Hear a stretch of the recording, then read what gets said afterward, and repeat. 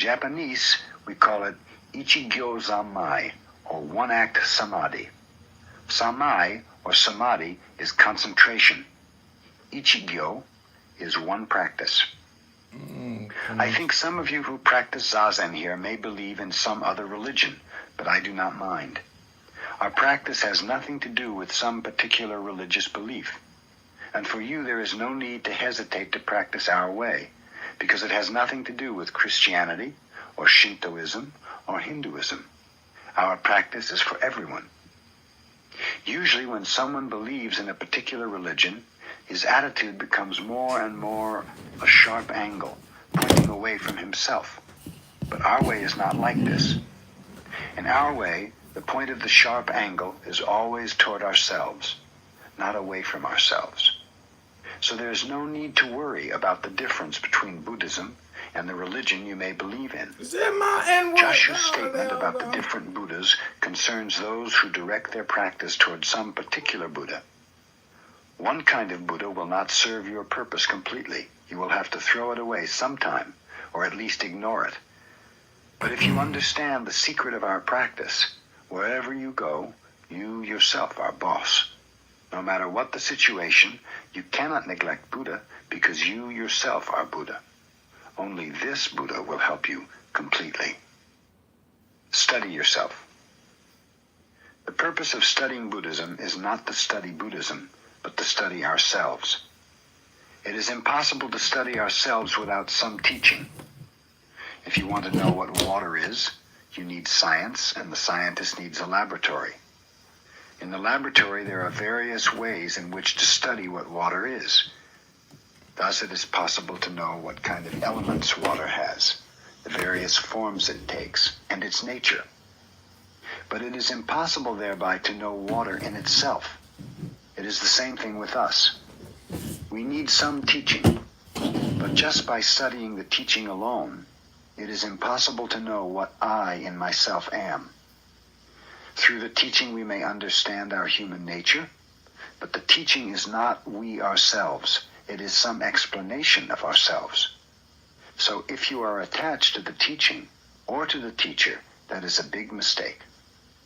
The moment you meet a teacher, you should leave the teacher, and you should be independent. You need a teacher so that you can become independent. If you are not attached to him, the teacher will show you the way to yourself. You have a teacher for yourself, not for the teacher. Rinzai, an early Chinese Zen master, analyzed how to teach his disciples in 4 ways. Sometimes he talked about the disciple himself. Sometimes he talked about the teaching itself.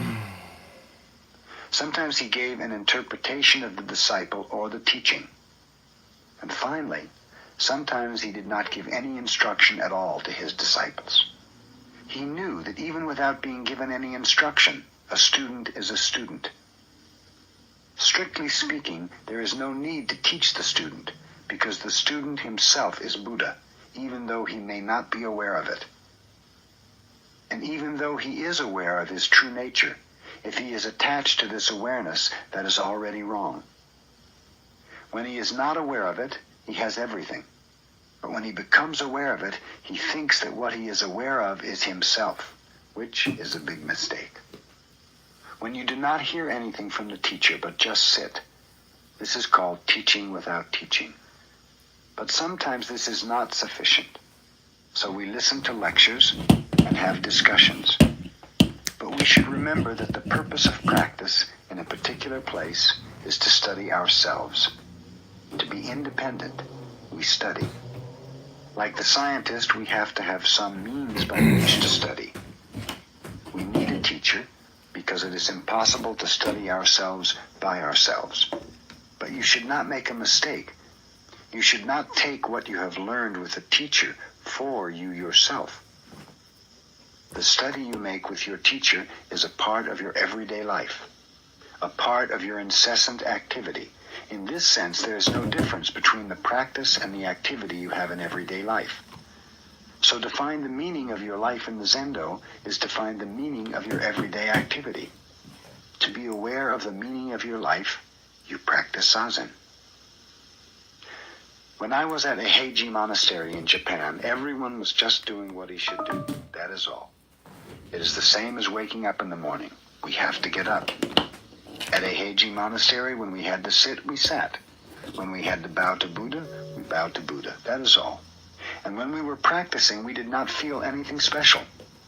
We did not even feel that we were leading a monastic life. For us, the monastic life was the usual life. And people who came from the city were unusual people. When we saw them, we felt, oh, some unusual people have come. But once I had left Aheiji and been away for some time, coming back was different. I heard the various sounds of practice, the bells and the monks reciting the sutra, and I had a deep feeling. There were tears flowing out of my eyes, nose, and mouth. It is the people who are outside of the monastery who feel its atmosphere. Those who are practicing actually do not feel anything. I think this is true for everything. When we hear the sound of the pine trees on a windy day, perhaps the wind is just blowing, and the pine tree is just standing in the wind. That is all that they are doing. But the people who listen to the wind in the tree will write a poem, or will feel something unusual. That is, I think, the way everything is. So to feel something about Buddhism is not the main point. Whether that feeling is good or bad is out of the question. We do not mind whatever it is. Buddhism is not good or bad. We are doing what we should do. That is Buddhism. Of course, some encouragement is necessary, but that encouragement is just encouragement. It is not the true purpose of practice. It is just medicine. When we become discouraged, we want some medicine. When we're in good spirits, we don't need any medicine. You should not mistake medicine for food. Sometimes medicine is necessary, but it should not become our food. So of Rinzai's 4 ways of practice, the perfect one is not to give a student any interpretation of himself, nor to give him any encouragement. If we think of ourselves as our bodies, the teaching then may be our clothing. Sometimes we talk about our clothing. Sometimes we talk about our body. But neither body nor clothing is actually we ourselves. We ourselves are the big activity. We are just expressing the smallest particle of the big activity, that is all. So it is all right to talk about ourselves, but actually there is no need to do so. Before we open our mouths, we are already expressing the big existence, including ourselves. So the purpose of talking about ourselves is to correct the misunderstanding we have when we are attached to any particular temporal form or color of the big activity. It is necessary to talk about what our body is and what our activity is so that we may not make any mistake about them. So to talk about ourselves is actually to forget about ourselves. Dogen Zenji said, to study Buddhism is to study ourselves. To study ourselves is to forget ourselves. When you become attached to a temporal expression of your true nature, it is necessary to talk about Buddhism, or else you will think the temporal expression is it. But this particular expression of it is not it. And yet at the same time it is it. For a while this is it. For the smallest particle of time, this is it. But it is not always so. The very next instant, it is not so. And thus, this is not it. So that you will realize this fact, it's necessary to study Buddhism. But the purpose of studying Buddhism is to study ourselves and to forget ourselves. When we forget ourselves, we actually are the true activity of the big existence, or reality itself. When we realize this fact, there's no problem whatsoever in this world, and we can enjoy our life without feeling any difficulties. The purpose of our practice is to be aware of this fact. To polish a tile. Zen stories or koans are very difficult to understand before you know what we are doing moment after moment. But if you know exactly what we are doing in each moment, you will not find koans so difficult. There are so many koans. I have often talked to you about a frog, and each time everybody laughs. But a frog is very interesting. He sits like us too, you know. But he does not think that he's doing anything so special. When you go to a zendo and sit, you may think you are doing some special thing. While your husband or wife is sleeping, you are practicing zazen. You are doing some special thing and your spouse is lazy. That may be your understanding of zazen. But look at the frog. A frog also sits like us, but he has no idea of zazen. Watch him. If something annoys him, he will make a face. If something comes along to eat, he will snap it up and eat, and he eats sitting. Actually, that is our zazen, not any special thing. Here's a kind of frog koan for you. Baso was a famous Zen master called the Horse Master. He was the disciple of Nangaku, one of the 6th patriarch's disciples. One day while he was studying under Nangaku, Baso was sitting practicing zazen. He was a man of large physical build. When he talked, his tongue reached to his nose. His voice was loud and his zazen must have been very good. Nangaku saw him sitting like a great mountain or like a frog. Nangaku asked, "What are you doing?" "I am practicing zazen," Baso replied. "Why are you practicing zazen?" "I want to attain enlightenment. I want to be a Buddha," the disciple said. Do you know what the teacher did? He picked up a tile and he started to polish it. In Japan, after taking a tile from the kiln, we polish it to give it a beautiful finish. So Nangaku picked up a tile and started to polish it.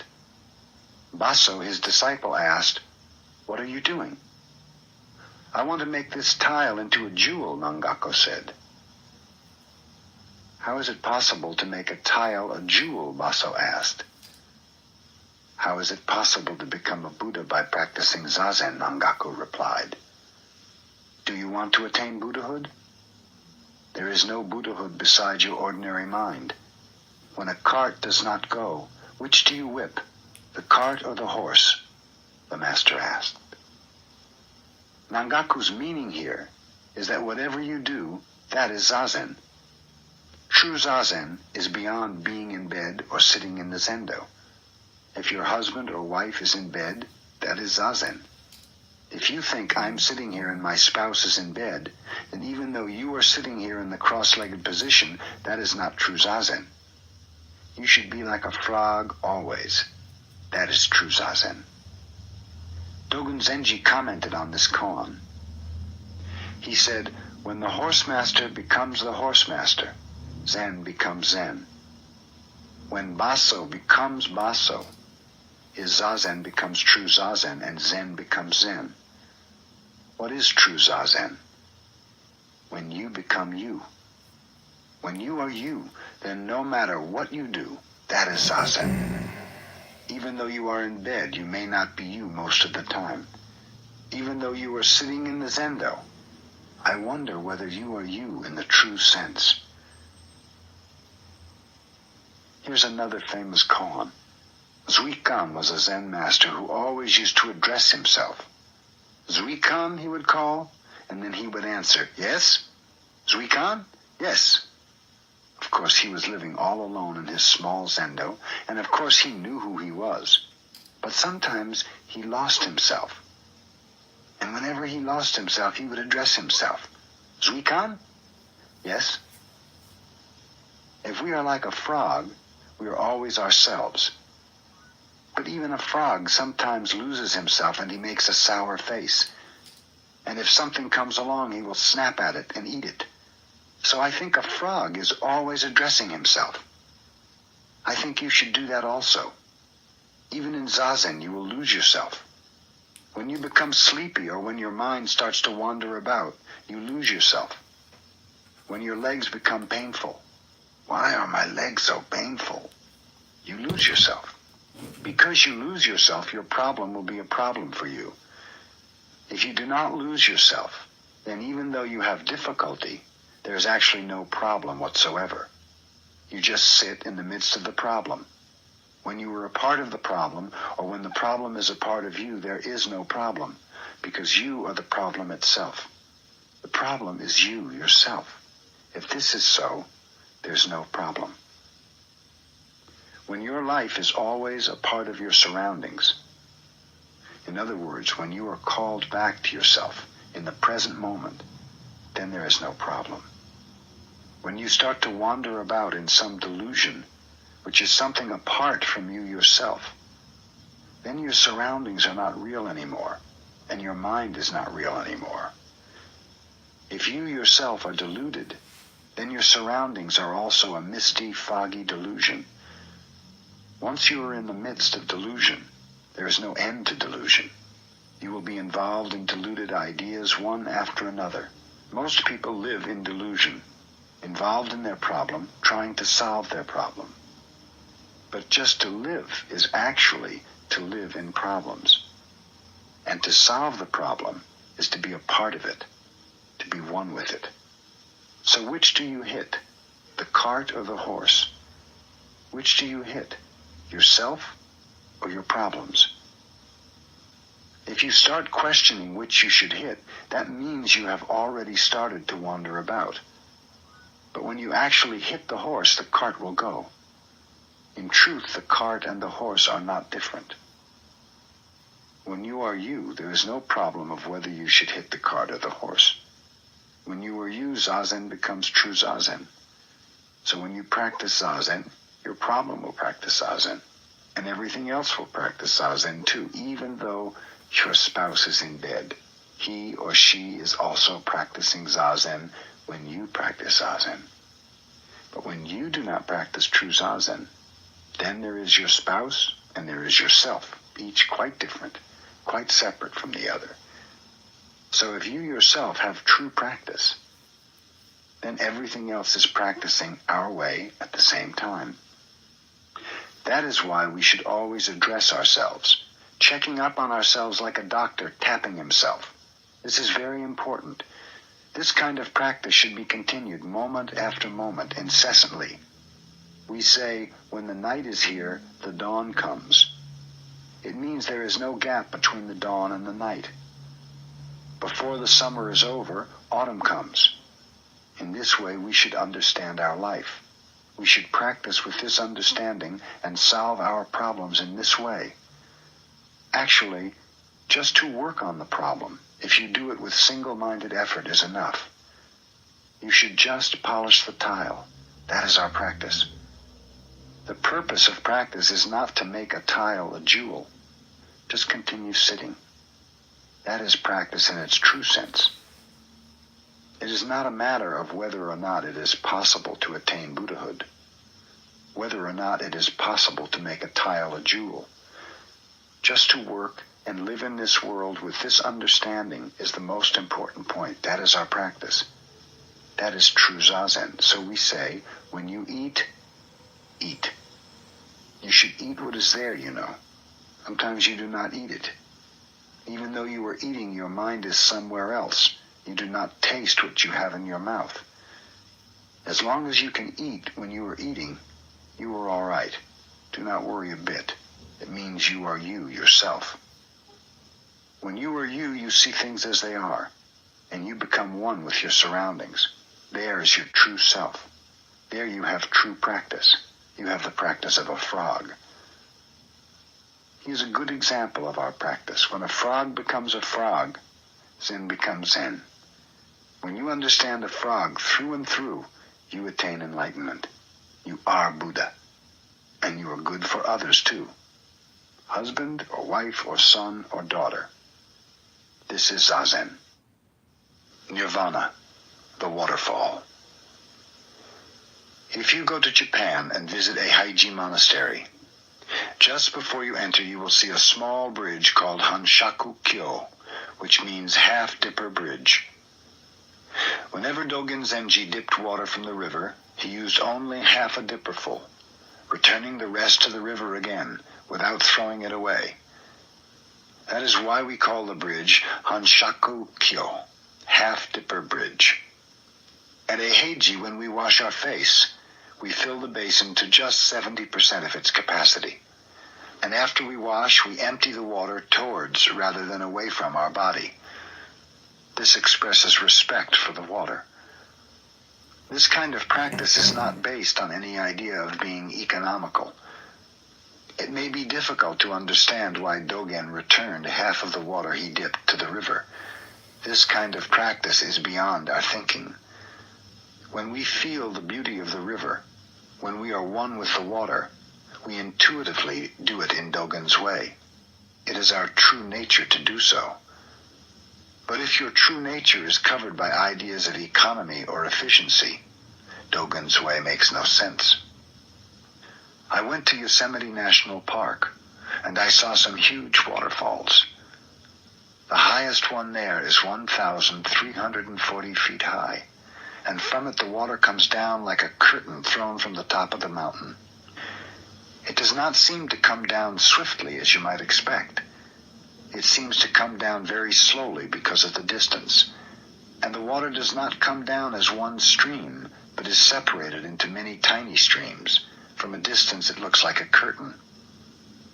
And I thought it must be a very difficult experience for each drop of water to come down from the top of such a high mountain. It takes time, a long time for the water finally to reach the bottom of the waterfall. And it seems to me that our human life may be like this. We have many difficult experiences in our life. But at the same time, I thought the water was not originally separated, but was one whole river. Only when it is separated does it have some difficulty in falling. It is as if the water does not have any feeling when it is one whole river.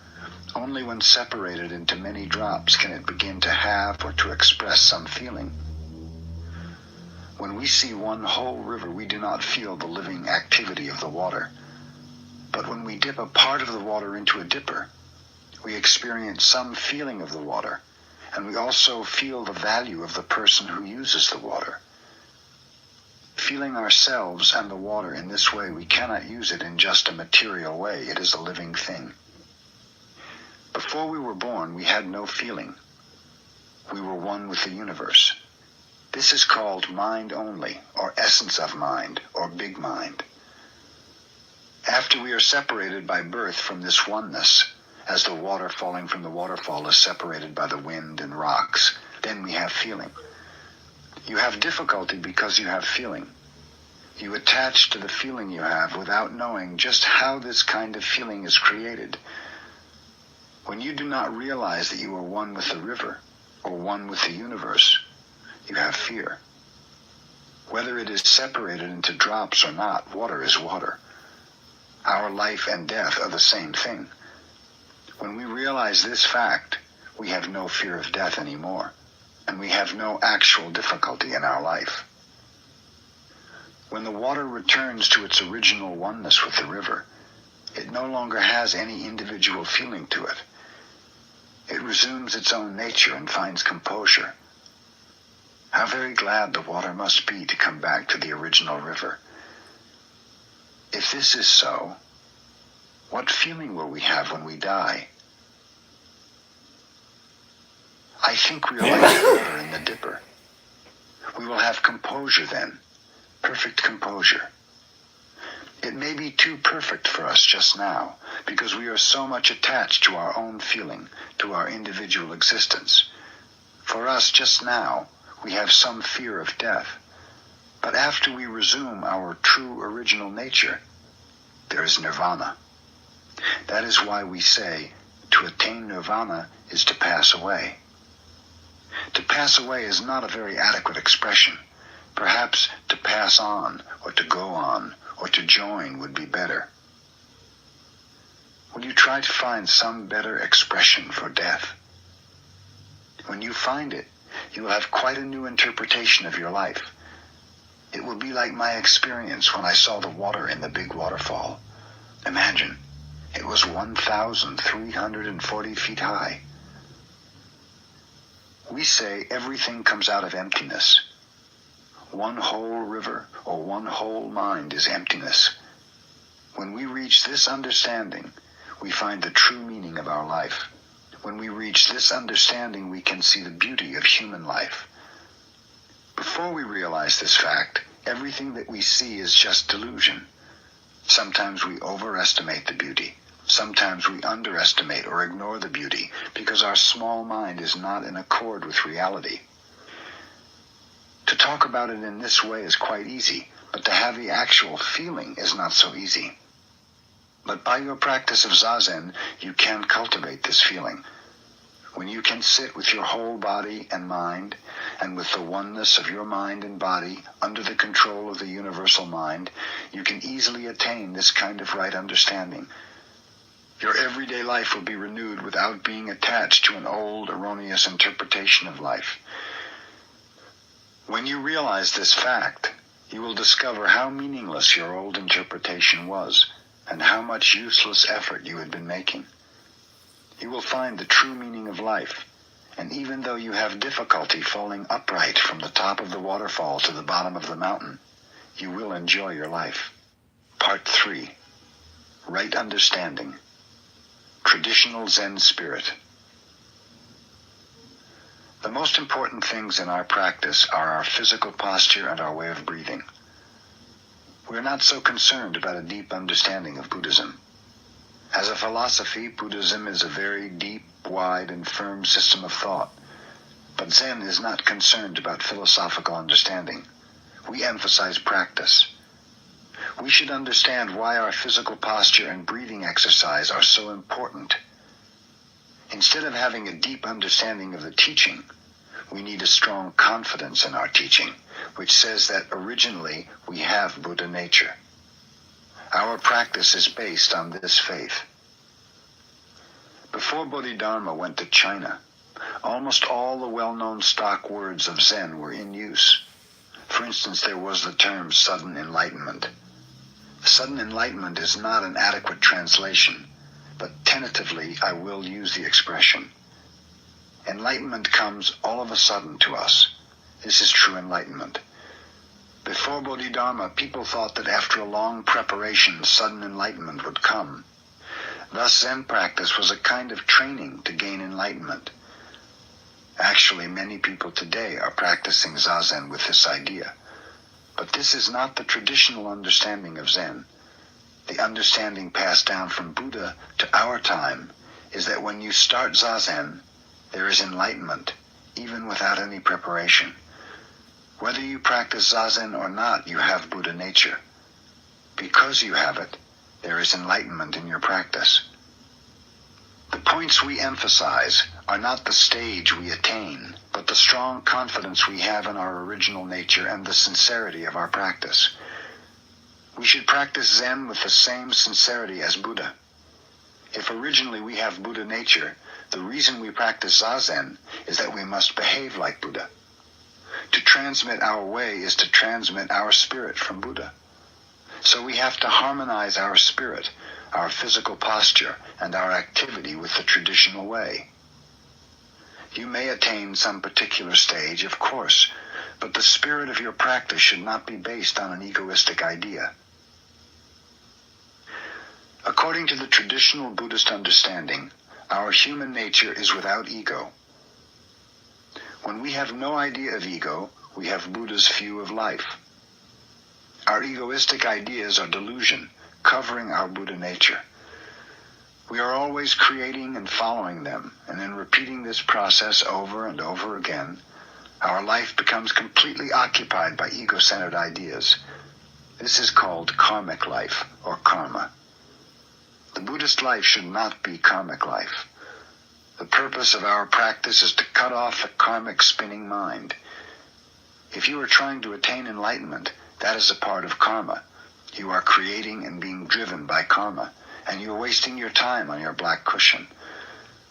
According to Bodhidharma's understanding, practice based on any gaining idea is just a repetition of your karma. Forgetting this point, many later Zen masters have emphasized some stage to be attained by practice.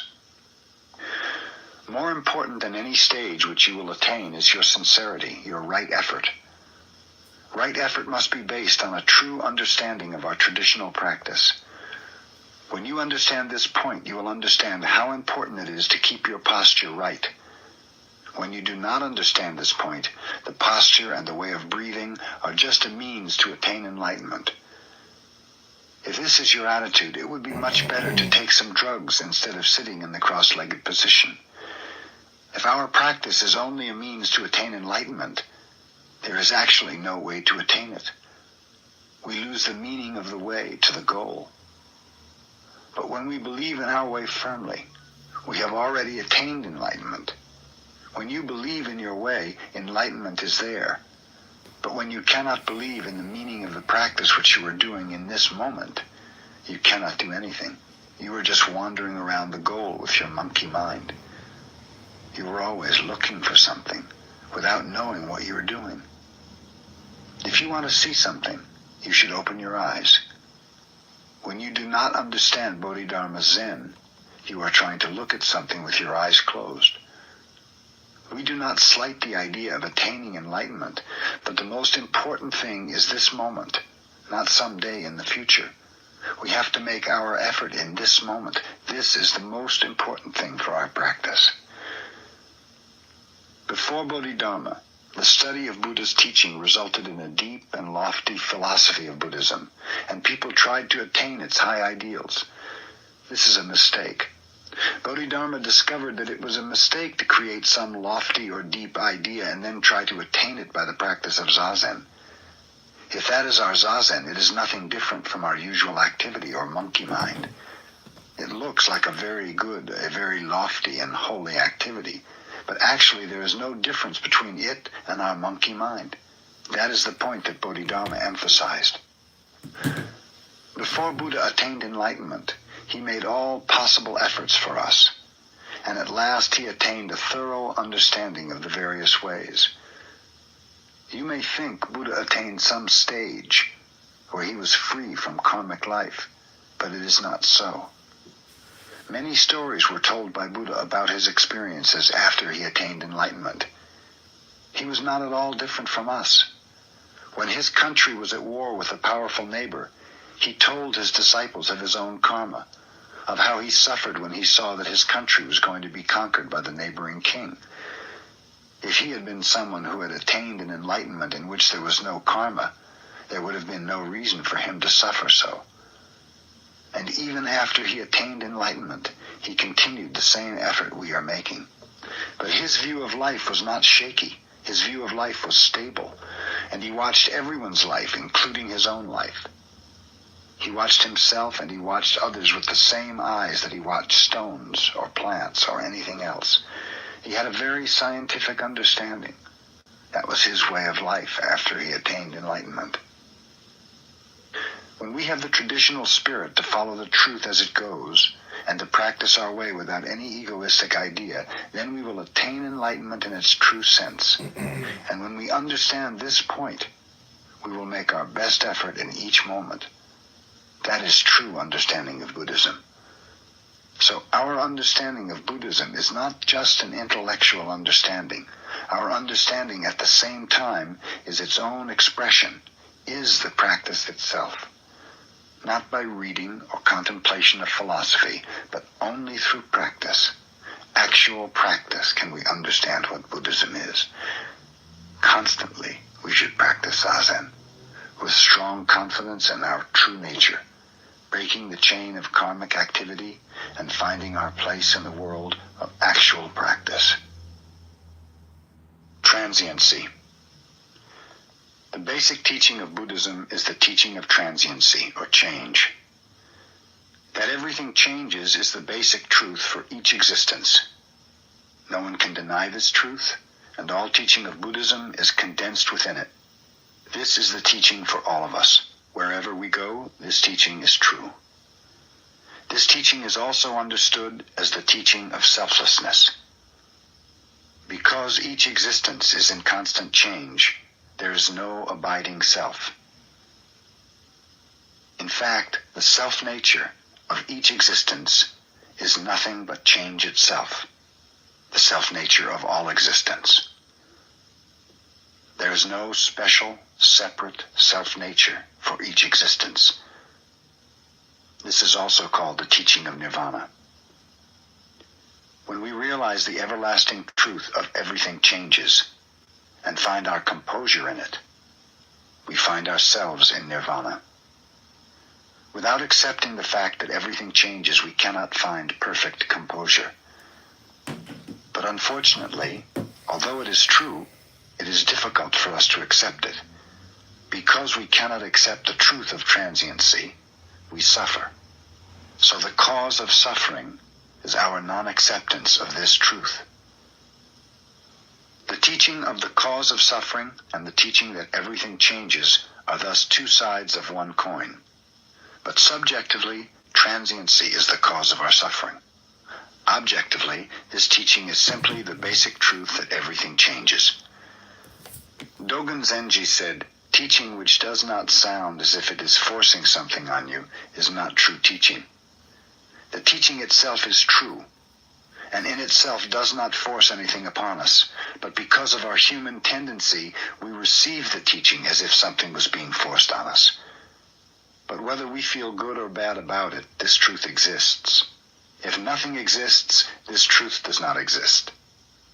Buddhism exists because of each particular existence.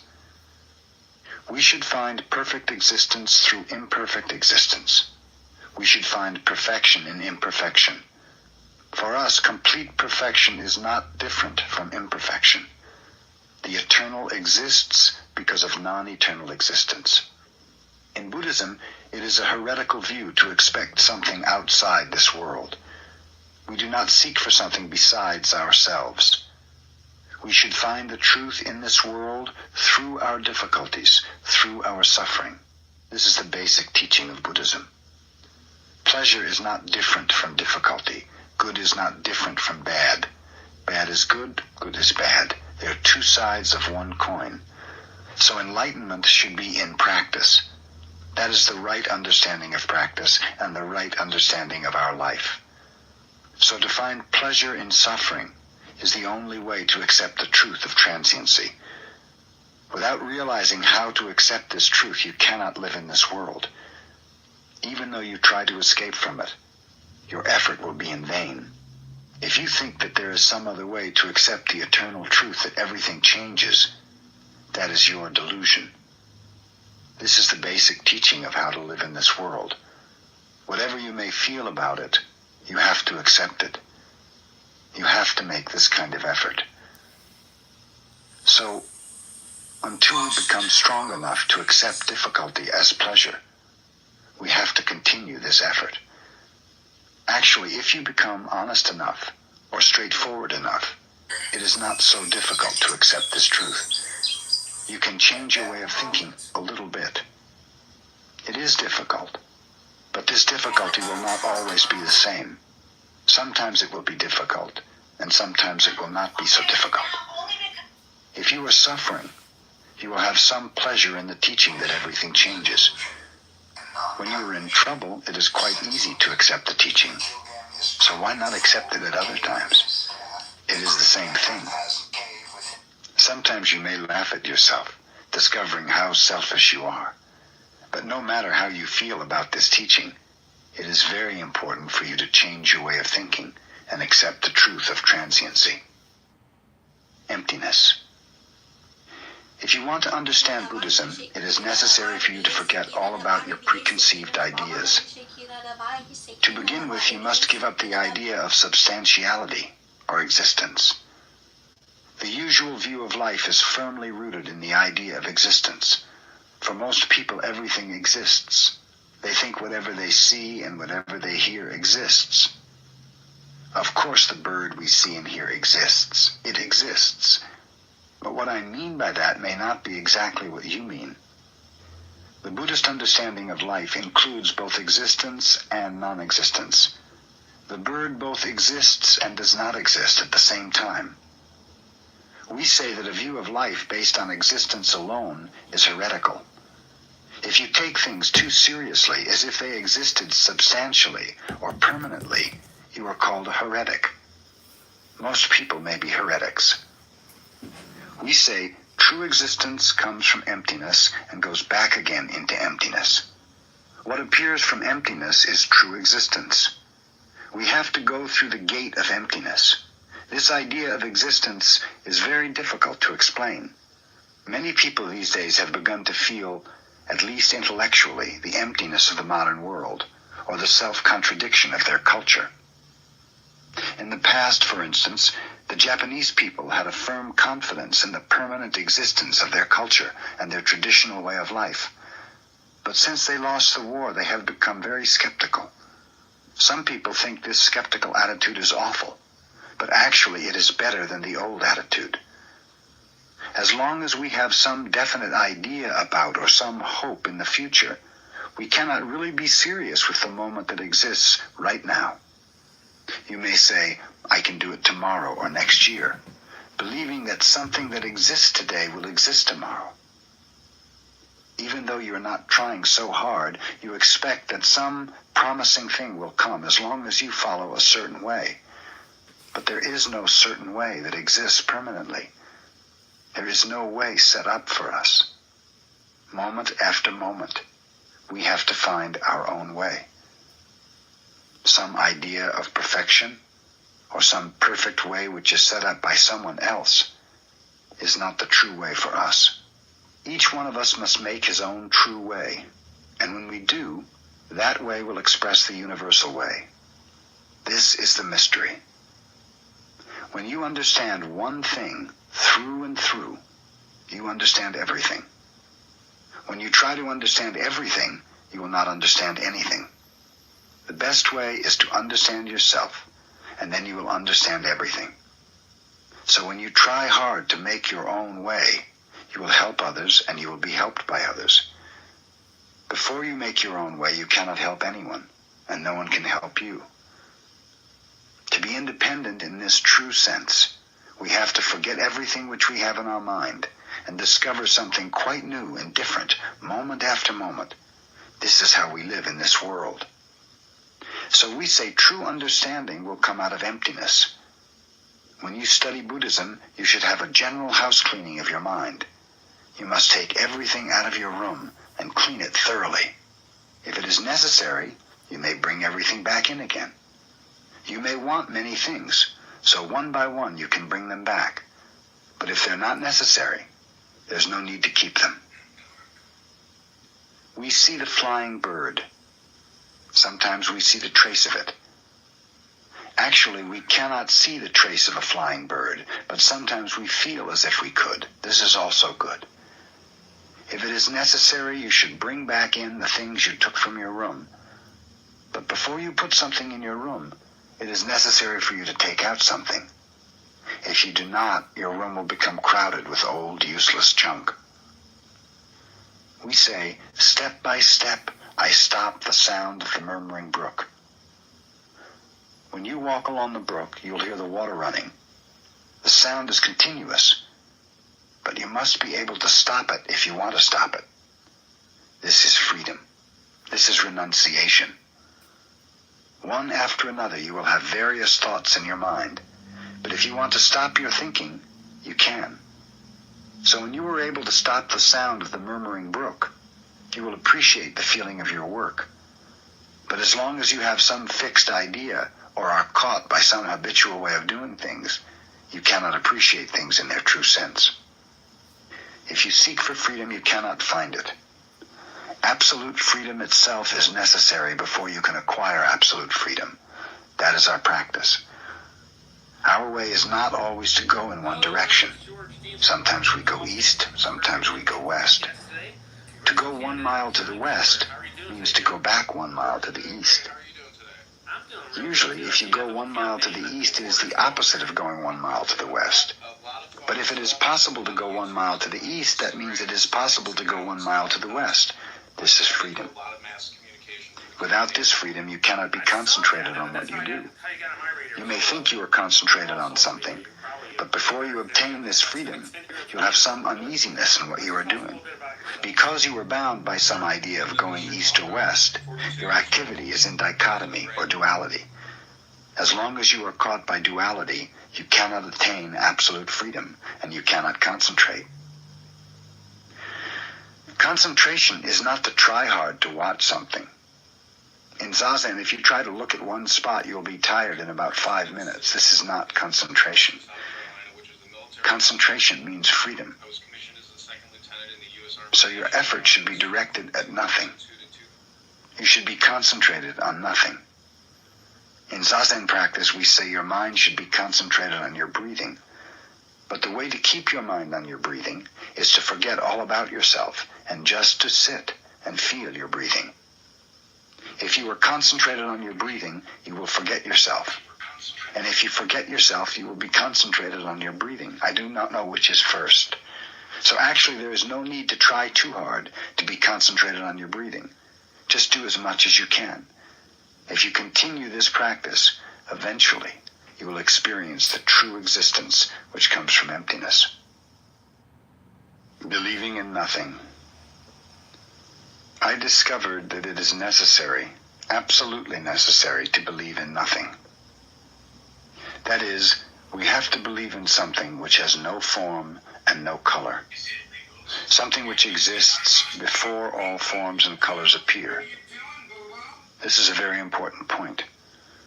No matter what God or doctrine you believe in, if you become attached to it, your belief will be based more or less on a self-centered idea. You strive for a perfect faith in order to save yourself. But it will take time to attain such a perfect faith. You will be involved in an idealistic practice. In constantly seeking to actualize your ideal, you will have no time for composure.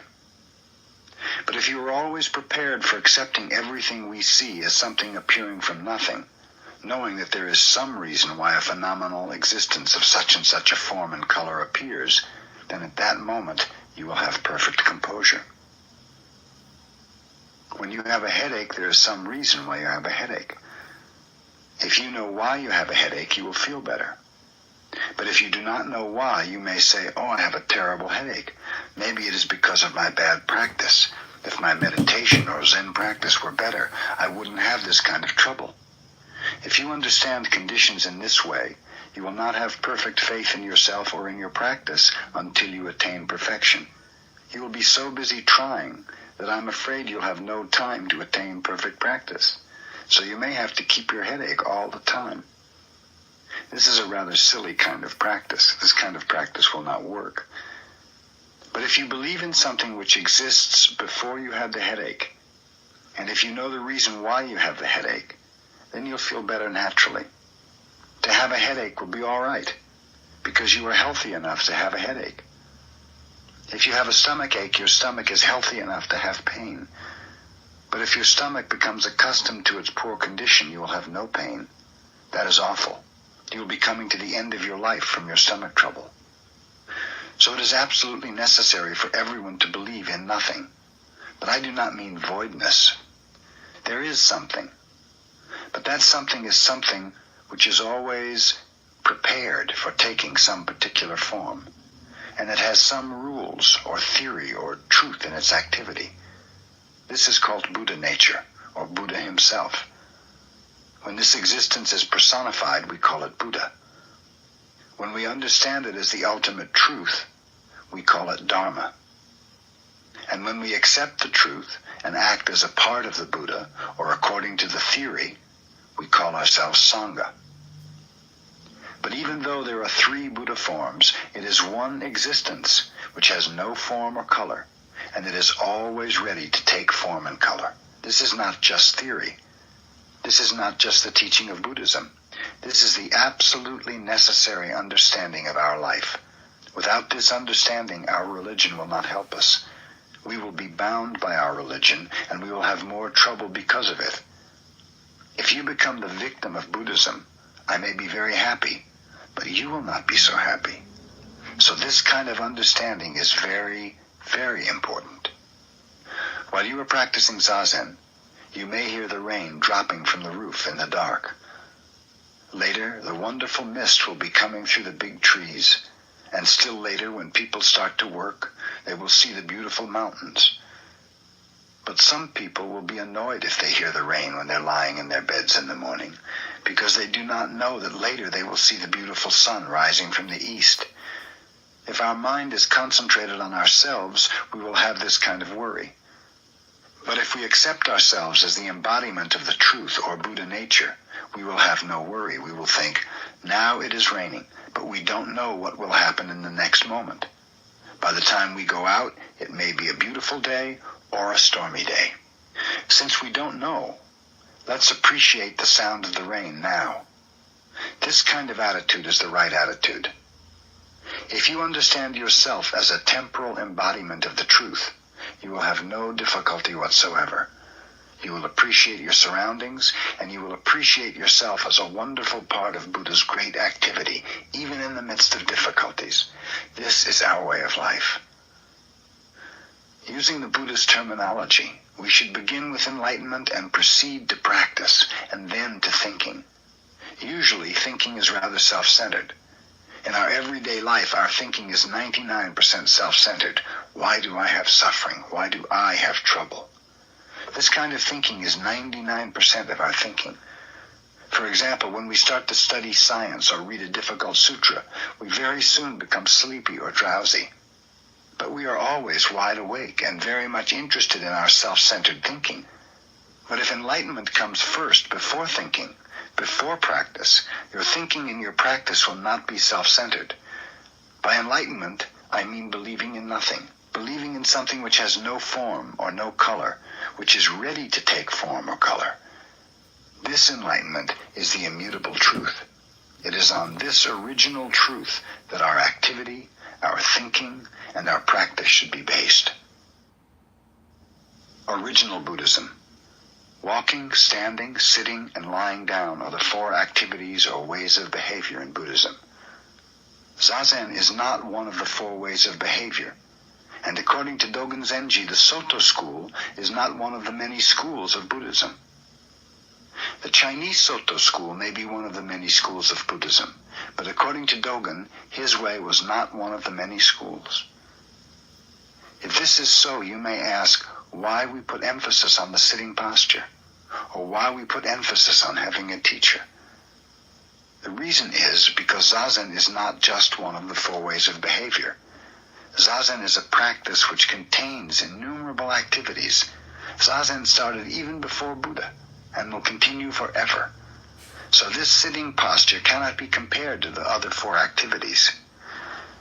Usually people put emphasis on some particular position or on some particular understanding of Buddhism, and they think, this is Buddhism. But we cannot compare our way with the practices people normally understand. Our teaching cannot be compared to other teachings of Buddhism. This is why we should have a teacher who does not attach to any particular understanding of Buddhism. The original teaching of Buddha includes all the various schools. As Buddhists, our traditional effort should be like Buddha's. We should not attach to any particular school or doctrine.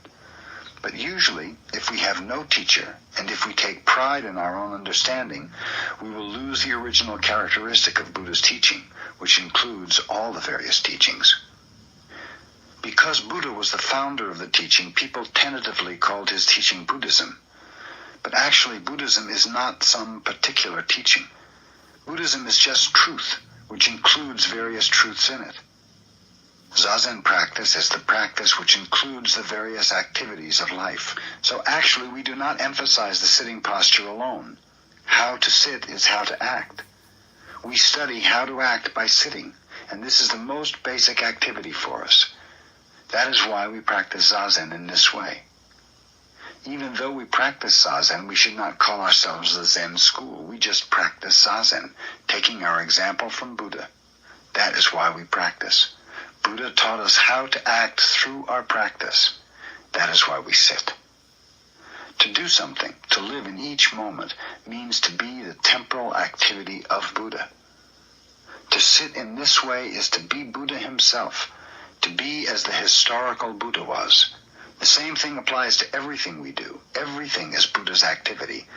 So whatever you do, or even if you keep from doing something, Buddha is in that activity. Because people have no such understanding of Buddha, they think that what they do is the most important thing, without knowing who it is that is actually doing it. People think they are doing various things, but actually, Buddha is doing everything. Each one of us has his own name, but those names are the many names of one Buddha. Each one of us has many activities, but these activities are all Buddha's activities. Without knowing this, people put emphasis on some activity. When they put emphasis on Zazen, it is not true Zazen. It looks as if they are sitting in the same way as Buddha, but there is a big difference in their understanding of our practice. They understand this sitting posture as just one of the 4 basic postures of man, and they think, I now take this posture. But Zazen is all the postures, and each posture is Buddha's posture. This understanding is the right understanding of the Zazen posture. If you practice in this way, it is Buddhism. This is a very, very important point. So Dogen did not call himself a Soto teacher or a Soto disciple. He said, other people may call us the Soto school, but there is no reason for us to call ourselves Soto. You should not even use the name Soto. No school should consider itself a separate school. It should just be one tentative form of Buddhism. But as long as various schools do not accept this kind of understanding, as long as they continue calling themselves by their particular names, we must accept the tentative name of Soto. But I want to make this point clear. Actually, we are not the Soto school at all. We are just Buddhists. We are not even Zen Buddhists. We are just Buddhists. If we understand this point, we are truly Buddhists. Buddha's teaching is everywhere. Today it is raining. This is Buddha's teaching. People think their own way or their own religious understanding is Buddha's way, without knowing what they are hearing, or what they are doing, or where they are. Religion is not any particular teaching. Religion is everywhere. We have to understand our teaching in this way. We should forget all about some particular teaching. We should not ask which is good or bad. There should not be any particular teaching. Teaching is in each moment, in every existence. That is the true teaching. Buddha's enlightenment. I am very glad to be here on the day Buddha attained enlightenment under the Bo tree. When he attained enlightenment under the Bo tree, he said, "It is wonderful to see Buddha nature in everything and in each individual." What he meant was that when we practice Zazen, we have Buddha nature, and each of us is Buddha himself. By practice, he did not mean just to sit under the Bo tree or to sit in the cross-legged posture. It is true that this posture is the basic one or original way for us. But actually what Buddha meant was that mountains, trees, flowing water, flowers, and plants, everything as it is the way Buddha is. It means everything is taking Buddha's activity, each thing in its own way. But the way each thing exists is not to be understood by itself in its own realm of consciousness. What we see or what we hear is just a part or a limited idea of what we actually are. But when we just are, each just existing in his own way, we are expressing Buddha himself. In other words, when we practice something such as Zazen, then there is Buddha's way or Buddha nature. When we ask what Buddha nature is, it vanishes. But when we just practice Zazen, we have full understanding of it. The only way to understand Buddha nature is just to practice Zazen, just to be here as we are. So what Buddha meant by Buddha nature was to be there as he was, beyond the realm of consciousness. Buddha nature is our original nature. We have it before we practice Zazen and before we acknowledge it in terms of consciousness. So in this sense, whatever we do is Buddha's activity. If you want to understand it, you cannot understand it. When you give up trying to understand it, true understanding is always there. Usually after Zazen, I give a talk. But the reason people come is not just to listen to my talk, but to practice Zazen. We should never forget this point. The reason I talk is to encourage you to practice Zazen in Buddha's way. So we say that although you have Buddha nature, if you are under the idea of doing or not doing Zazen, or if you cannot admit that you are Buddha, then you understand neither Buddha nature nor Zazen. But when you practice Zazen in the same way as Buddha did, you will understand what our way is. We do not talk so much, but through our activity, we communicate with each other, intentionally or unintentionally. We should always be alert enough to communicate with or without words. If this point is lost, we will lose the most important point of Buddhism. Wherever we go, we should not lose this way of life. That is called being Buddha, or being the boss. Wherever you go, you should be the master of your surroundings. This means you should not lose your way. So this is called Buddha, because if you exist in this way always, you are Buddha himself. Without trying to be Buddha, you are Buddha. This is how we attain enlightenment. To attain enlightenment is to be always with Buddha. By repeating the same thing over and over, we will acquire this kind of understanding. But if you lose this point and take pride in your attainment or become discouraged because of your idealistic effort, your practice will confine you by a thick wall.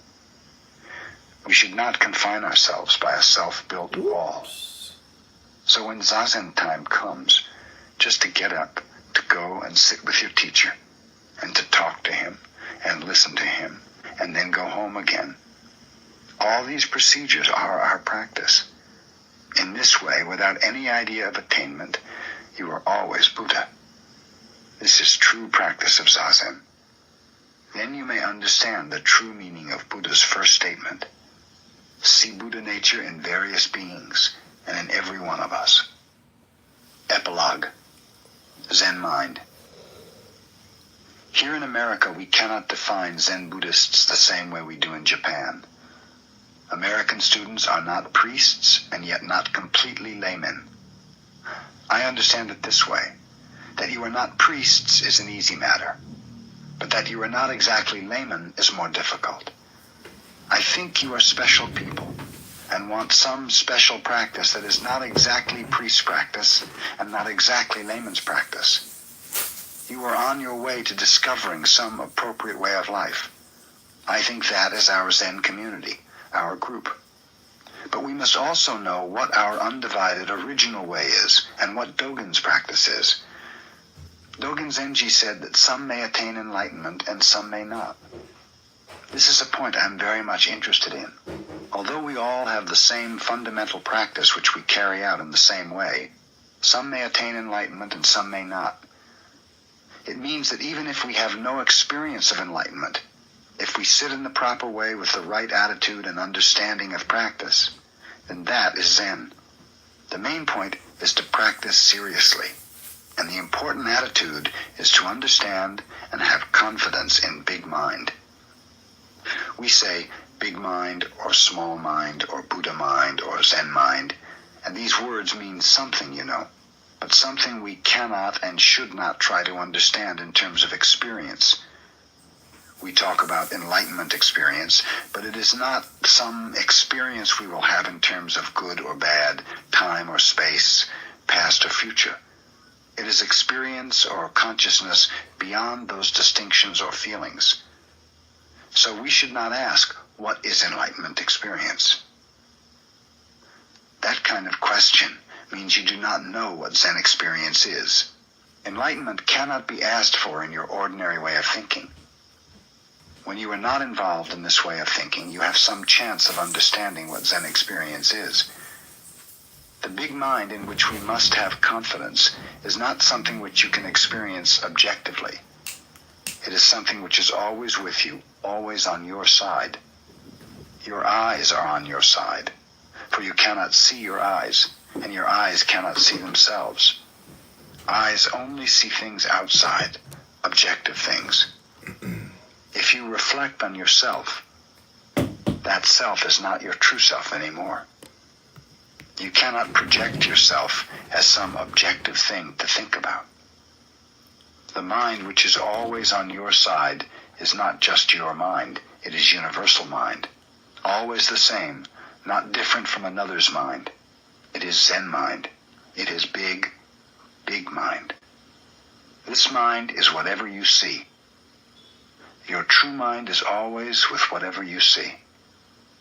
Although you do not know your own mind, it is there. At the very moment you see something, it is there. This is very interesting. Your mind is always with the things you observe.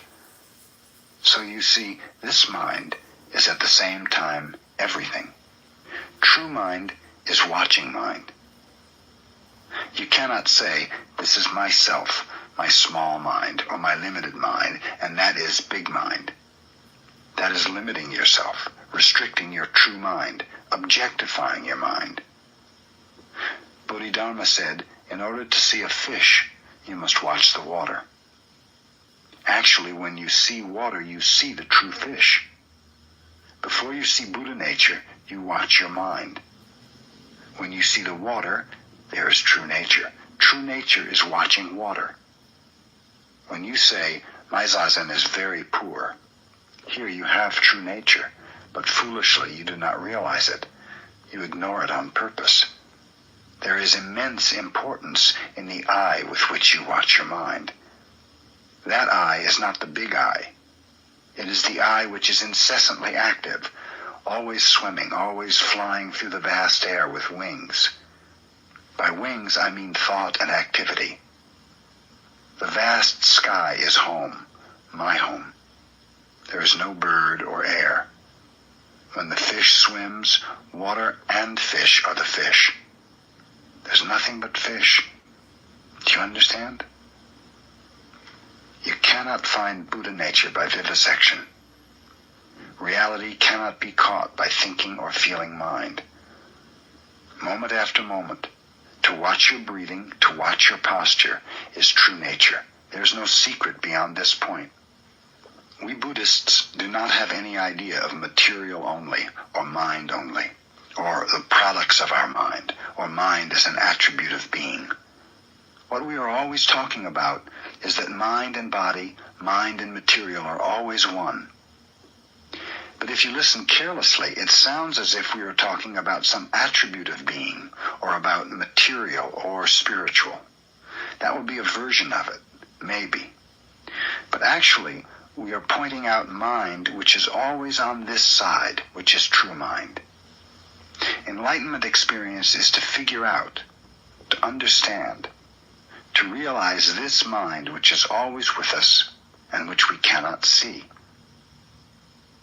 If you understand? If you try to attain enlightenment as if you see a bright star in the sky, it will be beautiful, and you may think, this is enlightenment. But that is not enlightenment. That understanding is literally heresy. Even though you do not know it, in that understanding you have the idea of material only. Dozens of your enlightenment experiences are like that. Some material only, some object of your mind, as if through good practice you have found that bright star. That is the idea of self and object.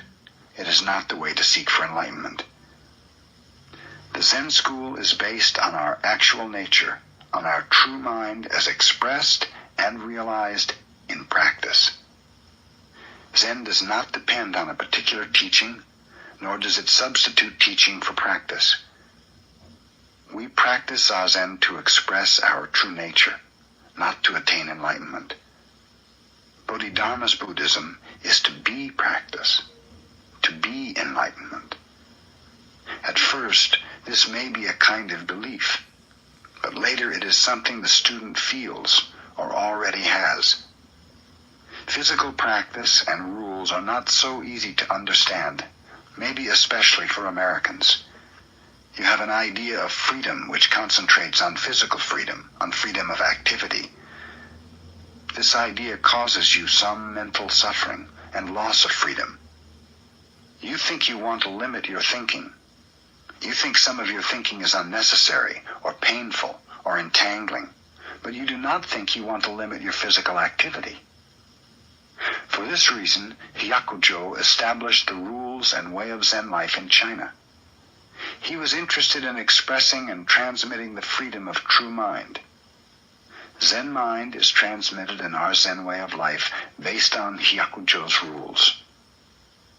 I think we naturally need some way of life as a group and as Zen students in America. And as Hyakujo established our way of monastic life in China, I think we must establish an American way of Zen life.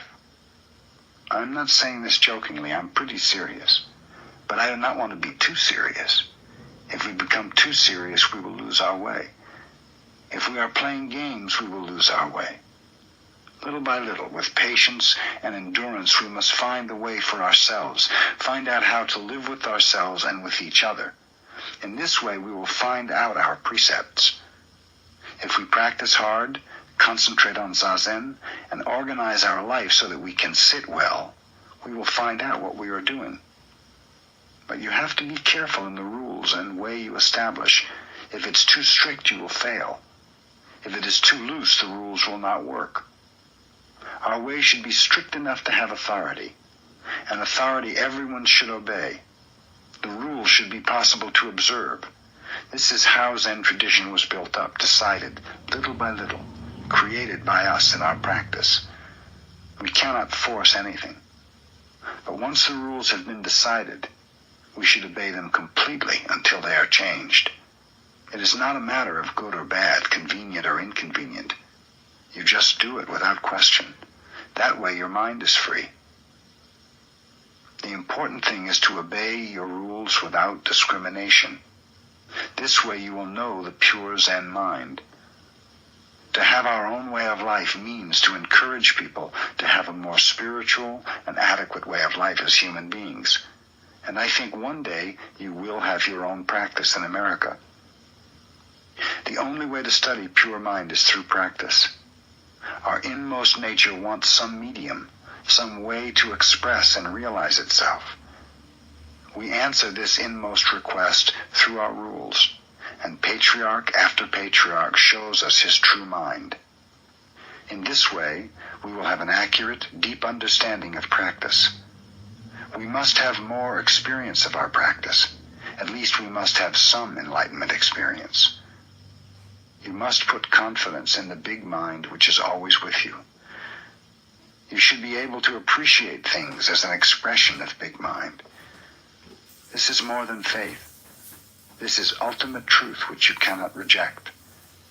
Whether it is difficult or easy to practice, difficult or easy to understand, you can only practice it. Priest or layman is not the point. To find yourself as someone who is doing something is the point. To resume your actual being through practice.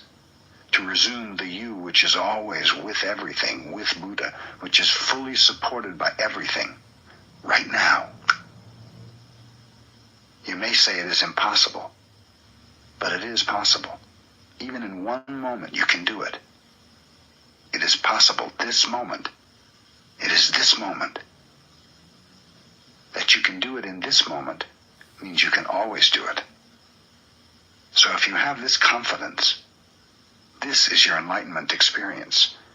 If you have this strong confidence in your big mind, you are already a Buddhist in the true sense, even though you do not attain enlightenment.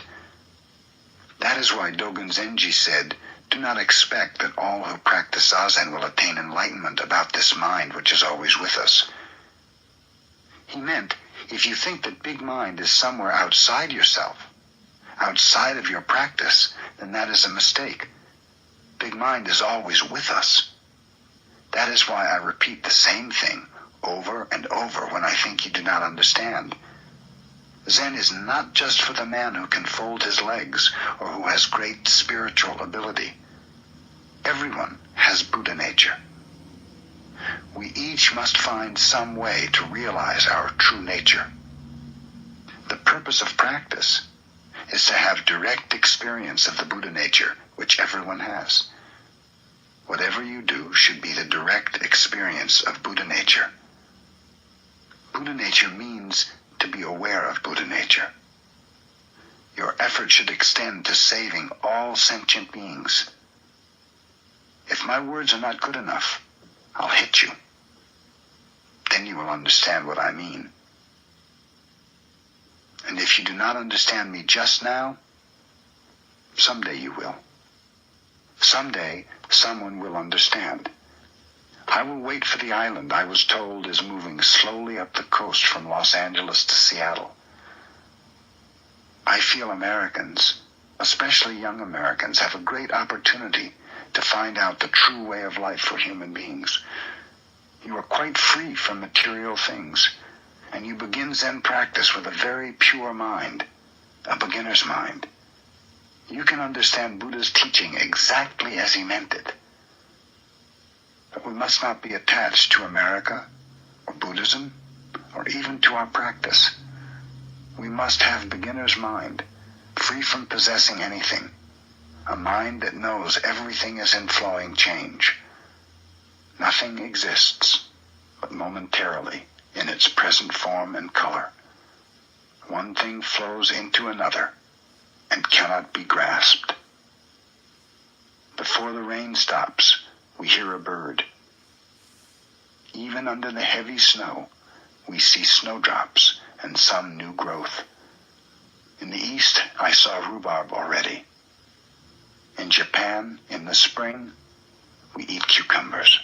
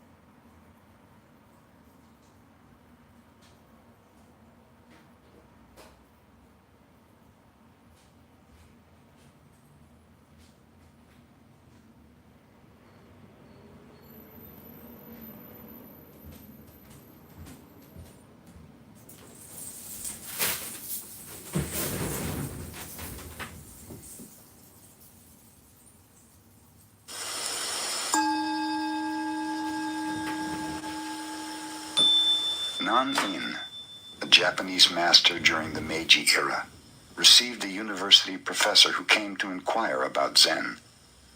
Nan-in served tea. He poured his visitor's cup full, then kept on pouring. The professor watched the overflow until he no longer could restrain himself. It is overfull, no more will go in. Like this cup, Nan-in said. You are full of your own opinions and speculations. How can I show you Zen unless you first empty your cup?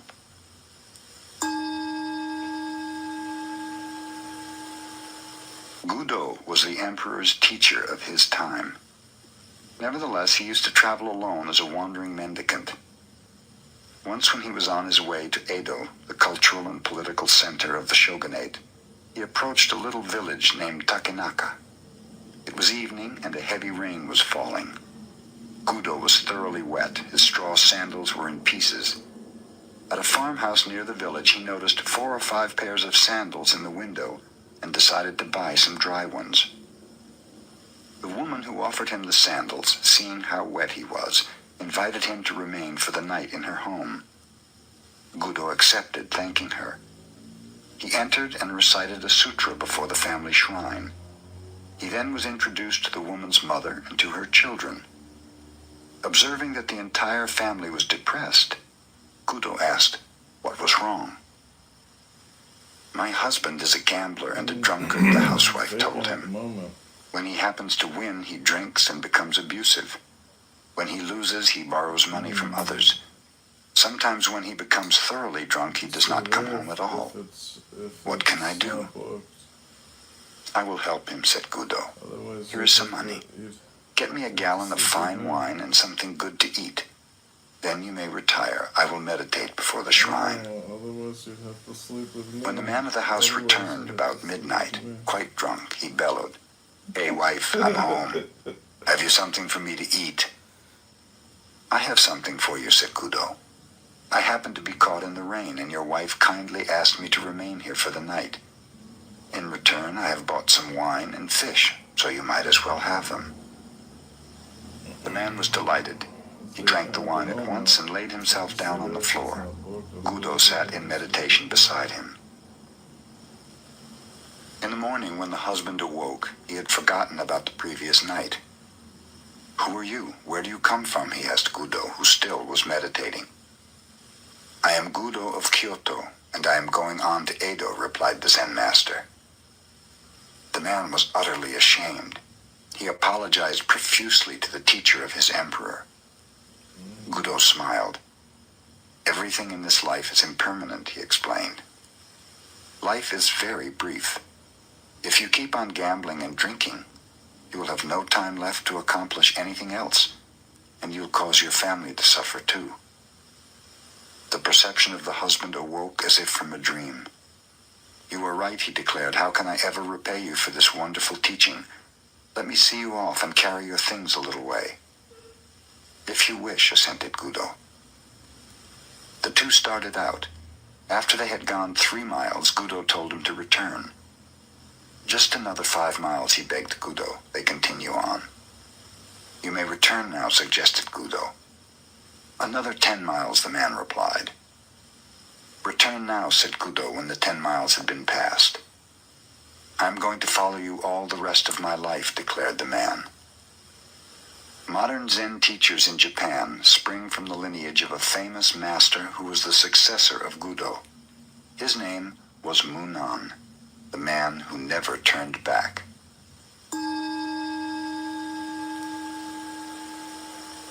The Zen master Hakuin was praised by his neighbors as one living a pure life. All right, this feels almost illegal to know, but our windows were so old and just desperately needed to be replaced. So I called a few contractors, but they all quoted me a hefty $10,000 or more for new windows, and I almost lost it. That's when my friend, who's a realtor, stopped me and said, "If you're a homeowner and your windows are older than 5 years, you might qualify for this new 2025 window replacement service." At first, it sounded too good to be true, but it turns out he uses the same service for all his clients, and a lot of people regret not knowing about it sooner, because the savings are serious, you guys. I applied, and in less than 2 minutes, I was approved for energy-efficient windows, and there are only 3 requirements. You've got to be a U.S. resident. You have to live in an eligible zip code. Your windows need to show visible signs of aging. You can click the button below to see if you qualify for new windows for your home. It takes less than 2 minutes, but you have to hurry and act now because requests are coming in fast, and some contractors are... A beautiful Japanese girl whose parents owned a food store lived near him. Suddenly, without any warning, her parents discovered she was with child. This made her parents angry. She would not confess who the man was, but after much harassment, at last named Hakuin. In great anger, the parents went to the master. "Is that so?" was all he would say. After the child was born, it was brought to Hakuin. By this time, he had lost his reputation, which did not trouble him. But he took very good care of the child. He obtained milk from his neighbors and everything else the little one needed. A year later, the girl mother could stand it no longer. She told her parents the truth. that the real father of the child was a young man who worked in the fish market. The mother and father of the girl at once went to Hakwin to ask his forgiveness, to apologize at length, and to get the child back again. Hakwin was willing. In yielding the child, all he said was, "Is that so?"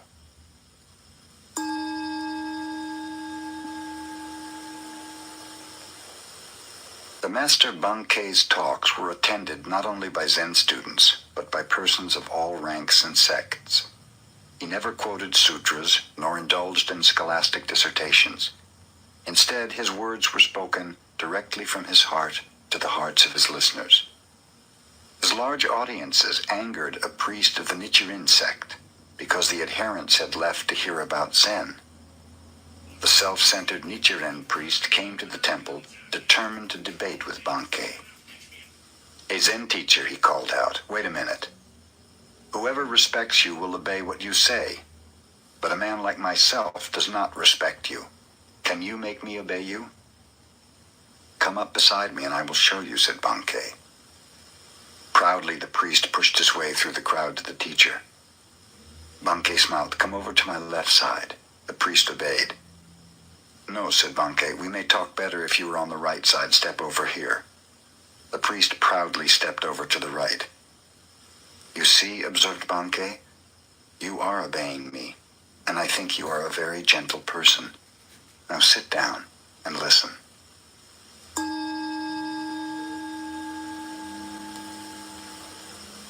"20 monks and one nun who was named Ishun were practicing meditation with a certain Zen master.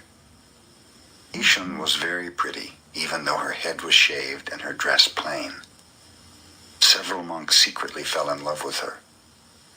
One of them wrote her a love letter, insisting upon a private meeting. Ishun did not reply. The following day, the master gave a lecture to the group, and when it was over, Ishun arose. Addressing the one who had written her, she said, "If you really love me so much, come and embrace me now."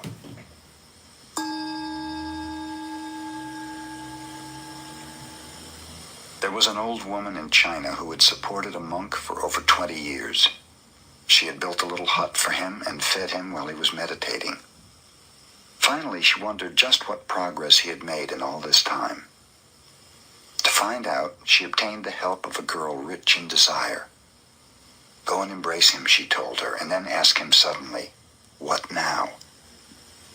The girl called upon the monk, and without much ado caressed him, asking him what he was going to do about it. "An old tree grows on a cold rock in winter," replied the monk somewhat poetically. "Nowhere is there any warmth." The girl returned and related what he had said.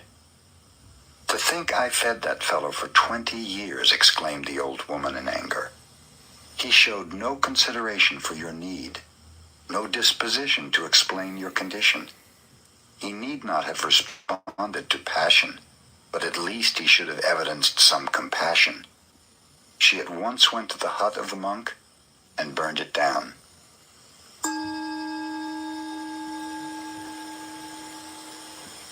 In the early days of the Meiji era, there lived a well-known wrestler called Onami, Great Waves. Onami was immensely strong and knew the art of wrestling. In his private bouts, he defeated even his teacher, but in public he was so bashful that his own pupils threw him. Onami felt he should go to a Zen master for help. Hakuju, a wandering teacher, was stopping in a little temple nearby, so Onami went to see him and told him of his great trouble. "Great Waves is your name," the teacher advised. "So stay in this temple tonight. Imagine that you are those billows. You are no longer a wrestler who is afraid. You are those huge waves sweeping everything before them, swallowing all in their path. Do this, and you will be the greatest wrestler in the land." The teacher retired. Onami sat in meditation, trying to imagine himself as waves. He thought of many different things. Then gradually he turned more and more to the feeling of the waves. As the night advanced, the waves became larger and larger. They swept away the flowers in their vases. Even the Buddha in the shrine was inundated. Before dawn, the temple was nothing but the ebb and flow of an immense sea. In the morning, the teacher found Onami meditating, a faint smile on his face. He patted the wrestler's shoulder. "Now nothing can disturb you," he said. "You are those waves. You will sweep everything before you." The same day, Onami entered the wrestling contests and won. After that, no one in Japan was able to defeat him.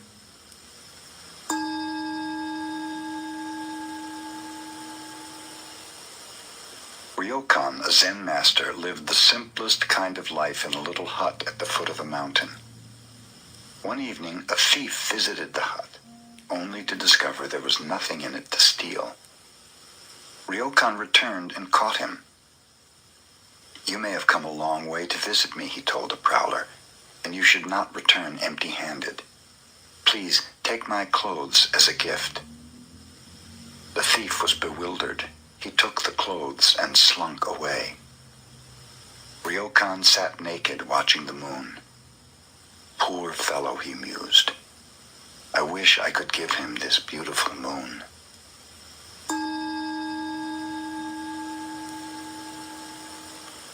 The Zen master Hoshin lived in China many years. Then he returned to the northeastern part of Japan, where he taught his disciples. When he was getting very old, he told them a story he had heard in China. This is the story. One year, on the 25th of December, Tokufu, who was very old, said to his disciples, "I'm not going to be alive next year, so you fellows should treat me well this year." The pupils thought he was joking, but since he was a great-hearted teacher, each of them in turn treated him to a feast on succeeding days of the departing year. On the eve of the new year, Tokufu concluded, "You have been good to me. I shall leave you tomorrow afternoon when the snow has stopped." The disciples laughed, thinking he was aging and talking nonsense since the night was clear and without snow. But at midnight, snow began to fall, and the next day they did not find their teacher about. They went to the meditation hall. There he had passed on. Hoshin, who related this story, told his disciples, "It is not necessary for a Zen master to predict his passing, but if he really wishes to do so, he can." "Can you?" someone asked. "Yes," answered Hoshin. "I will show you what I can do 7 days from now." None of the disciples believed him, and most of them had even forgotten the conversation when Hoshin called them together.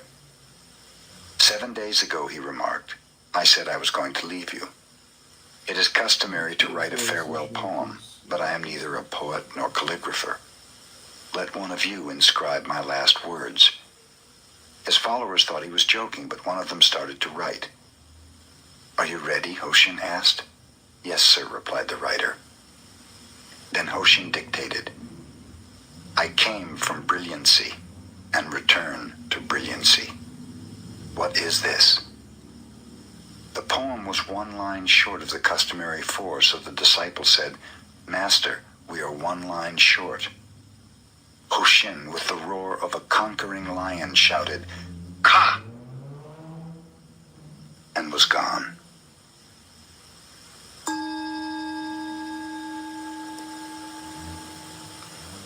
The exquisite Shumkei, whose other name was Suzu, was compelled to marry against her wishes when she was quite young. Later, after this marriage had ended, she attended the university where she studied philosophy. To see Shumkei was to fall in love with her. Moreover, wherever she went, she herself fell in love with others. Love was with her at the university, and afterwards, when philosophy did not satisfy her and she visited a temple to learn about Zen, the Zen students fell in love with her. Shumkei's whole life was saturated with love. At last in Kyoto, she became a real student of Zen. Her brothers in the sub-temple of Kenin praised her sincerity. One of them proved to be a congenial spirit and assisted her in the mastery of Zen. Let's get fiscal. Lesson 2, credit card combat. Getting your finances together? Learn to master your money with Credit Karma today for a stronger tomorrow. Defend defend yourself against generic advice and one-size-fits-all recommendations. Credit Karma gathers offers from trusted partners, helping you quickly pin down the cards and loans that are right for you so you can build those assisted her in the mastery of Zen. The abbot of Kenin, Mokurai, Silent Thunder, was severe. He kept the precepts himself and expected his priests to do so. In modern Japan, whatever zeal these priests have lost for Buddhism, they seem to have gained for taking wives. Mokurai used to take a broom and chase the women away when he found them in any of his temples, but the more wives he swept out, the more seemed to come back. In this particular temple, the wife of the head priest became jealous of Shunkei's earnestness and beauty. Hearing the students praise her serious Zen made this wife squirm and itch. Finally, she spread a rumor about Shunkei and the young man who was her friend. As a consequence, he was expelled, and Shunkei was removed from the temple. I may have made the mistake of love, thought Shunkei, but the priest's wife shall not remain in the temple either if my friend is to be treated so unjustly. Shunkei the same night with a can of kerosene set fire to the 500-year-old temple and burned it to the ground. In the morning she found herself in the hands of the police. A young lawyer became interested in her and endeavored to make her sentence lighter. "Do not help me," she told him. "I might decide to do something else which would only imprison me again." At last a sentence of 7 years was completed, and Shunkei was released from the prison, where the 60-year-old warden also had become enamored of her. But now everyone looked upon her as a jailbird. No one would associate with her. Even the Zen people who were supposed to believe in enlightenment in this life and with this body shunned her. Zen, Shunkei found, was one thing, and the followers of Zen quite another. Her relatives would have nothing to do with her. She grew sick, poor, and weak. She met a Shinsu priest who taught her the name of the Buddha of love, and in this Shunkei found some solace and peace of mind. She passed away when she was still exquisitely beautiful and hardly 30 years old. She wrote her own story in a futile endeavor to support herself, and some of it she told to a woman writer. So it reached the Japanese people. Those who rejected Shunkei, those who slandered and hated her, now read of her life with tears of remorse.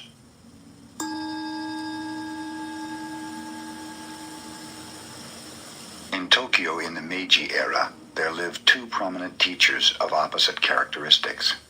One, Unsho, an instructor in Shingon, kept Buddha's precepts scrupulously. He never drank intoxicants, nor did he eat after 11 o'clock in the morning. The other teacher, Tanzan, a professor of philosophy at the Imperial University, never observed the precepts.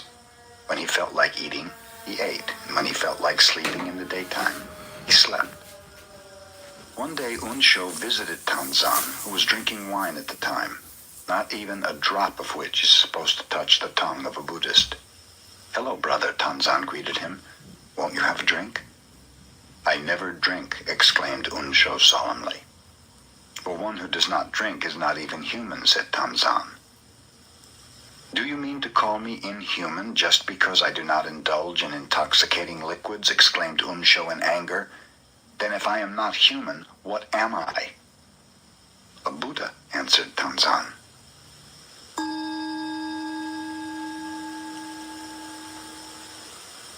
Shoun became a teacher of Soto Zen. When he was still a student, his father passed away, leaving him to care for his old mother. Whenever Shoun went to a meditation hall, he always took his mother with him. Since she accompanied him when he visited monasteries, he could not live with the monks. So he would build a little house and care for her there. He would copy sutras, Buddhist verses, and in this manner receive a few coins for food. When Shoun brought fish for his mother, the people would scoff at him, for a monk is not supposed to eat fish. But Shoun did not mind. His mother, however, was hurt to see others laugh at her son. Finally she told Shoun, "I think I will become a nun. I can be a vegetarian too." She did, and they studied together. Shoun was fond of music and was a master of the harp, which his mother also played. On full moon nights they used to play together. One night a young lady passed by their house and heard music. Deeply touched, she invited Shoun to visit her the next evening and play. He accepted the invitation.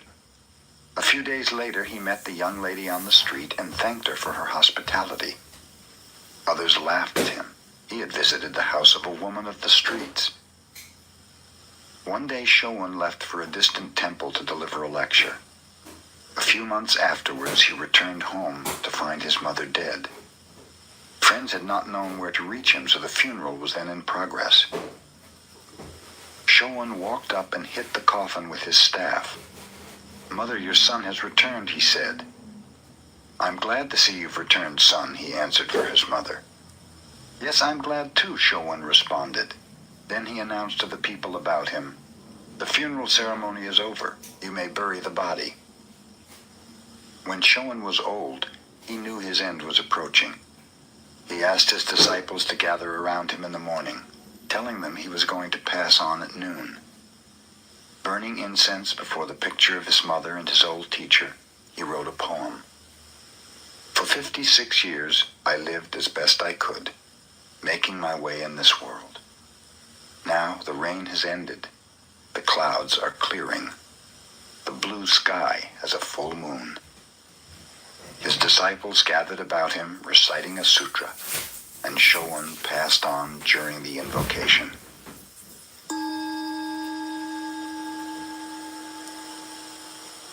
A university student, while visiting Gasan, asked him, "Have you ever read the Christian Bible?" "No, read it to me," said Gasan. The student opened the Bible and read from St. Matthew. "And why take ye thought for raiment? Consider the lilies of the field, how they grow. They toil not, neither do they spin. And yet I say unto you that even Solomon in all his glory was not arrayed like one of these. Take therefore no thought for the morrow shall take thought for the things of itself." Gasan said, "Whoever uttered those words I consider an enlightened man." The student continued reading. "Ask, and it shall be given you. Seek, and ye shall find. Knock, and it shall be opened unto you. For everyone that asketh receiveth, and he that seeketh findeth, and to him that knocketh it shall be opened." Gasan remarked, "That is excellent. Whoever said that is not far from Buddhahood."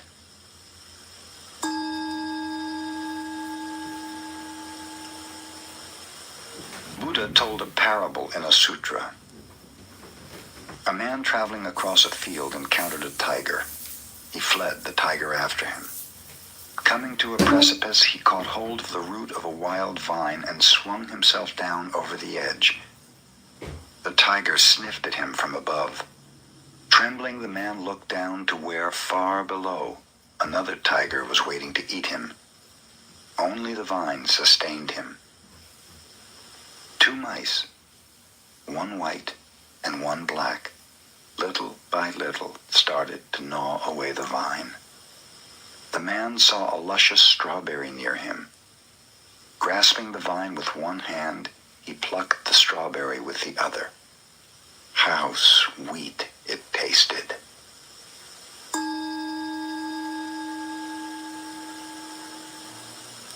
When one goes to Obaku Temple in Kyoto, he sees carved over the gate the words, "The First Principle."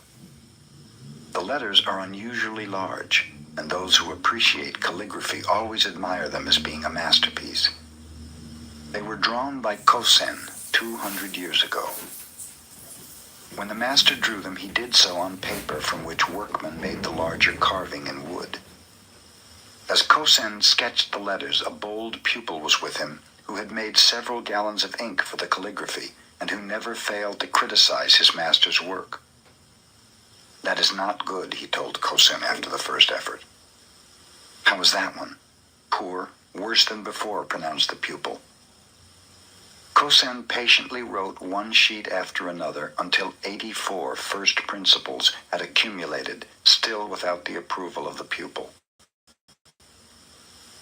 Then when the young man stepped outside for a few moments, Kosen thought, now is my chance to escape his keen eye, and he wrote hurriedly with a mind free from distraction. The first principle. A masterpiece, pronounced the pupil.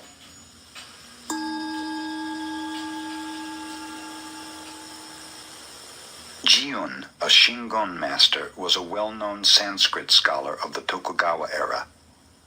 When he was young, he used to deliver lectures to his brother's students. His mother heard about this and wrote him a letter. Son, I do not think you became a devotee of the Buddha because you desired to turn into a walking dictionary for others. There is no end to information and commentation, glory and honor. I wish you would stop this lecture business. Shut yourself up in a little temple in a remote part of the mountain.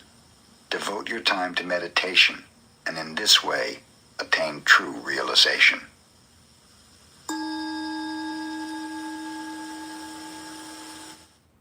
Ready to lose the hat and regrow the hair? With Sprays by Hims, you can regain your hair and your confidence. Our sprays are powered by clinically proven ingredients like minoxidil and finasteride, so you can grow thicker, fuller hair in 3 to 6 months. Your treatment is 100% personalized to your hair goals and comes at an affordable price that works for your budget, so you can step out with full confidence.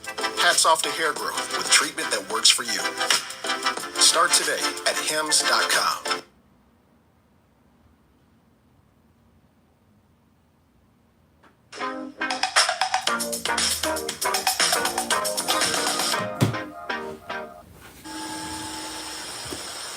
The master of Kenin Temple was Mokurai, Silent Thunder. He had a little protege named Toyo, who was only 12 years old. Toyo saw the older disciples visit the master's room each morning and evening to receive instructions in sanzen, or personal guidance, in which they were given koans to stop mind wandering. Toyo wished to do a sanzen also. Wait a while, said Mokurai. You're too young. But the child insisted, so the teacher finally consented. In the evening, little Toyo went at the proper time to the threshold of Mokurai's sanzen room. He struck the gong to announce his presence, bowed respectfully 3 times outside the door, and went to sit before the master in respectful silence. You can hear the sound of 2 hands when they clap together, said Mokurai. Now show me the sound of 1 hand. Toyo bowed and went to his room to consider this problem. From his window he could hear the music of the geishas. Ah, I have it, he proclaimed. The next evening, when his teacher asked him to illustrate the sound of 1 hand, Toyo began to play the music of the geishas. No, said Mokurai, that will never do. That is not the sound of 1 hand. You've not got it at all. Thinking that such music might interrupt, Toyo moved his abode to a quiet place. He meditated again. What can the sound of 1 hand be? He happened to hear some water dripping. I have it, imagined Toyo. When he next appeared before his teacher, Toyo imitated dripping water. What is that? Asked Mokurai. That is the sound of dripping water, but not the sound of 1 hand. Try again. In vain, Toyo meditated to hear the sound of 1 hand. He heard the sighing of the wind, but the sound was rejected. He heard the cry of an owl. This also was refused. The sound of 1 hand was not the locusts. For more than 10 times, Toyo visited Mokurai with different sounds. All were wrong. For almost a year, he pondered what the sound of 1 hand might be. At last, little Toyo entered true meditation and transcended all sounds. I could collect no more, he explained later, so I reached the soundless sound. Toyo had realized the sound of 1 hand.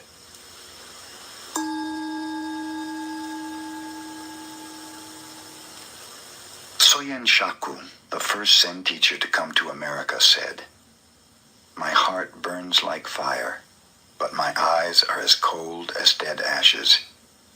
He made the following rules which he practiced every day of his life. In the morning before dressing, light incense and meditate. Retire at a regular hour. Partake of food at regular intervals. Eat with moderation and never to the point of satisfaction. Receive a guest with the same attitude you have when alone. When alone, maintain the same attitude you have in receiving guests. Watch what you say, and whatever you say, practice it. When an opportunity comes, do not let it pass by, yet always think twice before acting. Do not regret the past, look to the future. Have the fearless attitude of a hero and the loving heart of a child.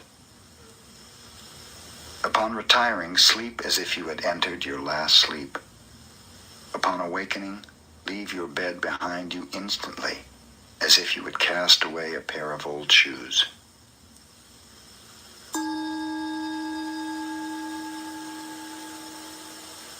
When Eishun, the Zen nun, was past 60 and about to leave this world, she asked some monks to pile up wood in the yard. Seating herself firmly in the center of the funeral pyre, she had it set fire around the edges. "Oh, nun," shouted one monk, "is it hot in there?" "Such a matter would concern only a stupid person like yourself," answered Eishun. Flames arose, and she passed away.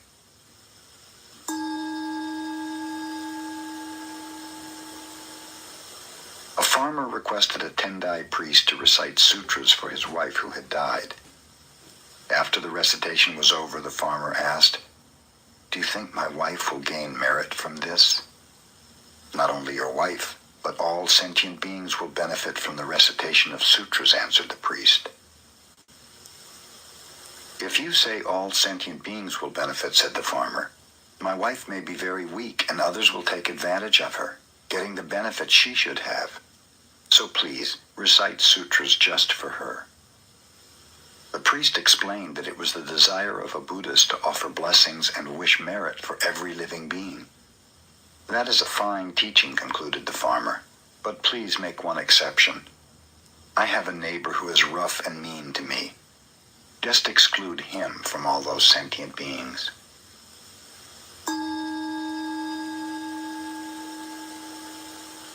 Suiwo, the disciple of Hakuin, was a good teacher. During one summer seclusion period, a pupil came to him from a southern island of Japan. Suiwo gave him a problem. Hear the sound of one hand. The pupil remained 3 years but could not pass this test. One night he came in tears to Suiwo. "I must return south in shame and embarrassment," he said, "for I cannot solve my problem." "Wait 1 week more and meditate constantly," advised Suiwo. Still no enlightenment came to the pupil. "Try for another week," said Suiwo. The pupil obeyed, but in vain. Still another week, yet this was of no avail. In despair, the student begged to be released, but Suiwo requested another meditation of 5 days. They were without result. Then he said, "Meditate for 3 days longer. Then if you fail to attain enlightenment, you had better kill yourself." On the 2nd day, the pupil was enlightened.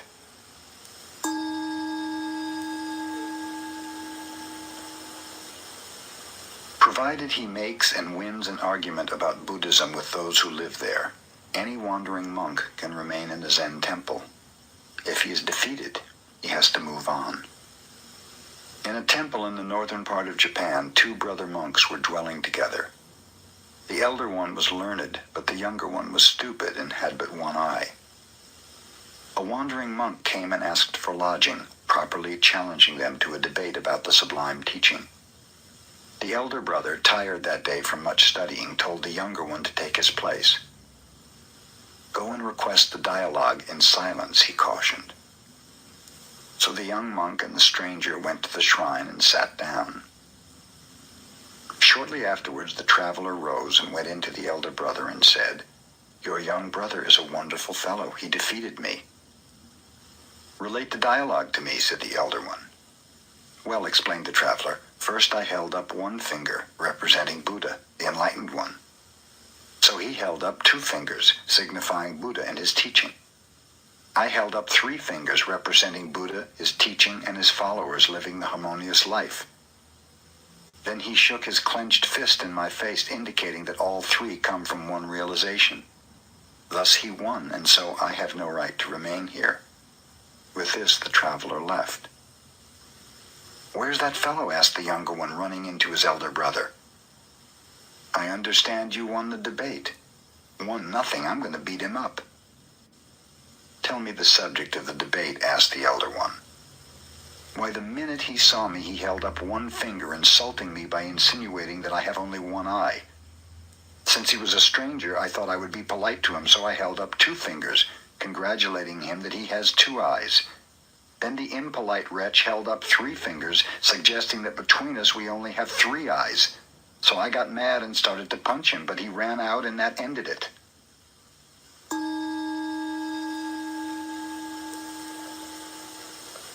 After Bankei had passed away, a blind man who lived near the master's temple told a friend, "Since I'm blind, I cannot watch a person's face, so I must judge his character by the sound of his voice. Ordinarily, when I hear someone congratulate another upon his happiness or success, I also hear a secret tone of envy. When condolence is expressed for the misfortune of another, I hear pleasure and satisfaction, as if the one condoling was really glad there was something left to gain in his own world. In all my experience, however, Bankei's voice was always sincere. Whenever he expressed happiness, I heard nothing but happiness, and whenever he expressed sorrow, sorrow was all I heard."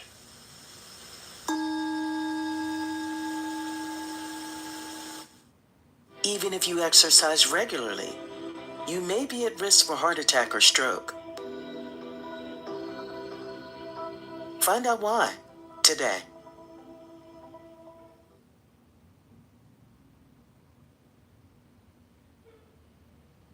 Do you want a ding to your credit? I don't want a ding.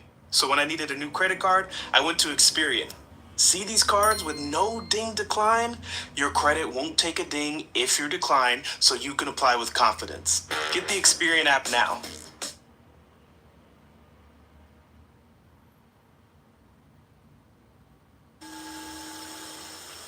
Keichu, the great Zen teacher of the Meiji era, was the head of Tofuku, a cathedral in Kyoto. One day the governor of Kyoto called upon him for the first time. His attendant presented the card of the governor, which read, "Kitagaki, governor of Kyoto." "I have no business with such a fellow," said Keichu to his attendant. "Tell him to get out of here." The attendant carried the card back with apologies. "That was my error," said the governor, and with a pencil he scratched out the words, "Governor of Kyoto." "Ask your teacher again." "Oh, is that Kitagaki?" exclaimed the teacher when he saw the card. "I want to see that fellow."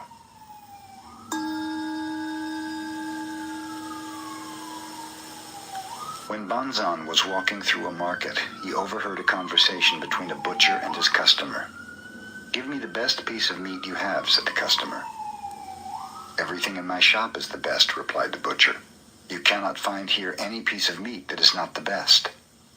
At these words, Banzan became enlightened.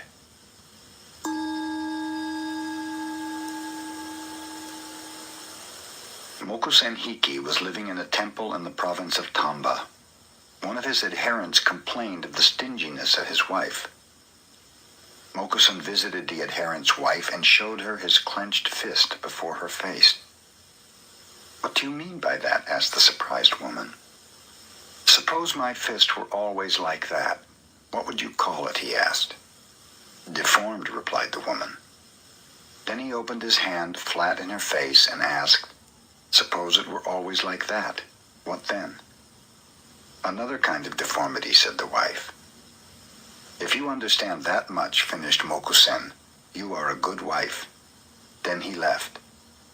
After his visit, this wife helped her husband to distribute as well as to save.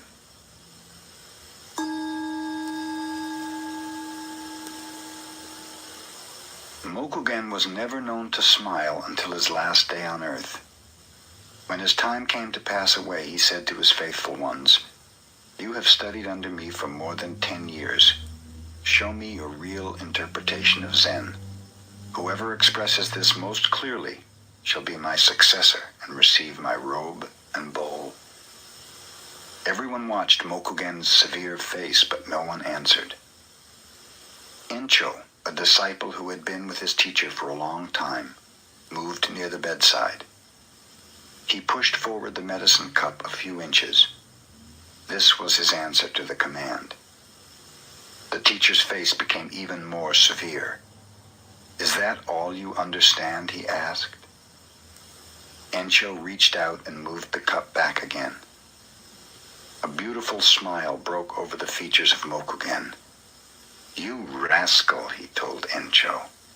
"You have worked with me 10 years and have not yet seen my whole body. Take the robe and bowl. They belong to you."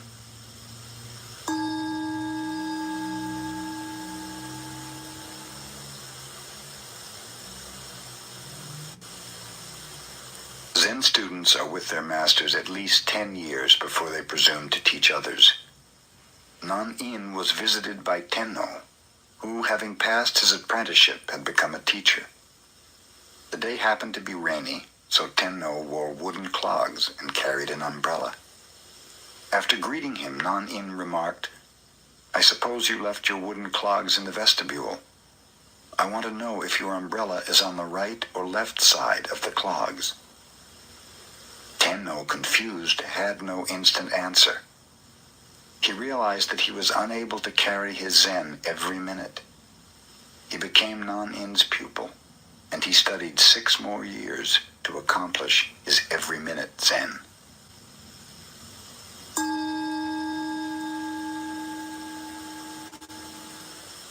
Subhuti was Buddha's disciple.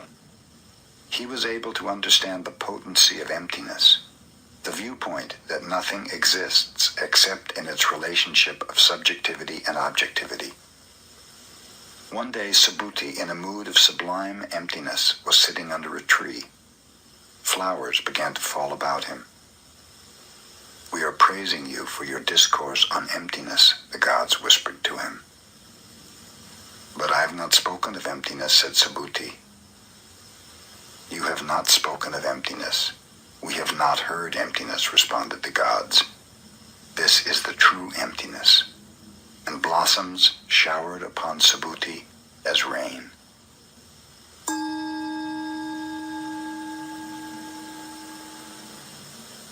Gisho was ordained as a nun when she was 10 years old.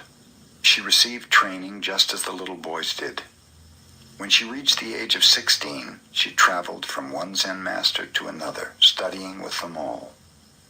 She remained 3 years with Unzan, 6 years with Kuke, but was unable to obtain a clear vision. At last she went to the master Inzan. Inzan showed her no distinction at all on account of her sex. He scolded her like a thunderstorm. He cuffed her to awaken her inner nature. Gisho remained with Inzan 13 years, and then she found that which she was seeking. In her honor, Inzan wrote a poem. "This nun studied 13 years under my guidance. In the evening she considered the deepest koans. In the morning she was wrapped in other koans. The Chinese nun Tetsuma surpassed all before her, and since Mujaku, none has been so genuine as this Gisho. Yet there are many more gates for her to pass through.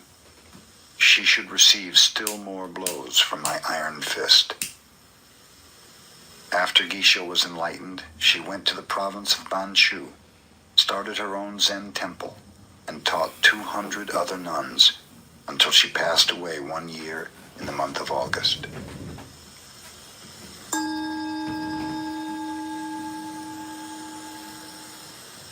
The master Soyen Shaku passed from this world when he was 61 years of age.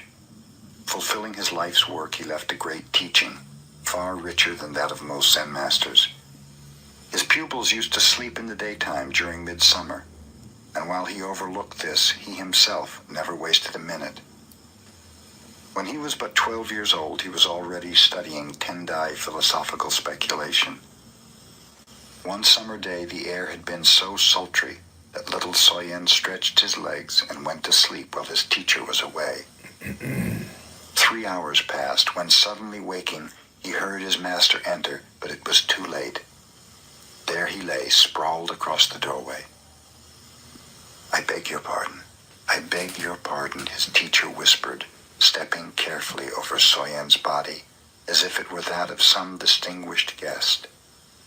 After this, Soyen never slept again in the afternoon.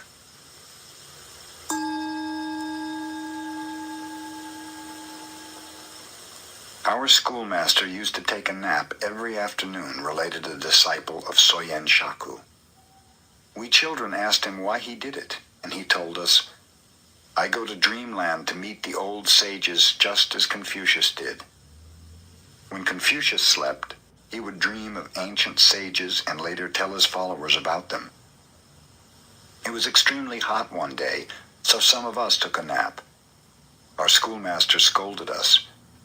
"We went to dreamland to meet the ancient sages, the same as Confucius did," we explained. "What was the message from those sages?" our schoolmaster demanded. One of us replied, "We went to dreamland and met the sages and asked them if our schoolmaster came there every afternoon, but they said they had never seen any such fellow."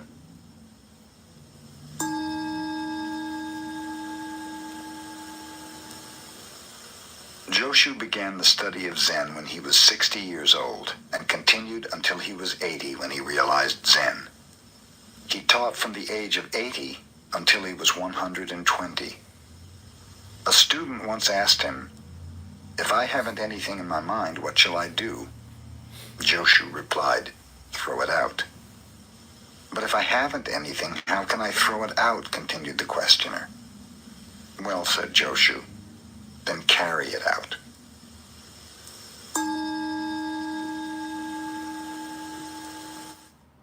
Let's get fiscal. Lesson 1, Savings Strike. New to finances, learn to master your money with Credit Karma today for a stronger tomorrow. A high-yield savings account from Credit Karma Money can help you smash your savings goals with way more interest than the national average. When Mamiya, who later became a well-known preacher, went to a teacher for personal guidance, he was asked to explain the sound of one hand. Mamiya concentrated upon what the sound of one hand might be. "You're not working hard enough," his teacher told him. "You are too attached to food, wealth, things, and that sound. It would be better if you died. That would solve the problem." The next time Mamiya appeared before his teacher, he was again asked what he had to show regarding the sound of one hand. Mamiya at once fell over as if he were dead. "You're dead, all right," observed the teacher. "But how about that sound?" "I haven't solved that yet," replied Mamiya, looking up. "Dead men do not speak," said the teacher. "Get out."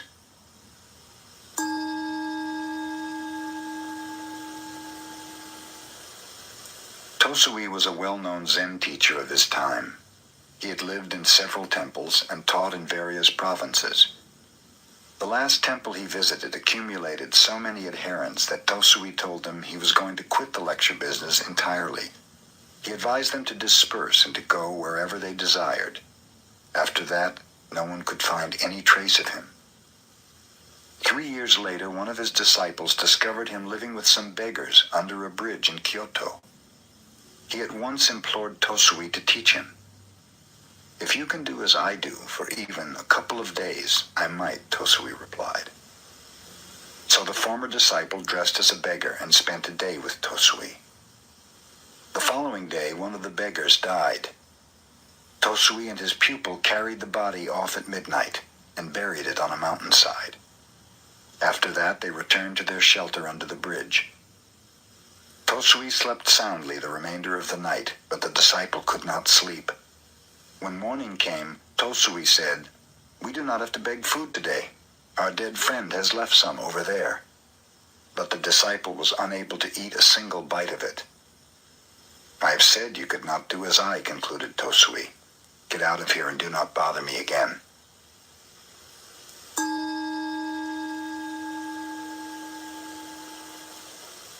When When Bankei held his seclusion weeks of meditation, pupils from many parts of Japan came to attend. During one of these gatherings, a pupil was caught stealing. The matter was reported to Bankei with the request that the culprit be expelled. Bankei ignored the case. Later, the pupil was caught in a similar act, and again Bankei disregarded the matter. This angered the other pupils, who drew up a petition asking for the dismissal of the thief, stating that otherwise they would leave in a body. When Bankei had read the petition, he called everyone before him. "You are wise brothers," he told them. "You know what is right and what is not right. You may go somewhere else to study if you wish. But this poor brother does not even know right from wrong. Who will teach him if I do not? I'm going to keep him here, even if all the rest of you leave." A torrent of tears cleansed the face of the brother who had stolen. All desire to steal had vanished.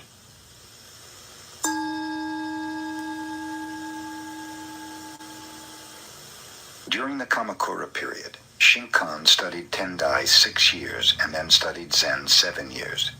Then he went to China and contemplated Zen for 13 years more.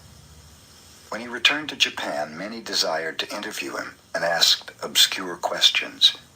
But when Shinkan received visitors, which was infrequently, he seldom answered their questions.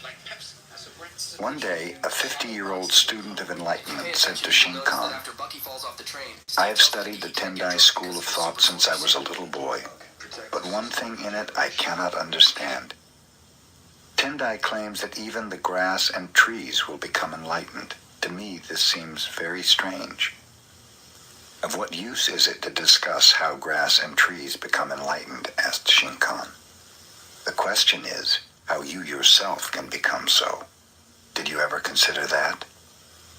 "I never thought of it in that way," marveled the old man. "Then go home and think it over," finished Shinkan.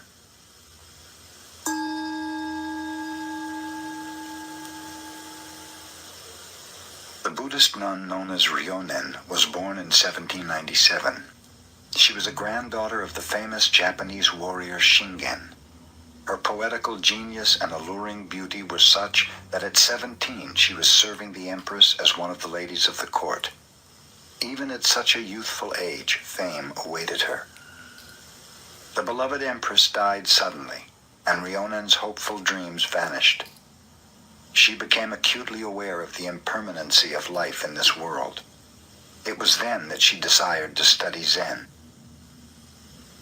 Her relatives disagreed, however, and practically forced her into marriage.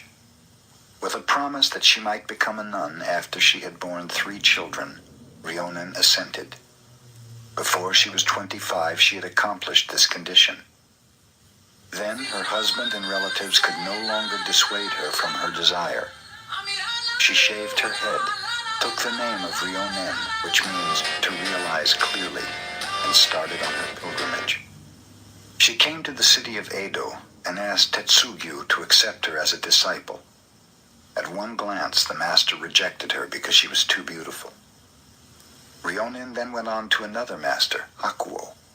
Hakuo refused her for the same reason, saying that her beauty would only make trouble. Ryonen obtained a hot iron and placed it against her face. In a few moments, her beauty had vanished forever. Hakuo then accepted her as a disciple. Commemorating this occasion, Ryonen wrote a poem on the back of a little mirror. "In the service of my empress, I burned incense to perfume my exquisite clothes. Now, as a homeless mendicant, I burn my face to enter a Zen temple." When Ryonen was about to pass from this world, she wrote another poem. 66 times these eyes beheld the changing scene of autumn. I have said enough about moonlight. Ask no more. Only listen to the voice of pines and cedars when no wind stirs.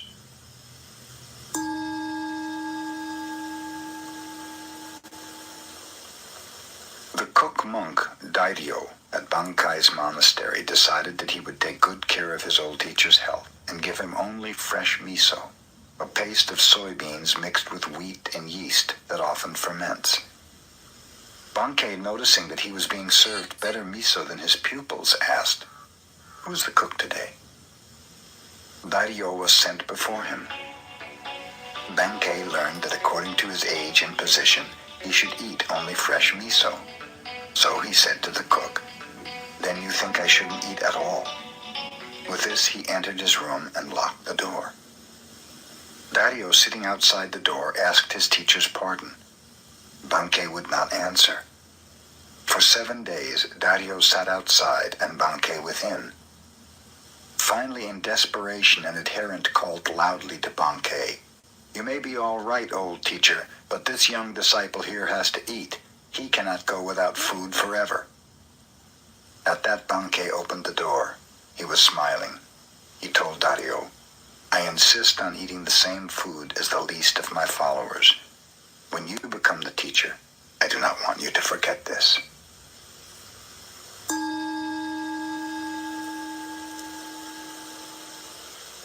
A student of Tendai, a philosophical school of Buddhism, came to the Zen abode of Gasan as a pupil. When he was departing a few years later, Gasan warned him, "Studying the truth speculatively is useful as a way of collecting preaching material. But remember that unless you meditate constantly, your light of truth may go out."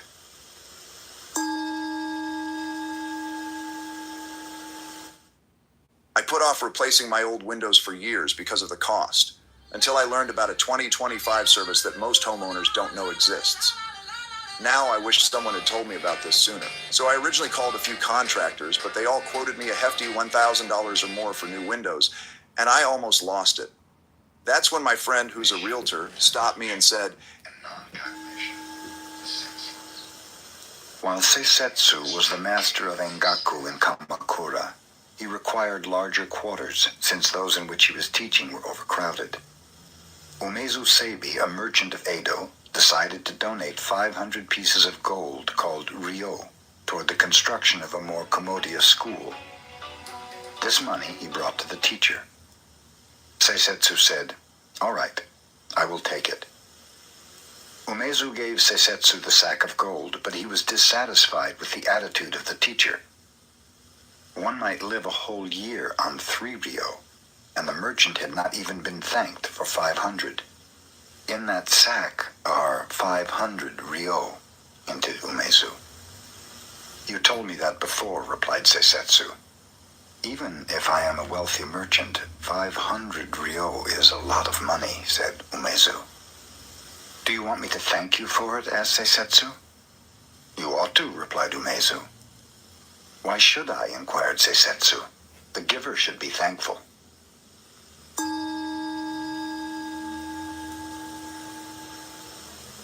Taiko, a warrior who lived in Japan before the Tokugawa era, studied Chan no Yu, tea etiquette, with Sen no Rikyu, a teacher of that aesthetical expression of calmness and contentment. Taiko's attendant warrior, Keito, interpreted his superior's enthusiasm for tea etiquette as negligence of state affairs, so he decided to kill Sen no Rikyu. He pretended to make a social call upon the tea master, and was invited to drink tea.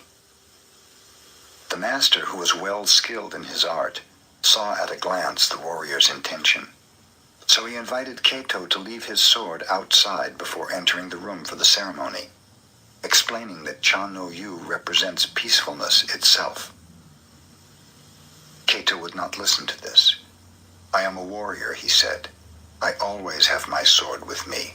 Chan no Yu or no Chan no Yu, I have my sword." "Very well. Bring your sword in and have some tea," consented Sen no Rikyu. The kettle was boiling on the charcoal fire. Suddenly, Sen no Rikyu tipped it over. Hissing steam arose, filling the room with smoke and ashes. The startled warrior ran outside. The tea master apologized. "It was my mistake. Come back in and have some tea. I have your sword here covered with ashes, and will clean it and give it to you." In this predicament, the warrior realized he could not very well kill the tea master, so so he gave up the idea.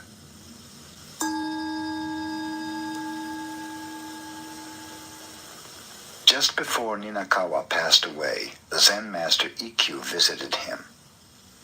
"Shall I lead you on?" Ikkyu asked. Ninakawa replied, "I came here alone, and I go alone. What help could you be to me?" Ikkyu answered, "If you think you really come and go, that is your delusion. Let me show you the path on which there is no coming and no going." With his words, Ikkyu had revealed the path so clearly that Ninakawa smiled and passed away.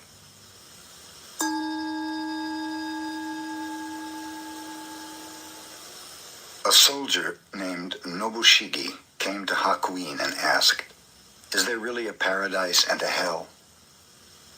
"Who are you?" inquired Hakuin. "I am a samurai," the warrior replied. "You, a soldier?" exclaimed Hakuin. "What kind of ruler would have you as his guard? Your face looks like that of a beggar." Nobushige became so angry that he began to draw his sword, but Hakuin continued, "So you have a sword. Your weapon is probably much too dull to cut off my head." As Nobushige drew his sword, Hakuin remarked, "Here open the gates of hell." At these words, the samurai, perceiving the master's discipline, sheathed his sword and bowed. "Here open the gates of paradise," said Hakuin.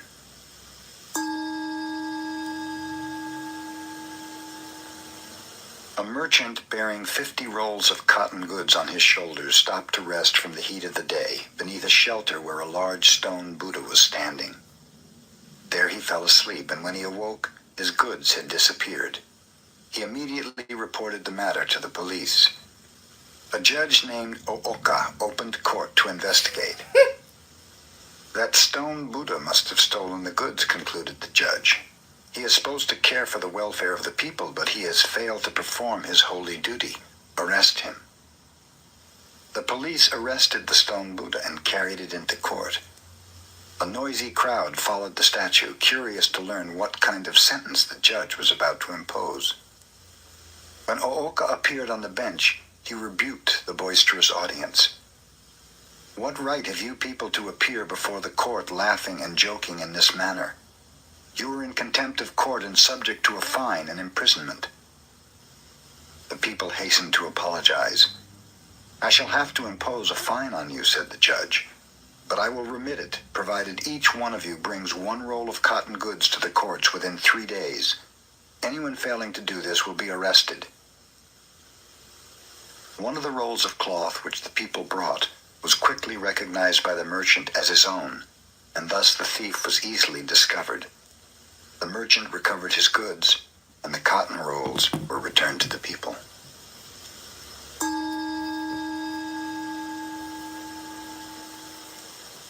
Once a division of the Japanese army was engaged in a sham battle, and some of the officers found it necessary to make their headquarters in Gasan's temple. Gasan told his cook, "Let the officers have only the same simple fare we eat." This made the army men angry, as they were used to very deferential treatment. One came to Gasan and said, "Who do you think we are? We are soldiers, sacrificing our lives for our country. Why don't you treat us accordingly?" Gasan answered sternly, "Who do you think we are? We are soldiers of humanity, aiming to save all sentient beings."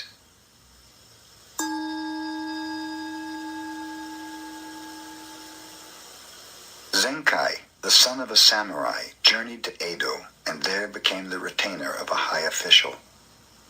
He fell in love with the official's wife and was discovered. In self-defense, he slew the official. Then he ran away with the wife. Both of them later became thieves, but the woman was so greedy that Zenkai grew disgusted. Finally, leaving her, he journeyed far away to the province of Buzen, where he became a wandering mendicant. To atone for his past, Zenkai resolved to accomplish some good deed in his lifetime. Knowing of a dangerous road over a cliff that had caused the death and injury of many persons, he resolved to cut a tunnel through the mountain there. Begging food in the daytime, Zenkai worked at night digging his tunnel. When 30 years had gone by, the tunnel was 2,280 feet long, 20 feet high, and 30 feet wide. 2 years before the work was completed, the son of the official he had slain, who was a skillful swordsman, found Zenkai out and came to kill him in revenge. "I will give you my life willingly," said Zenkai. "Only let me finish this work. On the day it is completed, then you may kill me." So the son awaited the day. Several months passed, and Zenkai kept on digging. The son grew tired of doing nothing and began to help with the digging.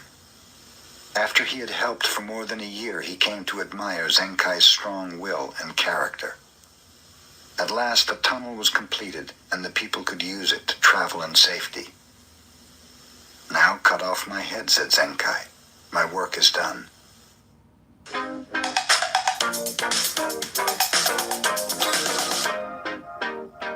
It's not too late to outgrow the family hairline. Through Hims, you can break the cycle and get the thicker, fuller hair of your dreams. Genetics started it, but our range of personalized treatments can help you get ahead of it. Stop hair loss and regrow your hair in just 3 to 6 months with clinically proven ingredients like finasteride and minoxidil. See why 79% of customers say they wish they started treatment through Hims earlier. Take control of your own hair destiny. "Now cut off my head," said Zenkai. "My work is done." "How can I cut off my own teacher's head?" asked the younger man, with tears in his eyes.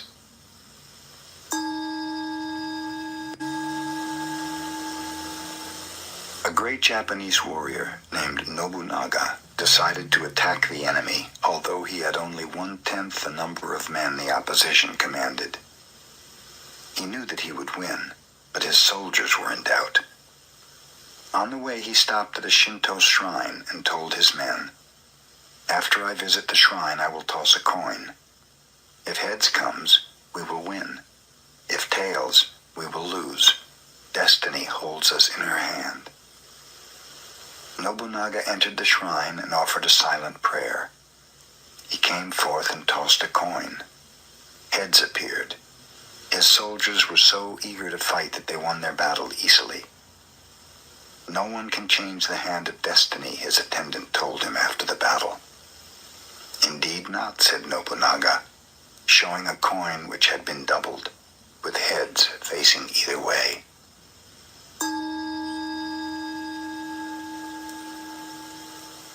Gasan instructed his adherents one day, "Those who speak against killing and who desire to spare the lives of all conscious beings are right. It is good to protect even animals and insects. But what about those persons who kill time? What about those who are destroying wealth and those who destroy political economy? We should not overlook them. Furthermore, what of the one who preaches without enlightenment? He is killing Buddhism."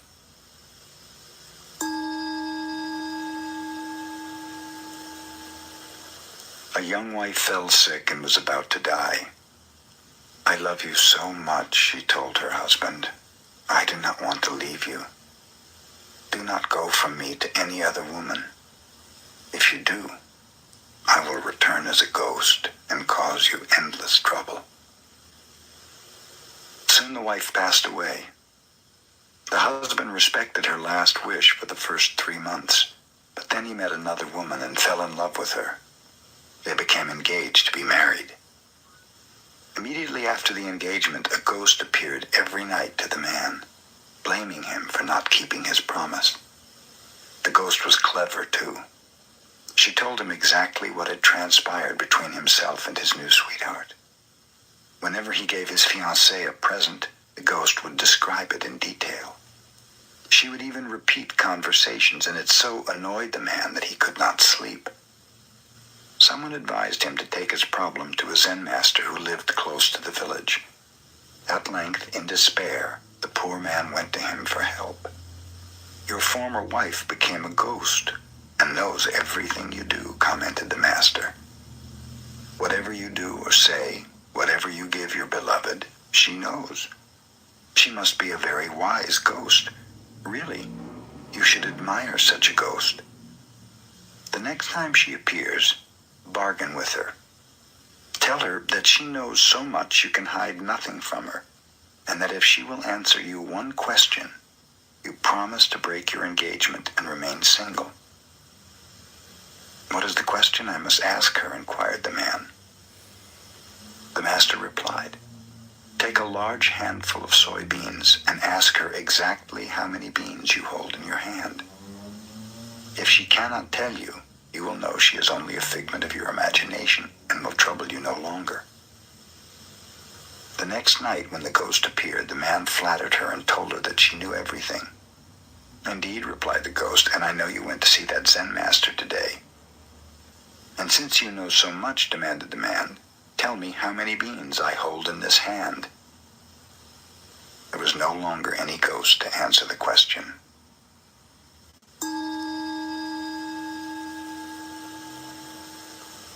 Yamaoka Teshu was a tutor of the emperor.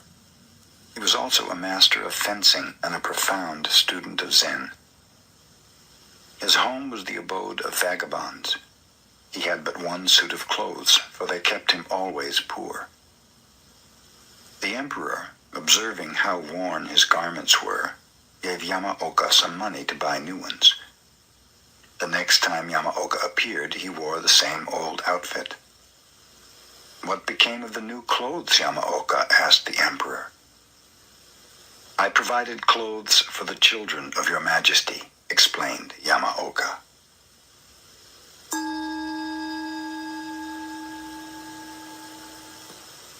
In modern times, a great deal of nonsense is talked about masters and disciples, and about the inheritance of a master's teaching by favorite pupils, entitling them to pass the truth on to their adherents.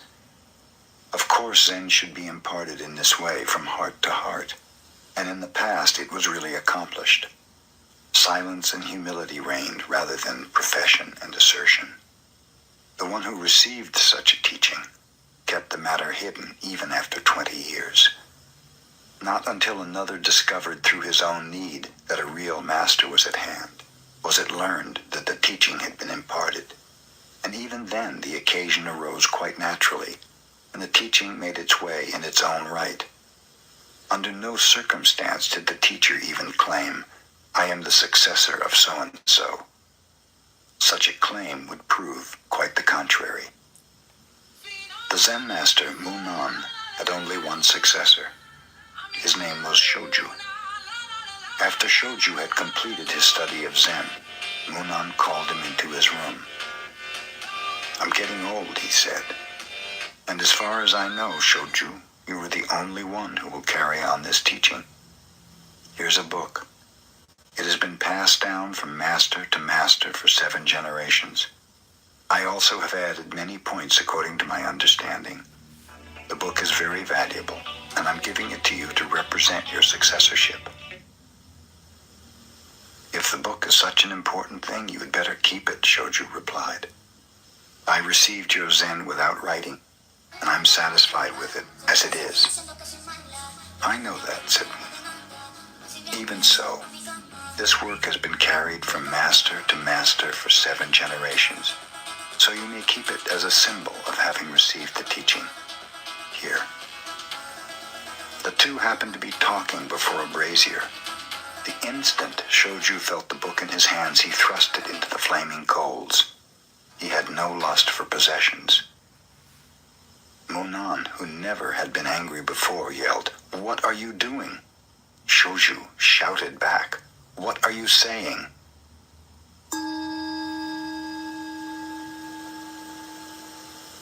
After Kakuwa visited the emperor, he disappeared and no one knew what became of him. He was the first Japanese to study Zen in China, but since he showed nothing of it, save one note, he is not remembered for having brought Zen into his country. Kakuwa visited China and accepted the true teaching. He did not travel while he was there. Meditating constantly, he lived on a remote part of a mountain.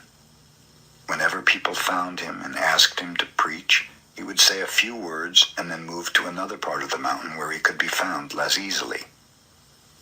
The emperor heard about Kakuwa when he returned to Japan and asked him to preach Zen for his edification and that of his subjects. Kakuwa stood before the emperor in silence. He then produced a flute from the folds of his robe and blew one short note. Bowing politely, he disappeared.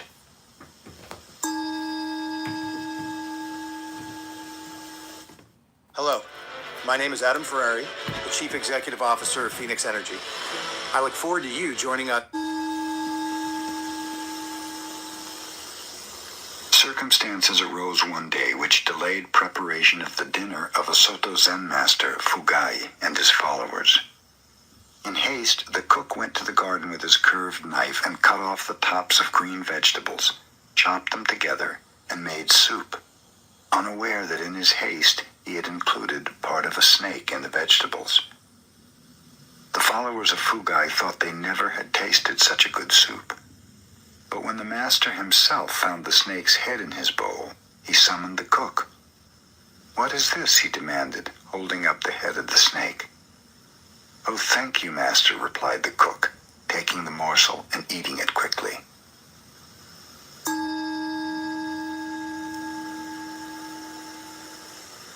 Suzan, a Chinese Zen master, was asked by a student, "What is the most valuable thing in the world?" The master replied, "The head of a dead cat." "Why is the head of a dead cat the most valuable thing in the world?" inquired the student. Sozan replied, "Because no one can name its price."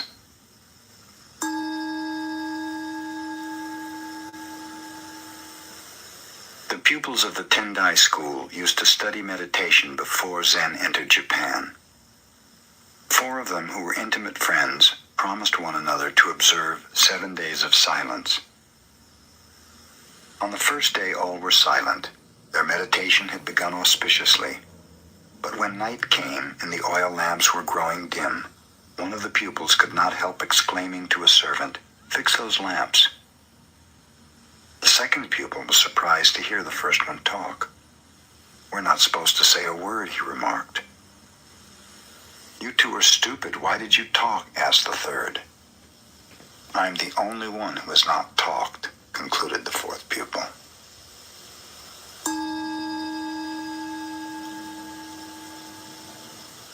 Zen pupils take a vow that even if they are killed by their teacher, they intend to learn Zen. Usually they cut a finger and seal their resolution with blood. In time, the vow has become a mere formality, and for this reason, the pupil who died by the hand of Aikido was made to appear a martyr. Aikido had become a severe teacher. His pupils feared him.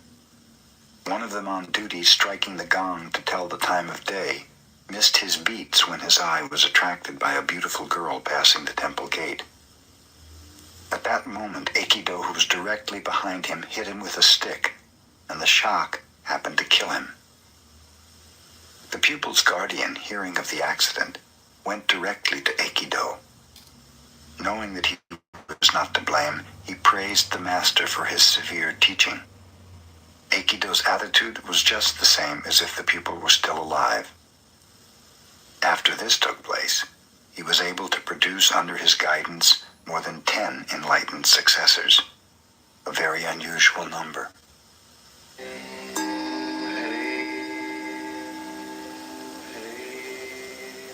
Ryokan devoted his life to the study of Zen. One day he heard that his nephew, despite the admonitions of relatives, was spending his money on a courtesan. Inasmuch as the nephew had taken Ryokan's place in managing the family estate and the property was in danger of being dissipated, the relatives asked Ryokan to do something about it. Ryokan had to travel a long way to visit his nephew, whom he had not seen for many years. The nephew seemed pleased to meet his uncle again and invited him to remain overnight. All night, Ryokan sat in meditation. As he was departing in the morning, he said to the young man, "I must be getting old. My hand shakes so. Will you help me tie the string of my straw sandal? The nephew helped him willingly. Thank you, finished Ryokan. You see, a man becomes older and feebler day by day. Take good care of yourself. Then Ryokan left, never mentioning a word about the courtesan or the complaints of the relatives. But from that morning on, the dissipations of the nephew ended.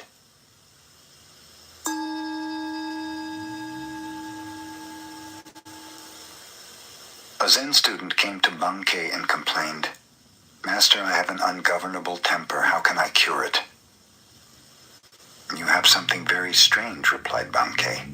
Let me see what you have. But just now I cannot show it to you, replied the other. When can you show it to me? Asked Bankei. It arises unexpectedly, replied the student. Then, concluded Bankei, it must not be your own true nature. If it were, you could show it to me at any time. When you were born, you did not have it, and your parents did not give it to you. Think that over.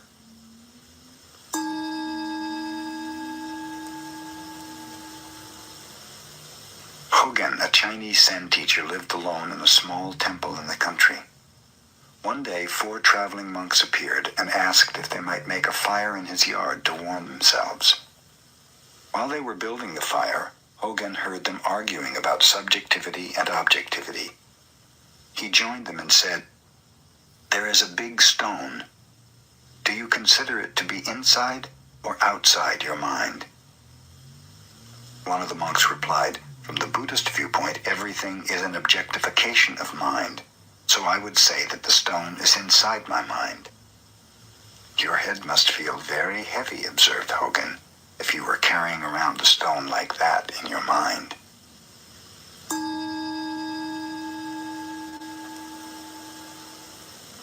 A rich man asked Sengai to write something for the continued prosperity of his family so that it might be treasured from generation to generation. Sengai obtained a large sheet of paper and wrote, Father dies, son dies, grandson dies. The rich man became angry. I asked you to write something for the happiness of my family. Why do you make such a joke as this? No joke is intended, explained Sengai.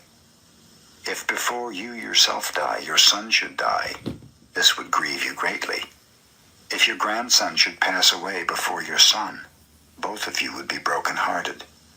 If your family, generation after generation, passes away in the order I have named, it will be the natural course of life. I call this real prosperity.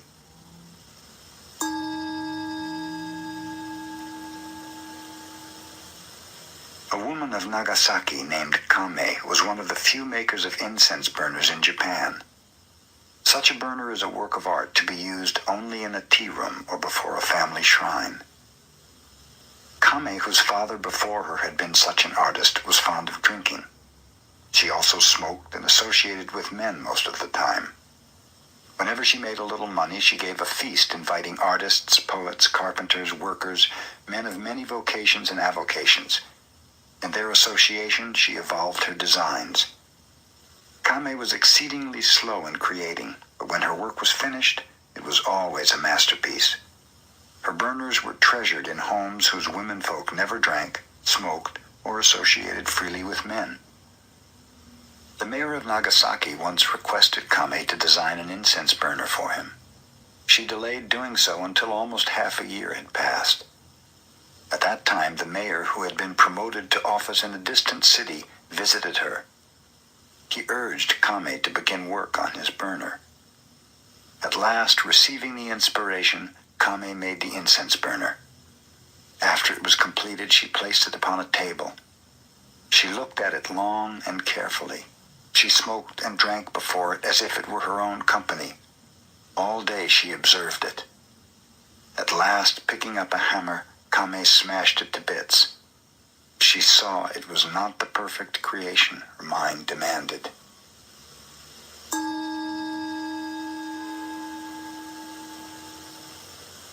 When Bankei was preaching at Ryomon Temple, a Shinshu priest, who believed in salvation through the repetition of the name of the Buddha of love, was jealous of his large audience and wanted to debate with him. Bankei was in the midst of a talk when the priest appeared, but the fellow made such a disturbance that Bankei stopped his discourse and asked about the noise. The founder of our sect, boasted the priest, had such miraculous powers that he held a brush in his hand on one bank of the river. His attendant held up a paper on the other bank, and the teacher wrote the holy name of Amida through the air. Can you do such a wonderful thing? Bankei replied lightly, Perhaps your fox can perform that trick, but that is not the manner of Zen. My miracle is that when I feel hungry, I eat, and when I feel thirsty, I drink.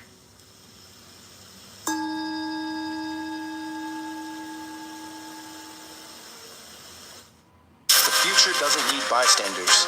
It needs self-starters with limitless ambition, eager to look at our challenges and step up.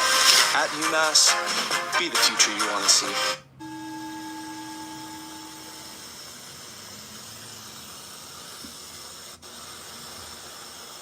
Yamaoka Teshu, as a young student of Zen, visited one master after another. He called upon Dokuon of Shokoku. Desiring to show his attainment, he said, The mind, Buddha, and sentient beings, after all, do not exist. The true nature of phenomena is emptiness. There is no realization, no delusion, no sage, no mediocrity. There is no giving and nothing to be received. Dokuan, who was smoking quietly, said nothing. Suddenly he whacked Yamaoka with his bamboo pipe. This made the youth quite angry. If nothing exists, inquired Dokuan, where did this anger come from?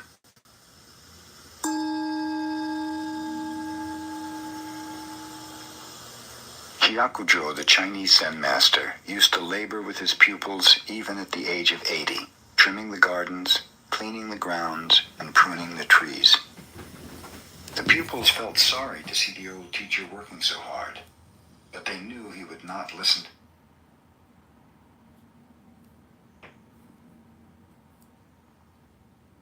The sayings of the Buddha. Choices. We are what we think. All that we are arises with our thoughts. With our thoughts we make the world. Speak or act with an impure mind, and trouble will follow you as the wheel follows the ox that draws the cart. We are what we think. All that we are arises with our thoughts. With our thoughts we make the world.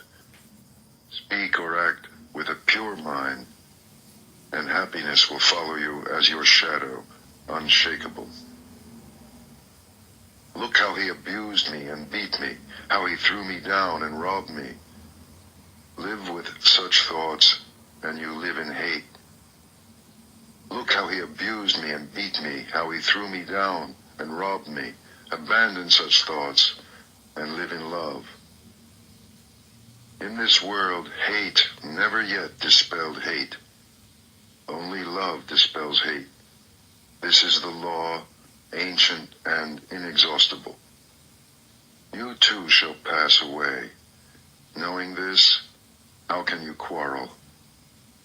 How easily the wind overturns a frail tree.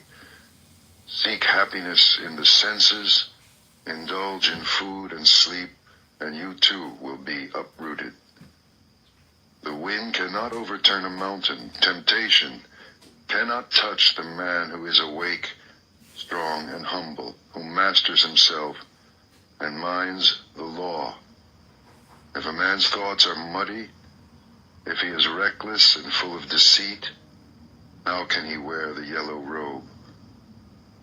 Whoever is master of his own nature, bright, clear, and true, he may indeed wear the yellow robe.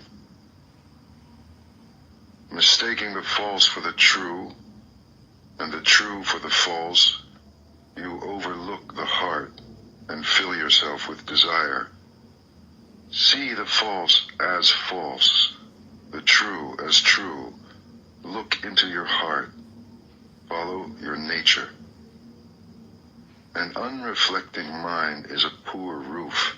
Passion, like the rain, floods the house, but if the roof is strong, there is shelter. Whoever follows impure thoughts suffers in this world and the next. In both worlds he suffers, and how greatly, when he sees the wrong he has done. But whoever follows the law is joyful here and joyful there. In both worlds he rejoices, and how greatly, when he sees the good he has done. For great is the harvest in this world, and greater still in the next. However many holy words you read, however many you speak, what good will they do you if you do not act upon them? Are you a shepherd who counts another man's sheep, never sharing the way? Read as few words as you like, and speak fewer, but act upon the law. Give up the old ways, passion, enmity, folly. Know the truth, and find peace. Share the way. Wakefulness. Wakefulness is the way to life.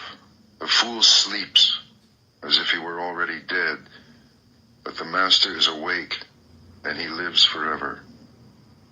He watches. He is clear. How happy he is, for he sees that wakefulness is life. How happy he is, following the path of the awakened. With great perseverance he meditates, seeking freedom and happiness. So awake, reflect, watch, work with care and attention. Live in the way, and the light will grow in you. By watching and working, the master makes for himself an island which the flood cannot overwhelm. The fool is careless, but the master guards his watching. It is his most precious treasure. He never gives in to desire. He meditates, and in the strength of his resolve he discovers true happiness. He overcomes desire, and from the tower of wisdom he looks down with dispassion upon the sorrowing crowd. From the mountaintop he looks down on those who live close to the ground. Mindful among the mindless, awake while others dream, swift as the racehorse, he outstrips the field. By watching, Indra became king of the gods. How wonderful it is to watch, how foolish to sleep. The beggar who guards his mind and fears the waywardness of his thoughts burns through every bond with the fire of his vigilance. The beggar who guards his mind and fears his own confusion cannot fall. He has found the way to peace. Mind. As the fletcher whittles and makes straight his arrows, so the master directs his straying thoughts. Like a fish out of water, stranded on the shore, thoughts thrash and quiver, for how can they shake off desire? They tremble, they are unsteady, they wander at their will.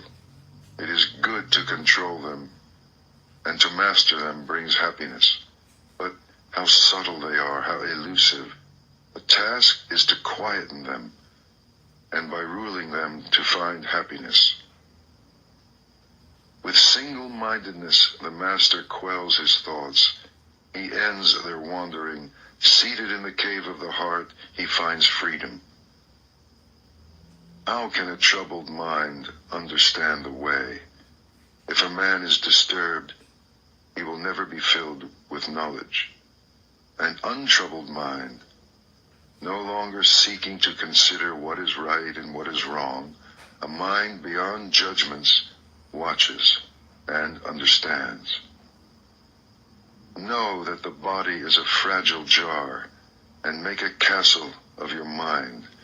In every trial, let understanding fight for you to defend what you have won.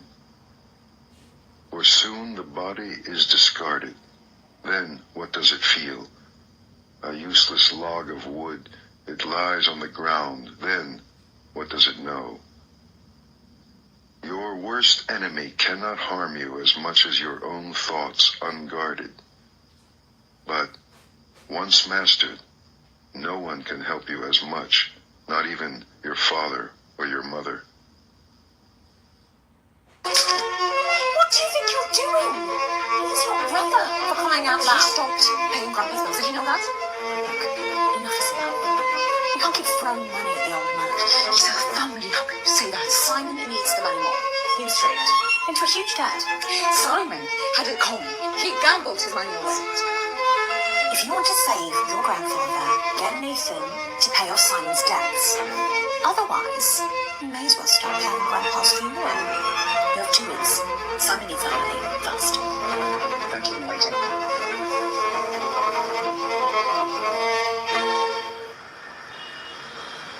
How do I tell him I'm his wife? If I ask for money, he will think I'm just a gold digger. It's too late now. I have no other choice. Grandpa's life depends on that. Roger, is Nathan in here? I really need to talk to him. I'm sorry, Mrs. Carter. It's not a good time. We have visitors. Roger, I really need to talk to him. Just 1 second. Okay. All right.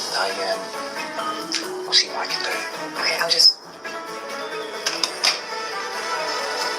Okay, cough. And again. Yep, that's fine, that's right. I've done all of these treatments. Why can I not sleep? Sorry, what did you say? Why can't I sleep? Well, insomnia can be very tricky, Mr. Carter. Medical definitions can be very complex. Basically, what you need to do is relax and de-stress. That is my prescribed. It's easier said than done, huh? You did say that when you returned home, you slept soundly that night, right? Yes. Perhaps you should recreate that environment.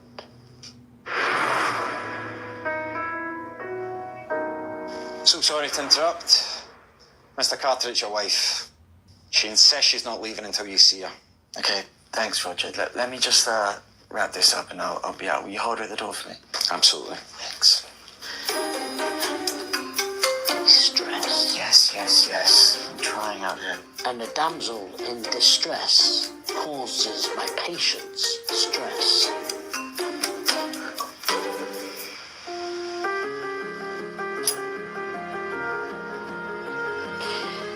Nathan, you're actually my... Nathan, I'm your wife. Actually, Nathan, you're my husband. Nathan, the thing is, I'm your...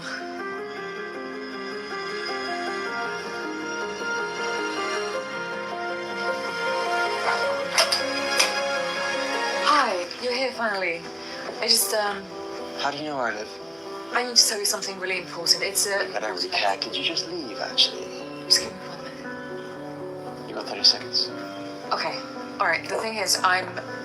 Nathan! Where's Lee? You. Are you his relative? Sorry, what? Are you his relative? Oh, no. I just pulled him out of the car. It was a hit and run, and I just found him. Was he conscious when you got there? Not really, just in and out. Dr. how's he doing? Was he in the surgery? He needs surgery right away, but we need some clarity on what happened. So, would you be able to come next door and fill in some paperwork for me? Yeah, sure, absolutely, yeah. Is he Nathan Carter? The man on Forbes?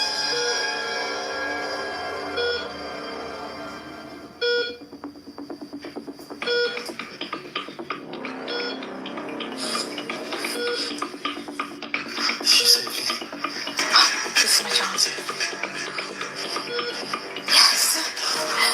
Yes, I saved you. It's okay.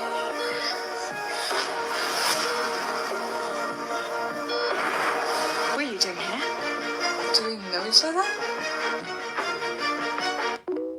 See what happens next on TikTok. Download now.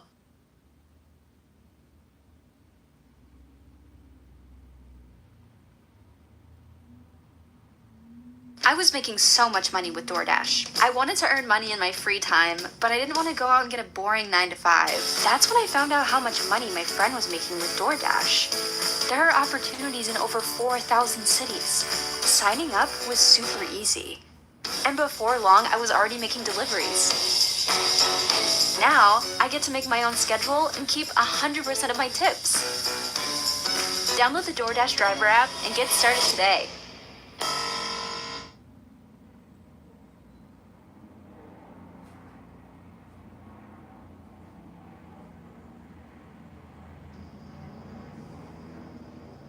Flowers.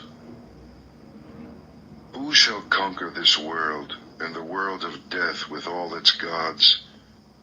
Who shall discover the shining way of the law? You shall, even as the man who seeks flowers finds the most beautiful, the rarest. Understand that the body is merely the foam of a wave, the shadow of a shadow.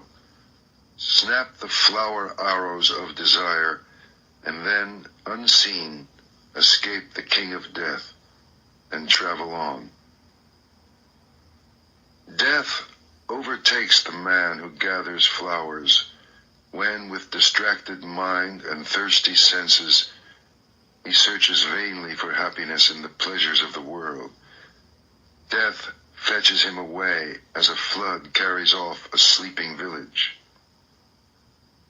Death overcomes him when, with distracted mind and thirsty senses, he gathers flowers. He will never have his fill of the pleasures of the world. The bee gathers nectar from the flower without marring its beauty or perfume. So let the master settle and wander. Look to your own faults, what you have done or left undone. Overlook the faults of others. Like a lovely flower, bright but scentless, are the fine but empty words of the man who does not mean what he says. Like a lovely flower, bright and fragrant, are the fine and truthful words of the man who means what he says. Like garlands woven from a heap of flowers, fashion from your life as many good deeds. The perfume of sandalwood, rosebay, or jasmine cannot travel against the wind, but the fragrance of virtue travels even against the wind as far as the ends of the world. How much finer is the fragrance of virtue than of sandalwood, rosebay, of the blue lotus, or jasmine? The fragrance of sandalwood and rosebay does not travel far, but the fragrance of virtue rises to the heavens. Desire never crosses the path of virtuous and wakeful men. Their brightness sets them free. How sweetly the lotus grows in the litter of the wayside. Its pure fragrance delights the heart. Follow the awakened, and from among the blind, the light of your wisdom will shine out purely. The fool. How long the night to the watchman? How long the road to the weary traveler? How long the wandering of many lives to the fool who misses the way? If the traveler cannot find master or friend to go with him, let him travel on alone rather than with a fool for company. My children, my wealth, so the fool troubles himself. But how has he children or wealth? He is not even his own master. The fool, who knows he is a fool, is that much wiser.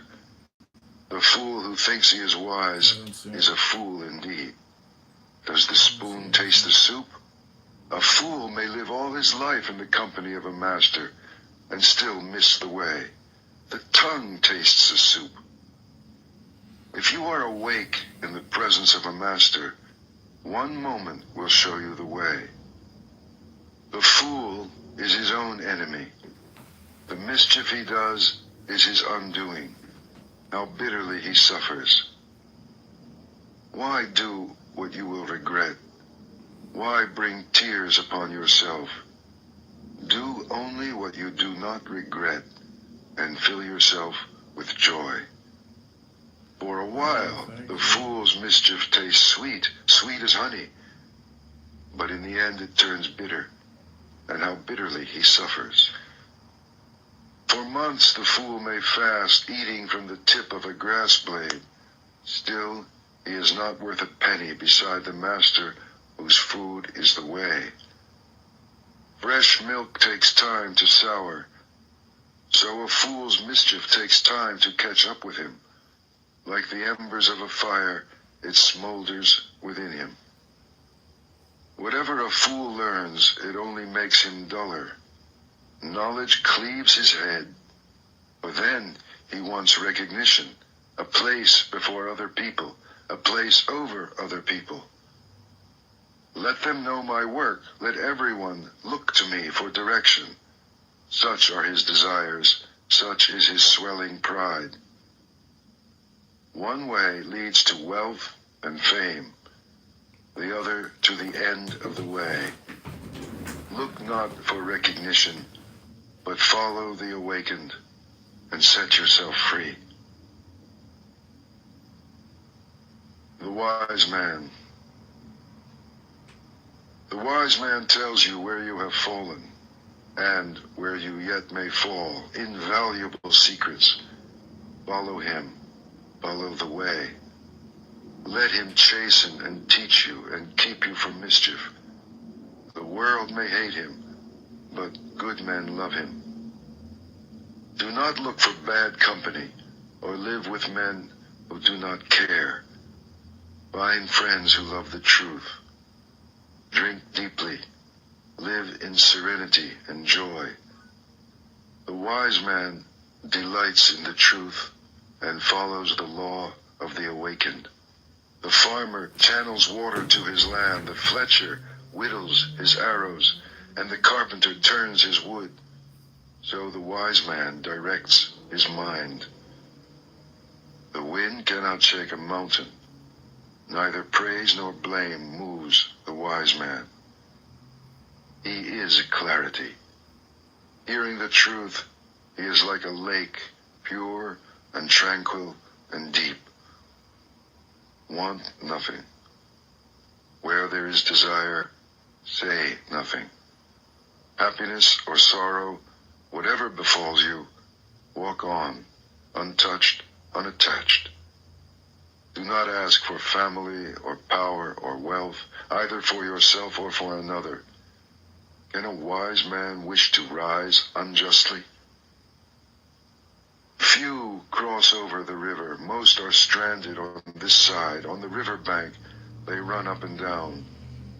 But the wise man, following the way, crosses over beyond the reach of death. He leaves the dark way for the way of light. He leaves his home, seeking happiness on the hard road.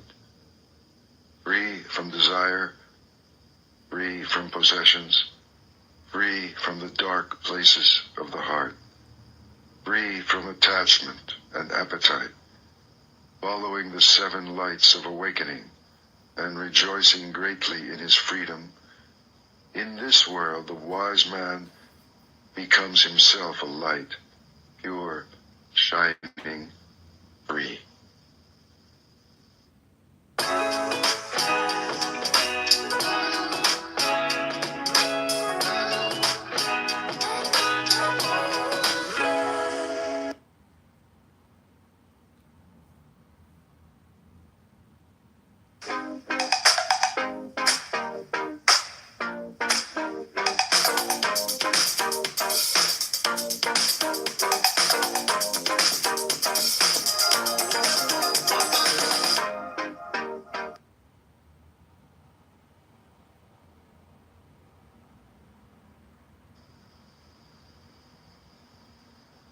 master. At the end of the way, the master finds freedom from desire and sorrow, freedom without bounds. Those who awaken never rest in one place. Like swans they rise and leave the lake.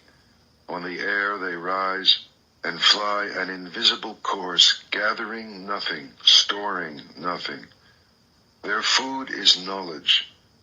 They live upon emptiness. They have seen how to break free. Who can follow them?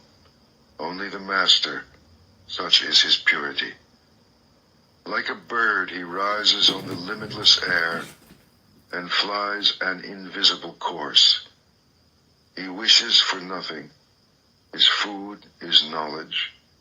He lives upon emptiness. He has broken free. He is the charioteer. He has tamed his horses, pride, and the senses. Even the gods admire him. Yielding like the earth, joyous and clear like the lake, still as the stone at the door, he is free from life and death.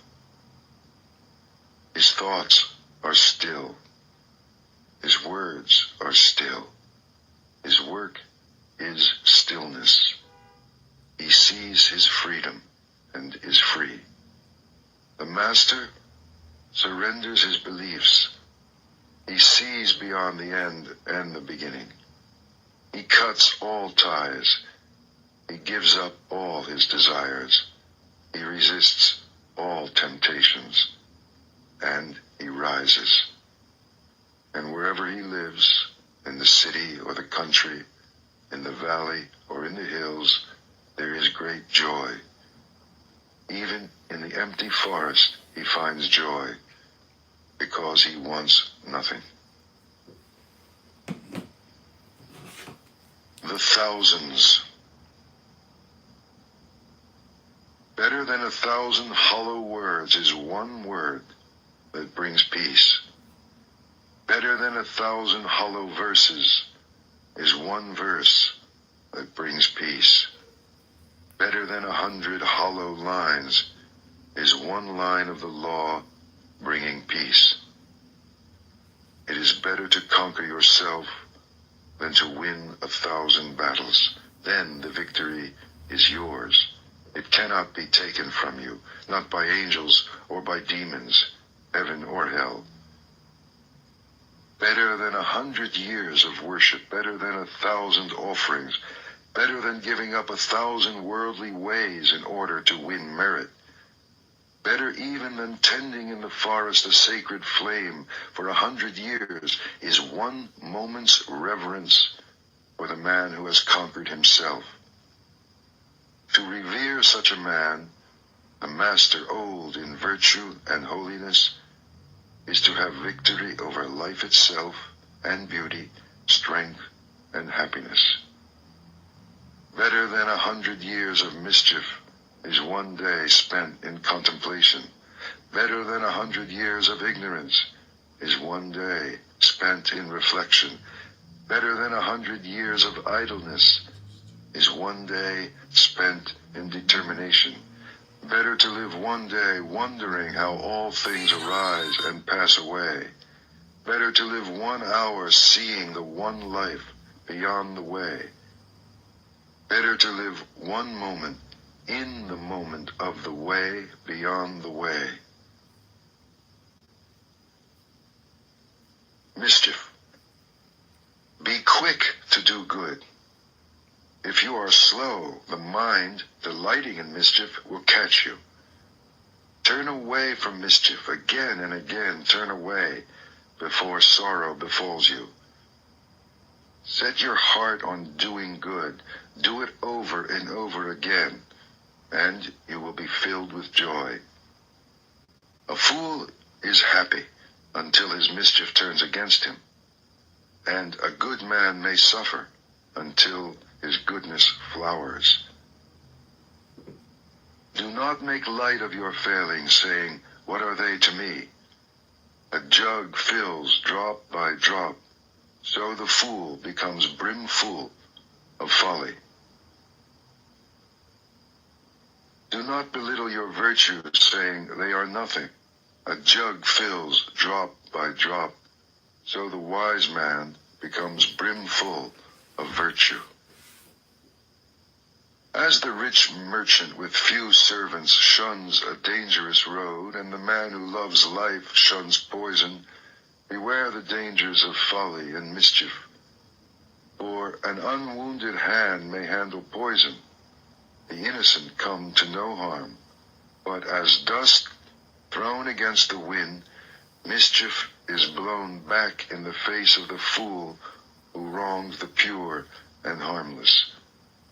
Some are reborn in hell, some in this world, the good in heaven, but the pure are not reborn, nowhere. Not in the sky, nor in the midst of the sea, nor deep in the mountains can you hide from your own mischief. Not in the sky, nor in the midst of the ocean, nor deep in the mountains, nowhere can you hide from your own death. Violence. All beings tremble before violence. All fear death. All love life. See yourself in others. Then whom can you hurt? What harm can you do? He who seeks happiness by hurting those who seek happiness will never find happiness. For your brother is like you. He wants to be happy. Never harm him, and when you leave this life, you too will find happiness. Never speak harsh words, for they will rebound upon you. Angry words hurt, and the hurt rebounds. Like a broken gong, be still, be silent. Know the stillness of freedom, where there is no more striving. Like herdsmen driving their cows into the fields, old age and death will drive you before them. But the fool in his mischief forgets, and he lights the fire wherein one day he must burn.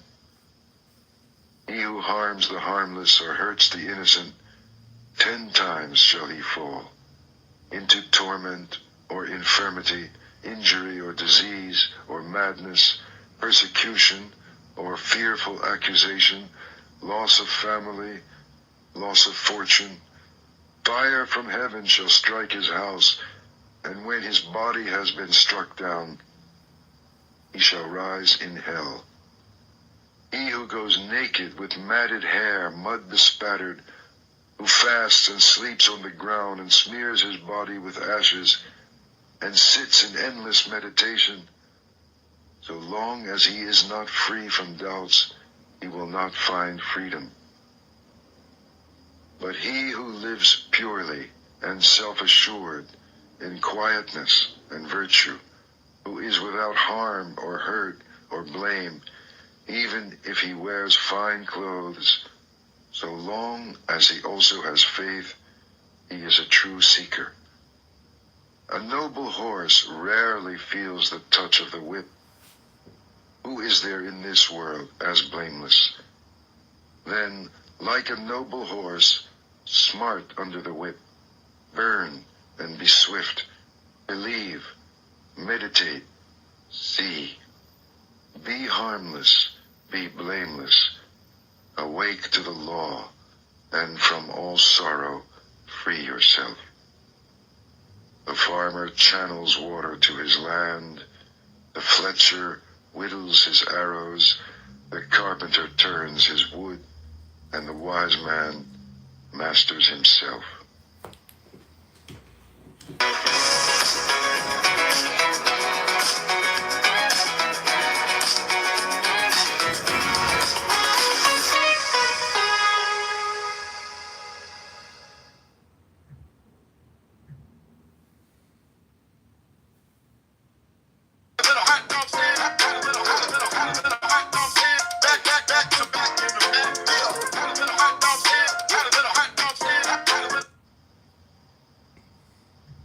Old age. The world is on fire, and are you laughing? You are deep in the dark. Will you not ask for light? For behold your body, a painted puppet, a toy, jointed and sick, and full of false imaginings, a shadow that shifts and fades. How frail it is, frail and pestilent. It sickens, festers, and dies. Like every living thing, in the end, it sickens and dies. Behold these whitened bones, the hollow shells and husks of a dying summer. And are you laughing? You are a house of bones, flesh and blood for plaster. Pride lives in you, and hypocrisy, decay, and death. The glorious chariots of kings shatter, so also the body turns to dust. But the spirit of purity is changeless, and so the pure instruct the pure. The ignorant man is an ox. He grows in size, not in wisdom. Vainly I sought the builder of my house through countless lives. I could not find him. How hard it is to tread life after life. But now I see you, O builder, and never again shall you build my house. I have snapped the rafters, split the ridgepole, and beaten out desire, and now my mind is free. There are no fish in the lake. The long-legged cranes stand in the water. Sad is the man who in his youth lived loosely and squandered his fortune. Sad as a broken bow, and sadly is he sighing after all that has arisen and has passed away. Yourself. Love yourself and watch today, tomorrow, always. First, establish yourself in the way, then teach, and so defeat sorrow. To straighten the crooked, you must first do a harder thing. Straighten yourself. You are your only master. Who else? Subdue yourself and discover your master. Willfully you have fed your own mischief. Soon it will crush you as the diamond crushes stone. By your own folly you will be brought as low as your worst enemy wishes. So the creeper chokes the tree. How hard it is to serve yourself. How easy to lose yourself in mischief and folly. The kashta reed dies when it bears fruit. So the fool, scorning the teachings of the awakened, spurning those who follow the law, perishes when his folly flowers. Mischief is yours, sorrow is yours, but virtue also is yours, and purity. You are the source of all purity and all impurity. No one purifies another. Never neglect your work for another's, however great his need. Your work is to discover your work, and then, with all your heart, to give yourself to it. The world. Do not live in the world in distraction and false dreams outside the law. Arise and watch. Follow the way joyfully through this world and beyond. Follow the way of virtue. Follow the way joyfully through this world and on beyond. Or consider the world a bubble, a mirage. See the world as it is, and death shall overlook you. Come, consider the world, a painted chariot for kings, a trap for fools. But he who sees goes free. As the moon slips from behind a cloud and shines, so the master comes out from behind his ignorance and shines. This world is in darkness. How few have eyes to see. How few the birds who escape the net and fly to heaven. Swans rise and fly toward the sun. What magic! So do the pure conquer the armies of illusion and rise and fly. If you scoff at heaven and violate the law, if your words are lies, where will your mischief end? The fool laughs at generosity. The miser cannot enter heaven. But the master finds joy in giving, and happiness is his reward. And more, for greater than all the joys of heaven and of earth, greater still than dominion over all the worlds, is the joy of reaching the stream. The man who is awake. He is awake. The victory is his. He has conquered the world. How can he lose the way who is beyond the way? His eye is open. His foot is free. Who can follow after him? The world cannot reclaim him or lead him astray, nor can the poison net of desire hold him. He is awake. The gods watch over him. He is awake and finds joy in the stillness of meditation and in the sweetness of surrender. Hard it is to be born. Hard it is to live. Harder still to hear of the way, and hard to rise, follow, and awake. Yet the teaching is simple. Do what is right. Be pure. At the end of the way is freedom. Till then, patience.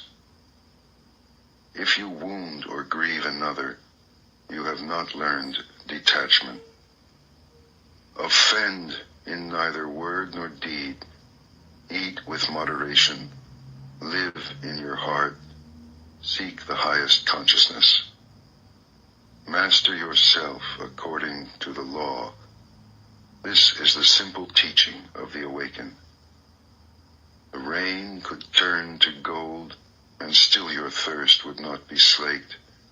Desire is unquenchable, or it ends in tears, even in heaven. He who wishes to awake consumes his desires joyfully. In his fear, a man may shelter in mountains, or in forests, in groves of sacred trees, or in shrines. But how can he hide there from his sorrow? He who shelters in the way and travels with those who follow it comes to see the four great truths concerning sorrow, the beginning of sorrow, the eightfold way, and the end of sorrow. Then, at last, he is safe. He has shaken off sorrow. He is free. The awakened are few and hard to find. Happy is the house where a man awakes. Blessed is his birth. Blessed is the teaching of the way. Blessed is the understanding among those who follow it. And blessed is their determination. And blessed are they who revere the man who awakes and follows the way. They are free from fear. They are free. They have crossed over the river of sorrow. Can I have my dad's inheritance back? Give you the money? My mom's surgery can't wait. I need the money. You can have the inheritance, but in return, you have to marry James. Let's make something clear. The only reason we're getting married is because my grandfather signed the agreement. Once he passes, our marriage will be over. Let's get a divorce.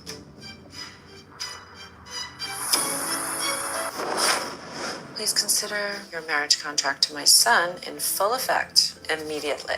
I heard Nicholas Grant, he's in a wheelchair, blind and sick. Get yourself a wedding dress. The wedding's tomorrow. You'll really do anything for money, huh? Interesting. Let's go ahead with the plan. I'm Nicholas Grant. I'm here to pick up my wife. I would never marry Gabriel.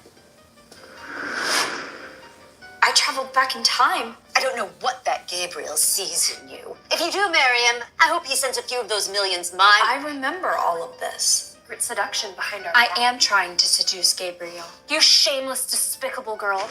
And I suppose you're worthy of me? How about having Abigail as your bride instead? I'm marrying Ella. I'd love to marry you. I forbid this marriage.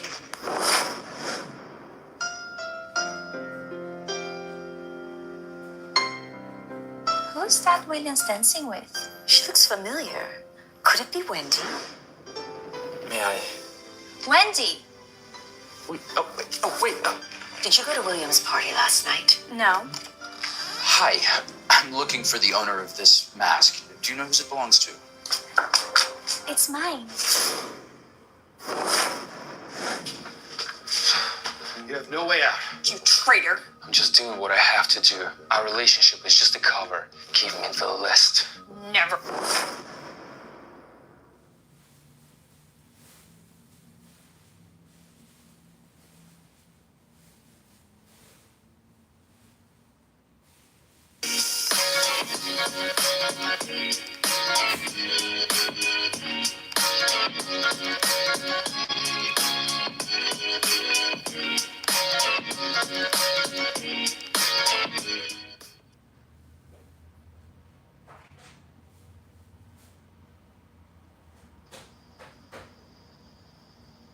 Joy.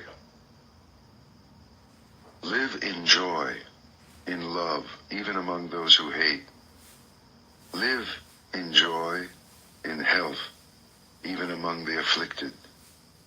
Live in joy, in peace, even among the troubled. Live in joy without possessions, like the shining ones. The winner sows hatred because the loser suffers. Let go of winning and losing and find joy. There is no fire like passion, no crime like hatred, no sorrow like separation, no sickness like hunger, and no joy like the joy of freedom. Health, contentment, and trust are your greatest possessions, and freedom your greatest joy. Look within. Be still. Free from fear and attachment. Know the sweet joy of the way. How joyful to look upon the awakened and to keep company with the wise. How long the road to the man who travels with a fool, but whoever follows those who follow the way discovers his family and is filled with joy. Follow then the shining ones, the wise, the awakened, the loving, for they know how to work and forbear.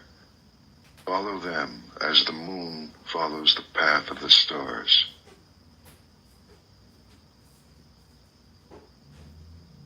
Pleasure. Do not let pleasure distract you from meditation, from the way. Free yourself from pleasure and pain, for in craving pleasure or in nursing pain, there is only sorrow. Like nothing, lest you lose it, lest it bring you grief and fear. Go beyond likes and dislikes. From passion and desire, sensuousness and lust, arise grief and fear. Free yourself from attachment. He is pure and sees. He speaks the truth and lives it. He does his own work. So he is admired and loved. With a determined mind and undesiring heart, he longs for freedom. He is called Udam Soto, he who goes upstream. When a traveler at last comes home from a far journey, with what gladness his family and his friends receive him. Even so shall your good deeds welcome you like friends, and with what rejoicing when you pass from this life to the next. Anger. Let go of anger. Let go of pride. When you are bound by nothing, you go beyond sorrow. Anger is like a chariot careering wildly. He who curbs his anger is the true charioteer. Others merely hold the reins. With gentleness, overcome anger. With generosity, overcome meanness. With truth, overcome deceit. Speak the truth. Give whatever you can. Never be angry. These 3 steps will lead you into the presence of the gods. The wise harm no one. They are masters of their bodies, and they go to the boundless country. They go beyond sorrow. Those who seek perfection keep watch by day and night till all desires vanish. Listen, Attila, this is not new. It is an old saying. They blame you for being silent. They blame you when you talk too much and when you talk too little. Whatever you do, they blame you. The world always finds a way to praise and a way to blame. It always has, and it always will. But who dares blame the man whom the wise continually praise, whose life is virtuous and wise, who shines like a coin of pure gold? Even the gods praise him. Even Brahma praises him. Beware of the anger of the body. Master the body. Let it serve truth. Beware of the anger of the mouth. Master your words. Let them serve truth. Beware of the anger of the mind. Master your thoughts. Let them serve truth. The wise have mastered body, word, and mind. They are the true masters. Impurity. You are as the yellow leaf. The messengers of death are at hand. You are to travel far away. What will you take with you? You are the lamp to lighten the way. Then hurry, hurry. When your light shines without impurity or desire, you will come into the boundless country. Your life is falling away. Death is at hand. Where will you rest on the way? What have you taken with you? You are the lamp to lighten the way. Then hurry, hurry. When your light shines purely, you will not be born, and you will not die. As a silversmith sifts dust from silver, remove your own impurities, little by little. Or, as iron is corroded by rust, your own mischief will consume you. Neglected, the sacred verses rust, for beauty rusts without use, and, unrepaired, the house falls into ruin, and the watch without vigilance fails. In this world and the next, there is impurity and impurity. When a woman lacks dignity, when a man lacks generosity, but the greatest impurity is ignorance. Free yourself from it. Be pure. Life is easy for the man who is without shame, impudent as a crow, a vicious gossip, vain, meddlesome, dissolute. But life is hard for the man who quietly undertakes the way of perfection with purity, detachment, and vigor. He sees light. If you kill, lie, or steal, commit adultery, or drink, you dig up your own roots. And if you cannot master yourself, the harm you do turns against you grievously. You may give in the spirit of light, or as you please, but if you care how another man gives or how he withholds, you trouble your quietness endlessly. These envying roots, destroy them, and enjoy a lasting quietness. There is no fire like passion. There are no chains like hate. Illusion is a net, desire a rushing river. How easy it is to see your brother's faults, how hard to face your own. You winnow his in the wind like chaff, but yours you hide like a cheat covering up an unlucky throw. Dwelling on your brother's faults multiplies your own. You are far from the end of your journey. The way is not in the sky, the way is in the heart. See how you love whatever keeps you from your journey. But the Tathagatas, they who have gone beyond, have conquered the world. They are free. The way is not in the sky, the way is in the heart. All things arise and pass away, but the awakened awake forever.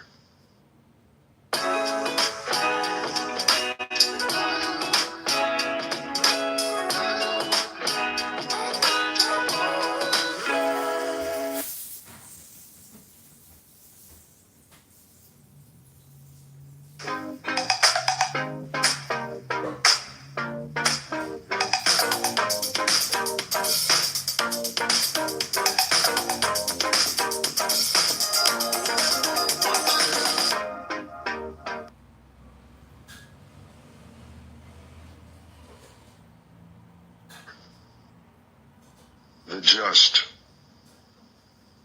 If you determine your course with force or speed, you miss the way of the law. Quietly consider what is right and what is wrong, receiving all opinions equally, without haste, wisely observe the law. Who is wise, the eloquent or the quiet man? Be quiet and loving and fearless. For the mind talks, but the body knows. Gray hairs do not make a master. A man may grow old in vain. The true master lives in truth, in goodness and restraint, non-violence, moderation, and purity. Fine words or fine features cannot make a master out of a jealous and greedy man. Only when envy and selfishness are rooted out of him may he grow in beauty. A man may shave his head, but if he still lies and neglects his work, if he clings to desire and attachment, how can he follow the way? The true seeker subdues all waywardness. He has submitted his nature to quietness. He is a true seeker, not because he begs, but because he follows the lawful way, holding back nothing, holding to nothing. Beyond good and beyond evil, beyond the body and beyond the mind. Silence cannot make a master out of a fool, but he who weighs only purity in his scales, who sees the nature of the two worlds, he is a master. He harms no living thing. And yet, it is not good conduct that helps you upon the way, nor ritual, nor book learning, nor withdrawal into the self, nor deep meditation. None of these confers mastery or joy. O seeker, rely on nothing until you want nothing. The way. The way is eightfold. There are four truths. All virtue lies in detachment. The master has an open eye. This is the only way to the opening of the eye. Follow it. Outwit desire. Follow it to the end of sorrow. When I pulled out sorrow's shaft, I showed you the way. It is you who must make the effort. The masters only point the way. But if you meditate and follow the law, you will free yourself from desire. Everything arises and passes away. When you see this, you are above sorrow. This is the shining way. Existence is sorrow. Understand and go beyond sorrow. This is the way of brightness. Existence is illusion. Understand. Go beyond. This is the way of clarity. You are strong. You are young. It is time to arise. So arise, lest through irresolution and idleness you lose the way. Master your words. Master your thoughts. Never allow your body to do harm. Follow these 3 roads with purity, and you will find yourself upon the one way, the way of wisdom. Sit in the world. Sit in the dark. Sit in meditation. Sit in light. Choose your seat. Let wisdom grow. Cut down the forest, not the tree, for out of the forest comes danger. Cut down the forest, fell desire, and set yourself free. While a man desires a woman, his mind is bound as closely as a calf to its mother. As you would pluck an autumn lily, pluck the arrow of desire. For he who is awake has shown you the way of peace. Give yourself to the journey. Here shall I make my dwelling in the summer and the winter and in the rainy season. So the fool makes his plans, sparing not a thought for his death. Death overtakes the man who, giddy and distracted by the world, cares only for his flocks and his children. Death fetches him away as a flood carries off a sleeping village. His family cannot save him, not his father, nor his sons. Know this. Seek wisdom and purity. Quickly clear the way. Out of the forest. There is pleasure, and there is bliss. Forgo the first to possess the second. If you are happy at the expense of another man's happiness, you are forever bound. You do not what you should. You do what you should not. You are reckless, and desire grows. But the master is wakeful. He watches his body. In all his actions, he discriminates, and he becomes pure. He is without blame, though once he may have murdered his mother and his father, 2 kings, a kingdom, and all its subjects. Though the kings were holy and their subjects among the virtuous, yet is he blameless. The followers of the awakened awake, and day and night they watch and meditate upon their master. Forever wakeful, they mind the law. They know their brothers on the way. They understand the mystery of the body. They find joy in all beings. They delight in meditation. It is hard to live in the world and hard to live out of it. It is hard to be one among many. And for the wanderer, how long is the road wandering through many lives? Let him rest. Let him not suffer. Let him not fall into suffering. If he is a good man, a man of faith, honored and prosperous, wherever he goes, he is welcome. Like the Himalayas, good men shine from afar, but bad men move unseen like arrows in the night. Sit, rest, work, alone with yourself, never weary. On the edge of the forest, live joyfully, without desire.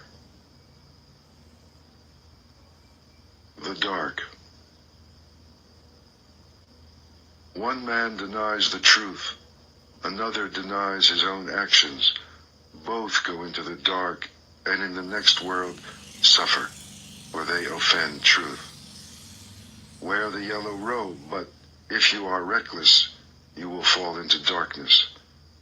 If you are reckless, Better to swallow molten iron than eat at the table of good folk. If you court another man's wife, you court trouble. Your sleep is broken. You lose your honor. You fall into darkness. You go against the law.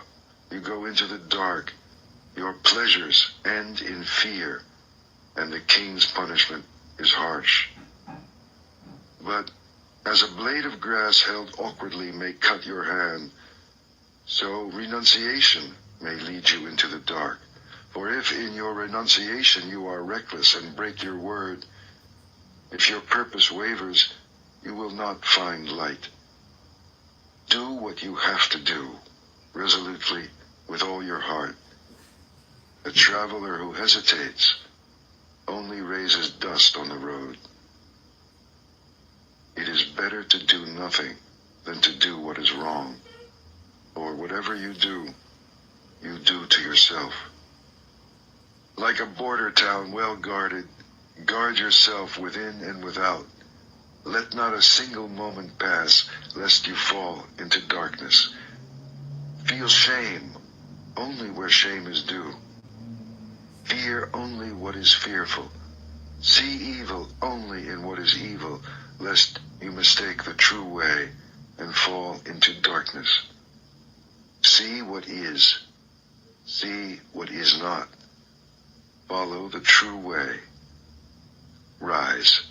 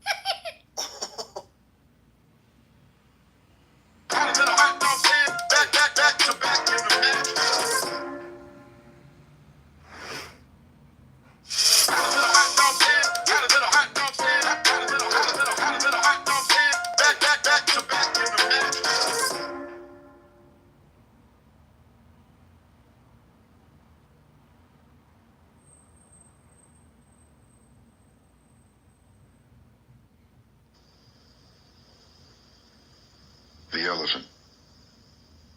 I shall endure hard words as the elephant endures the shafts of battle. For many people speak wildly. The tamed elephant goes to battle. The king rides him. The tamed man is the master. He can endure hard words in peace.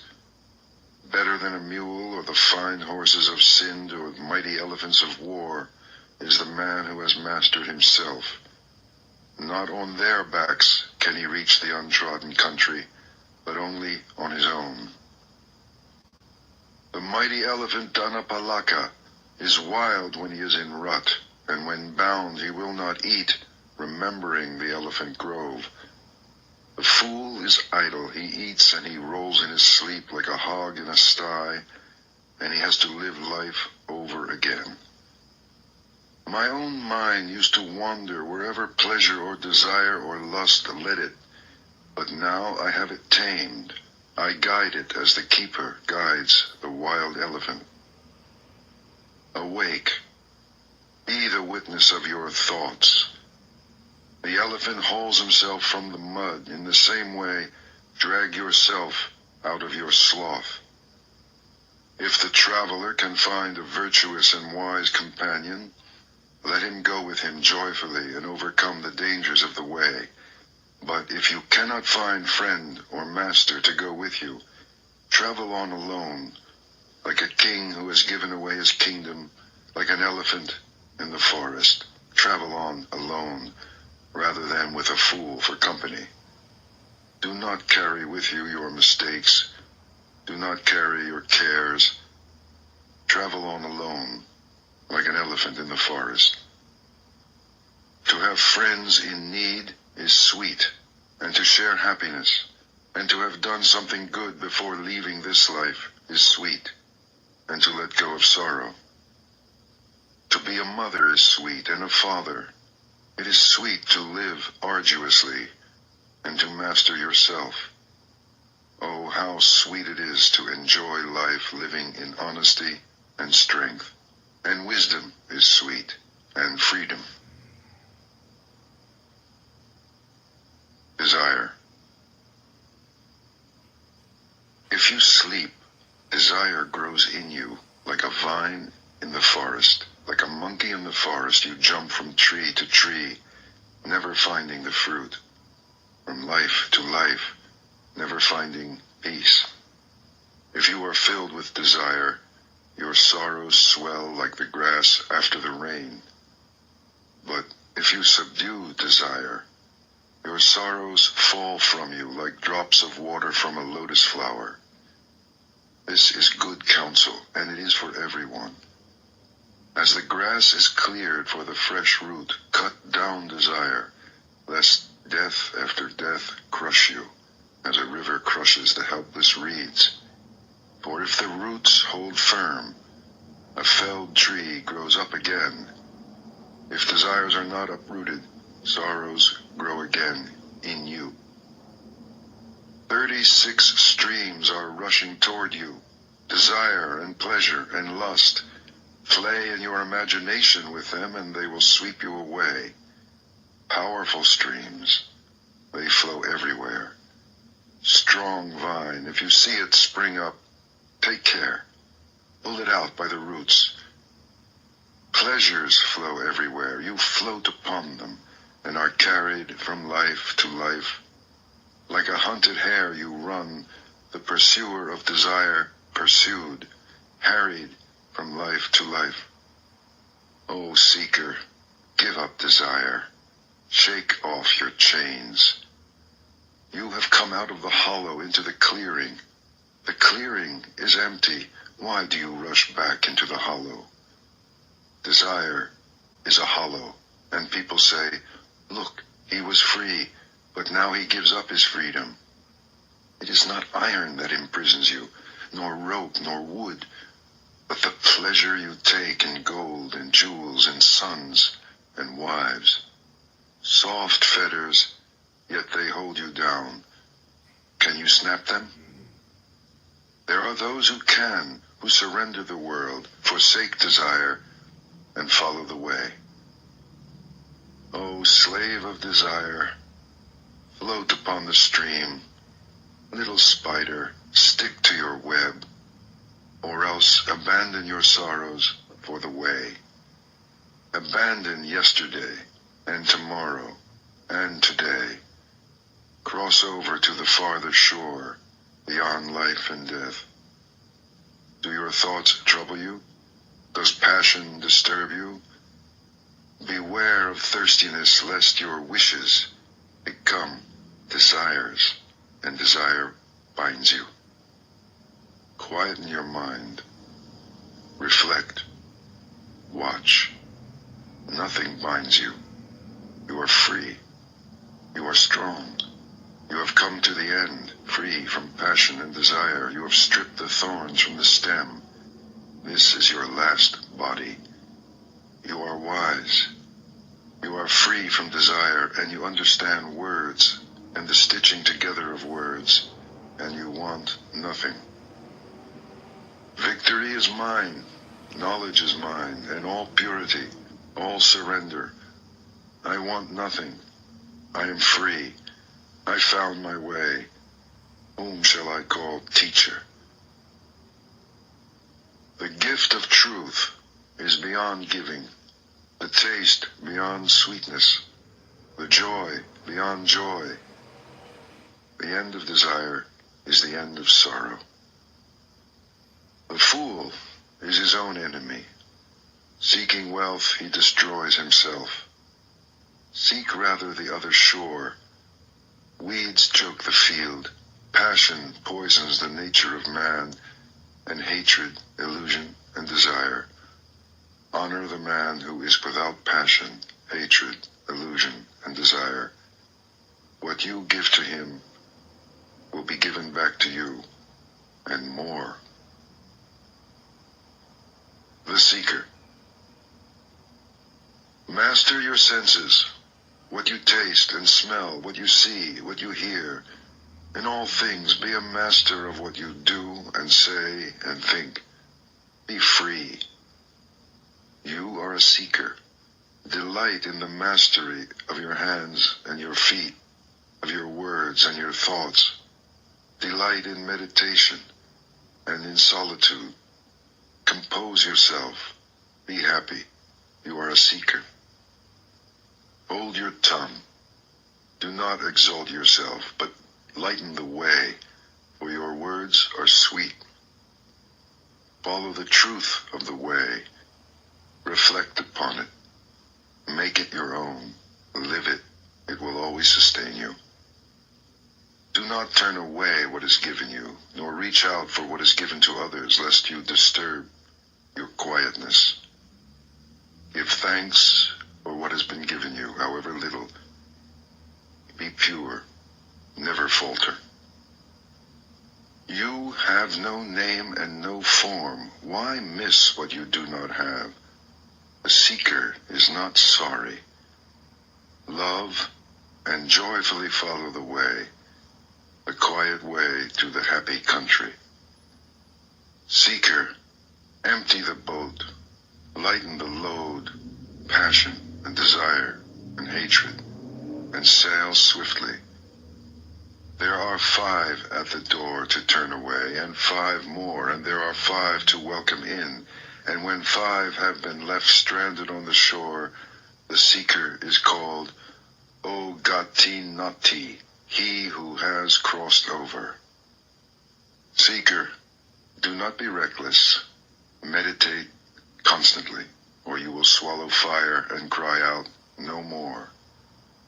If you are not wise, how can you steady the mind? If you cannot quieten yourself, what will you ever learn? How will you become free? With a quiet mind, come into that empty house, your heart, and feel the joy of the way beyond the world. Look within, the rising and the falling. What happiness! How sweet to be free! It is the beginning of life, of mastery and patience, of good friends along the way, of a pure and active life. So, live in love.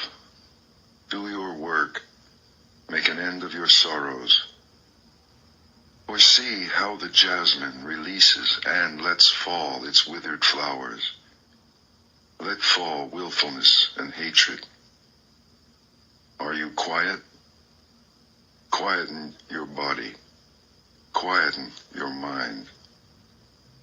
You want nothing. Your words are still. You are still. By your own efforts, waken yourself. Watch yourself.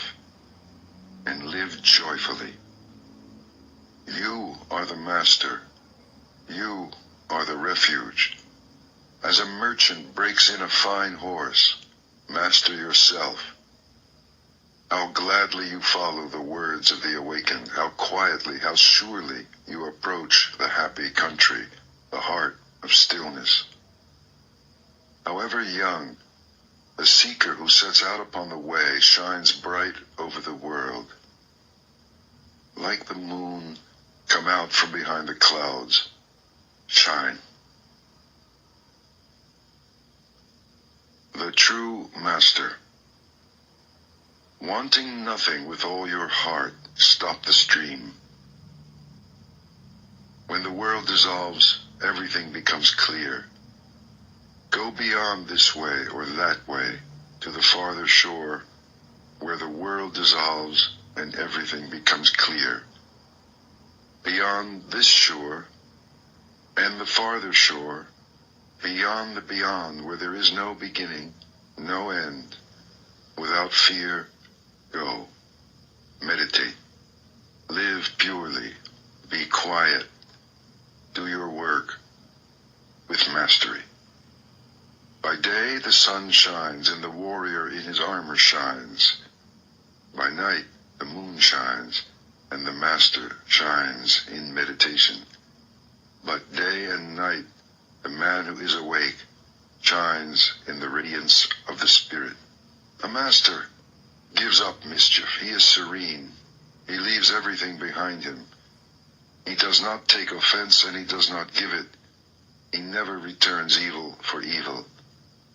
Alas for the man who raises his hand against another, and even more for him who returns the blow.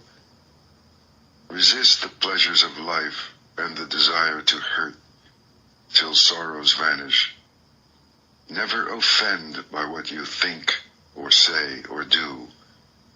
Honor the man who is awake and shows you the way. Honor the fire of his sacrifice. Matted hair or family or caste do not make a master, but the truth and goodness with which he is blessed. Your hair is tangled and you sit on a deerskin. What folly, when inside you are ragged with lust. The master's clothes are in tatters. His veins stand out. He is wasting away. Alone in the forest, he sits and meditates. A man is not born to mastery. A master is never proud. He does not talk down to others. Owning nothing, he misses nothing. He is not afraid. He does not tremble. Nothing binds him. He is infinitely free. So cut through the strap and the thong and the rope. Loosen the fastenings. Unbolt the doors of sleep and awake. The master endures insults and ill treatment without reacting, for his spirit is an army. He is never angry. He keeps his promises. He never strays. He is determined. This body is my last, he says. Like water on the leaf of a lotus flower, or a mustard seed on the point of a needle, he does not cling, for he has reached the end of sorrow and has laid down his burden. He looks deeply into things and sees their nature. He discriminates and reaches the end of the way. He does not linger with those who have a home, nor with those who stray. Wanting nothing, he travels on alone. He hurts nothing. He never kills. He moves with love among the unloving, with peace and detachment among the hungry and querulous. Like a mustard seed from the point of a needle, hatred has fallen from him, and lust, hypocrisy, and pride. He offends no one, yet he speaks the truth. His words are clear, but never harsh. Whatever is not his, he refuses, good or bad, great or small. He wants nothing from this world and nothing from the next. He is free. Desiring nothing, doubting nothing, beyond judgment and sorrow and the pleasure of the senses, he is moved beyond time. He is pure and free. How clear he is. He is the moon. He is serene. He shines. For he has traveled life after life the muddy and treacherous road of illusion. He does not tremble or grasp or hesitate. He has found peace. Calmly, he lets go of life, of home, and pleasure, and desire. Nothing of men can hold him. Nothing of the gods can hold him. Nothing in all creation can hold him. Desire has left him, never to return. Sorrow has left him, never to return. He is calm. In him the seed of renewing life has been consumed. He has conquered all the inner worlds. With dispassionate eye he sees everywhere the falling and the uprising. And with great gladness he knows that he has finished. He has woken from his sleep. And the way he has taken is hidden from men, even from spirits and gods, by virtue of his purity. In him there is no yesterday, no tomorrow, no today. Possessing nothing, wanting nothing, He is full of power. Fearless, wise, exalted, he has vanquished all things. He sees by virtue of his purity. He has come to the end of the way, over the river of his many lives, his many deaths, beyond the sorrow of hell, beyond the great joy of heaven, by virtue of his purity. He has come to the end of the way. All that he had to do, he has done. And now, he is won. An Afterword, written and read by Jacob Needleman. Buddhism was born in India. In its beginnings, it conceived of itself not as a new religion, but as a reconstitution of what is essential in the vastness of the Hindu tradition. Taken as a whole, the Hindu religion can be likened to an Olympian armed campaign with great generals dispersed abroad, their huge armies and infinitely variegated weaponry converging upon the enemy, the ego, under some divinely conceived master strategy.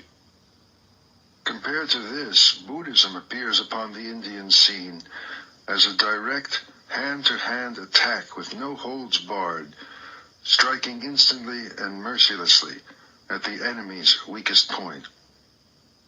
By and large, Buddhism has retained this quality of one-pointed practicality, even amid the later flowering of a metaphysics and mythology which, in all of its aspects, rivals the entirety of Hinduism.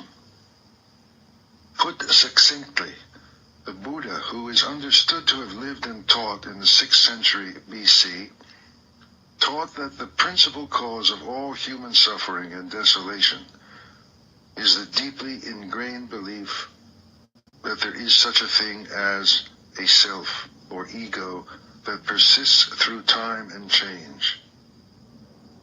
Everything else in Buddhism, its art, philosophy, rituals, and techniques, originated as tools for the destruction of man's illusion that he is a self. This doctrine of no self, or non-Atman, is, as it is said, the diamond which cuts through all errors and confusions of humanity. According to this teaching, everything in human nature is in flux, and a man is nothing but a serial bundle of sensations, thoughts, and feelings, one proceeding from another with nothing to hold them together either in life or death. And not only man, but all things in the universe are without self, without a fixed nature that abides from moment to moment. In the endless and rigorously determined chain of cause and effect that constitutes the universe, we human beings fail by fixing our interest or desire upon one or another phenomenal aggregate, either within ourself or external to ourself. Therein is the root of all our sorrow. What can liberate us is the deep and thorough understanding of all things, including the personality, as causally determined processes of becoming. Consciousness, meaning the totality of thought, feeling, perception, sensation, pleasure, and pain, is not a being, but a passion, not an activity, but only a sequence of reactions in which we, who have no power to be either as or when we will, are fatally involved. Individuality is motivated by and perpetuated by wanting, and the cause of all wanting is ignorance. For we ignore that the objects of our desire can never be possessed in any real sense of the word, ignore that even when we have got what we want, we still want to keep it and are still in the state of desire. The ignorance meant is of things as they really are, and the consequent attribution of substantiality to what is merely phenomenal, the seeing of self, in what is not self. At first glance, this doctrine of no self seems in direct opposition to the Hindu view. But if there is any general view with which the Buddhist doctrine conflicts, it is surely our own Western worldview, as embodied not only in the popular understanding of Judeo-Christian doctrine, but in the goals our whole civilization has set for itself. The religions of the West have imbued us with the idea of an individual, eternal soul created by God, also in His way an individual, infinitely precious and irreducibly real. As our modern society drew away from religious doctrine, it substituted for the soul the idea of individual personality, not immortal perhaps, but for that very reason all the more our own and precious. The establishment of our identity, our role, has been the banner cry not only of scientific psychology, but of all the major intellectual movements of modern times, including existentialism and humanism. We measure a person's strength by what we take to be the distinctness and vividness of his individuality, and we all seek to make our mark, either as artists, scientists, or business people. To the Buddhist, all this striving is the pursuit of a phantom. The identity we seek to establish is nothing more than a thought, a picture in the mind of what we are or can be. It is in no wise based on fact.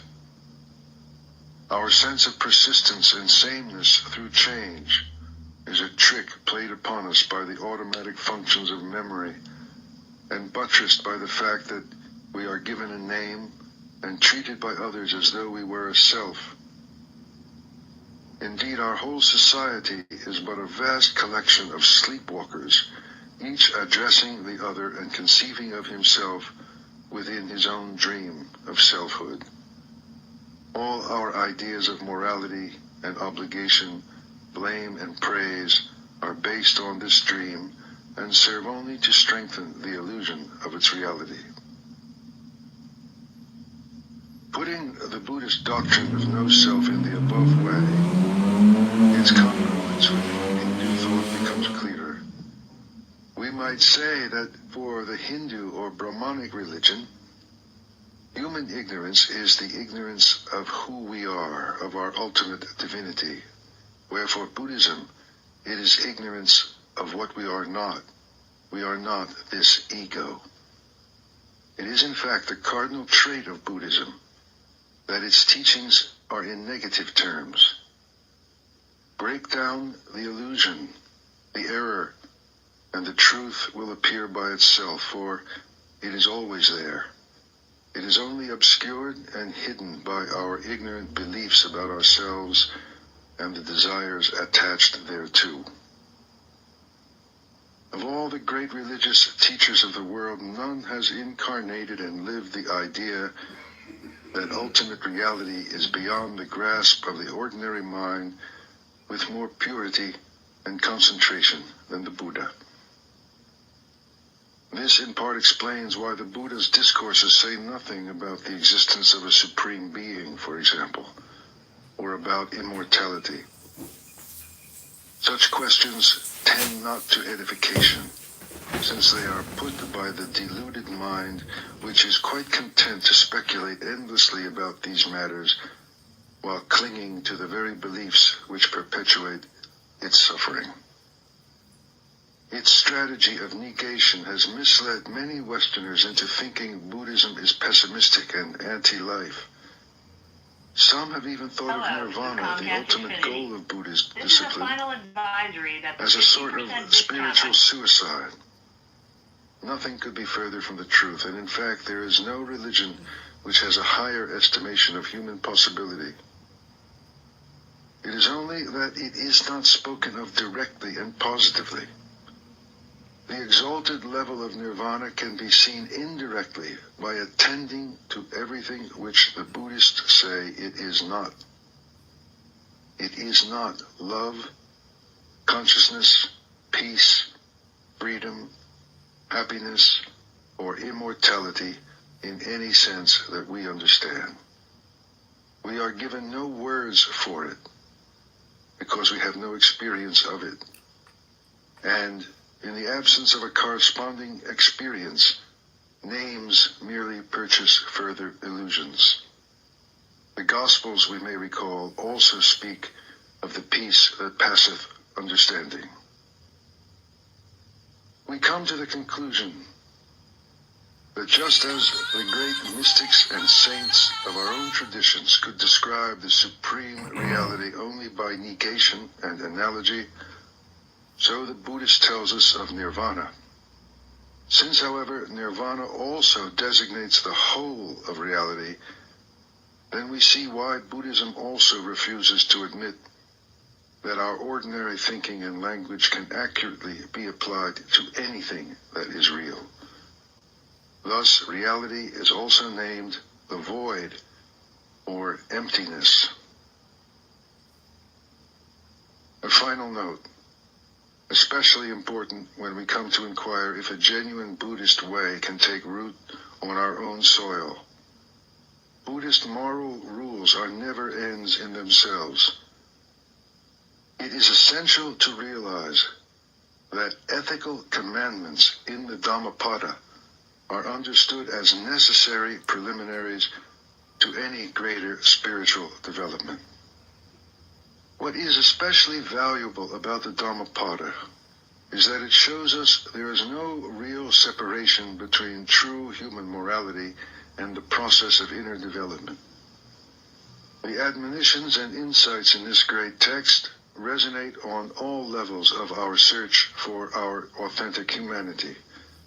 At one stroke, they bring inspiration to our halting everyday efforts to care for our neighbor and guidance in our efforts to look into ourselves for the radiant energy that is traditionally termed the Buddha nature. The Dhammapada presents itself as the actual sayings of Gautama Buddha and was originally compiled for the growing community of Buddhist monks. It was apparently in existence by the time of the Emperor Ashoka in 250 BC and quickly became popular with all schools of Buddhist thought and practice. It is now, no doubt, time for it to speak more universally to the whole of our morally and spiritually hungry modern world.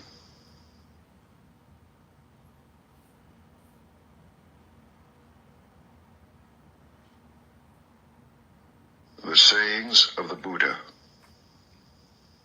Choices. We are what we think. All that we are arises with our thoughts. With our thoughts we make the world.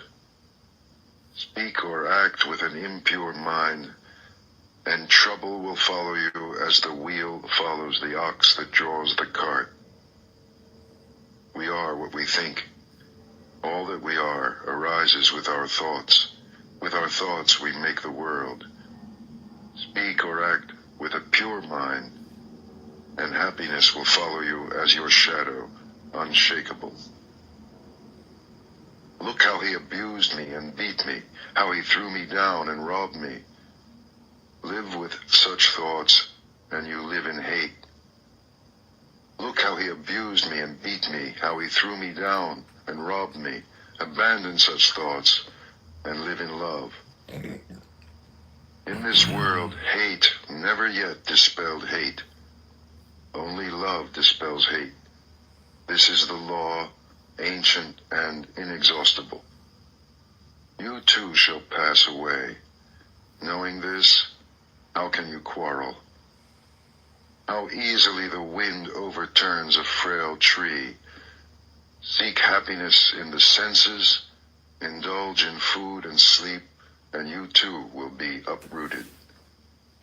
The wind cannot overturn a mountain. Temptation cannot touch the man who is awake, strong, and humble, who masters himself and minds the law.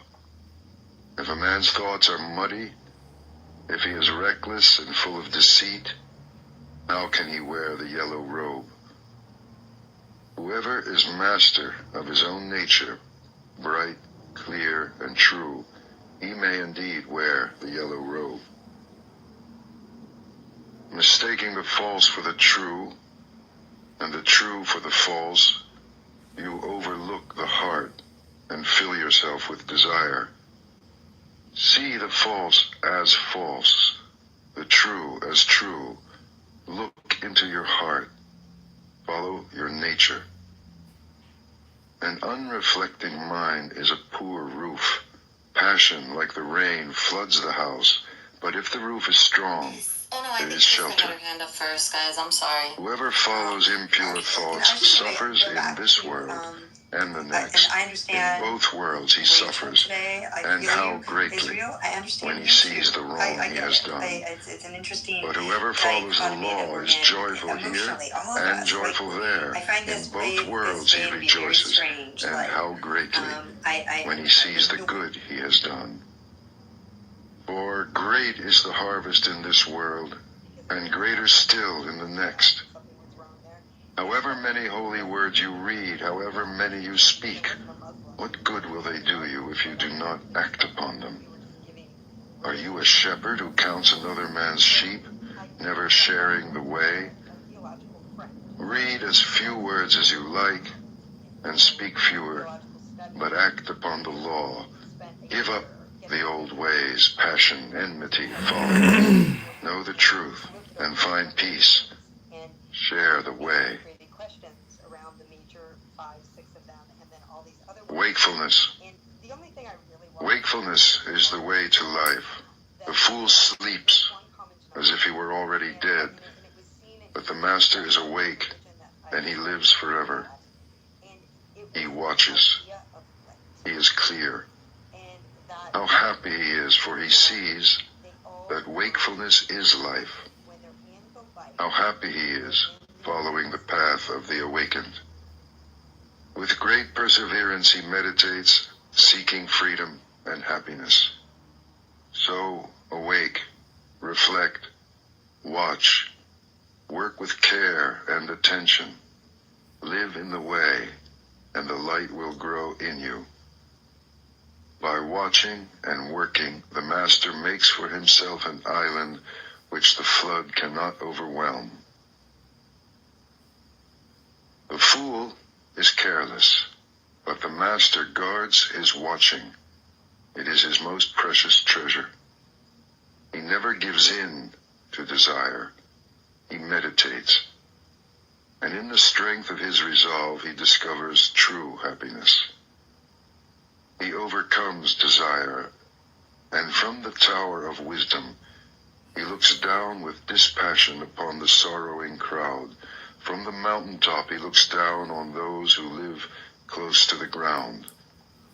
Mindful among the mindless, awake while others dream, swift as the racehorse, he outstrips the field. By watching, Indra became king of the gods. How wonderful it is to watch, how foolish to sleep. The beggar who guards his mind and fears the waywardness of his thoughts burns through every bond with the fire of his vigilance. The beggar who guards his mind and fears his own confusion cannot fall. He has found the way to peace. Mind. As the fletcher whittles and makes straight his arrows, so the master directs his straying thoughts. Like a fish out of water, stranded on the shore, thoughts thrash and quiver, for how can they shake off desire? They tremble, they are unsteady, they wander at their will. It is good to control them, and to master them brings happiness. But how subtle they are, how elusive. The task is to quieten them, and by ruling them to find happiness. With single-mindedness, the master quells his thoughts. He ends their wandering. Seated in the cave of the heart, he finds freedom. How can a troubled mind understand the way? If a man is disturbed, he will never be filled with knowledge. An untroubled mind, no longer seeking to consider what is right and what is wrong, a mind beyond judgments, watches and understands.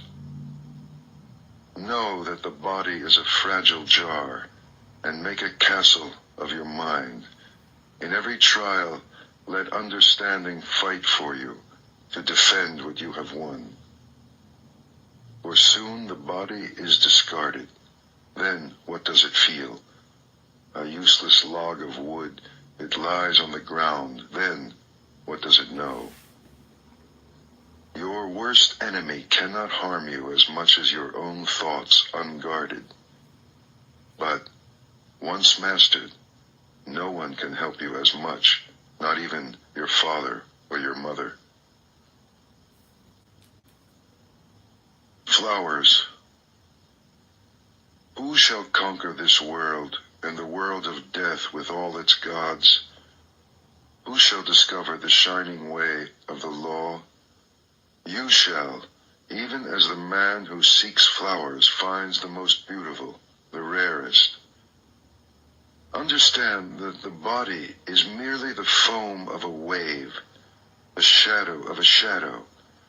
Snap the flower arrows of desire, and then, unseen, escape the king of death, and travel on. Death overtakes the man who gathers flowers, when with distracted mind and thirsty senses, he searches vainly for happiness in the pleasures of the world. Death fetches him away as a flood carries off a sleeping village. Death overcomes him when, with distracted mind and thirsty senses, he gathers flowers. He will never have his fill of the pleasures of the world. The bee gathers nectar from the flower without marring its beauty or perfume. So let the master settle and wander. Look to your own faults. What you have done or left undone. Overlook the faults of others. Like a lovely flower, bright but scentless, are the fine but empty words of the man who does not mean what he says. Like a lovely flower, bright and fragrant, are the fine and truthful words of the man who means what he says. Like garlands woven from a heap of flowers, fashion from your life as many good deeds. The perfume of sandalwood, rosebay, or jasmine cannot travel against the wind, but the fragrance of virtue travels even against the wind as far as the ends of the world. How much finer is the fragrance of virtue than of sandalwood, rosebay, of the blue lotus, or jasmine? The fragrance of sandalwood and rosebay does not travel far, but the fragrance of virtue rises to the heavens. Desire never crosses the path of virtuous and wakeful men. Their brightness sets them free. How sweetly the lotus grows in the litter of the wayside. Its pure fragrance delights the heart. Follow the awakened, and from among the blind, the light of your wisdom will shine out purely. The fool. How long the night to the watchman? How long the road to the weary traveler? How long the wandering of many lives to the fool who misses the way? If the traveler cannot find master or friend to go with him, let him travel on alone rather than with a fool for company. My children, my wealth, so the fool troubles himself. But how has he children or wealth? He is not even his own master. The fool, who knows he is a fool, is that much wiser. The fool who thinks he is wise is a fool indeed. Does the spoon taste the soup? A fool may live all his life in the company of a master and still miss the way. The tongue tastes a soup. If you are awake in the presence of a master, one moment will show you the way. The fool is his own enemy. The mischief he does is his undoing. How bitterly he suffers. Why do what you will regret? Why bring tears upon yourself? Do only what you do not regret, and fill yourself with joy. For a while, the fool's mischief tastes sweet, sweet as honey. But in the end it turns bitter, and how bitterly he suffers. For months the fool may fast, eating from the tip of a grass blade. Still, he is not worth a penny beside the master whose food is the way. Fresh milk takes time to sour, so a fool's mischief takes time to catch up with him.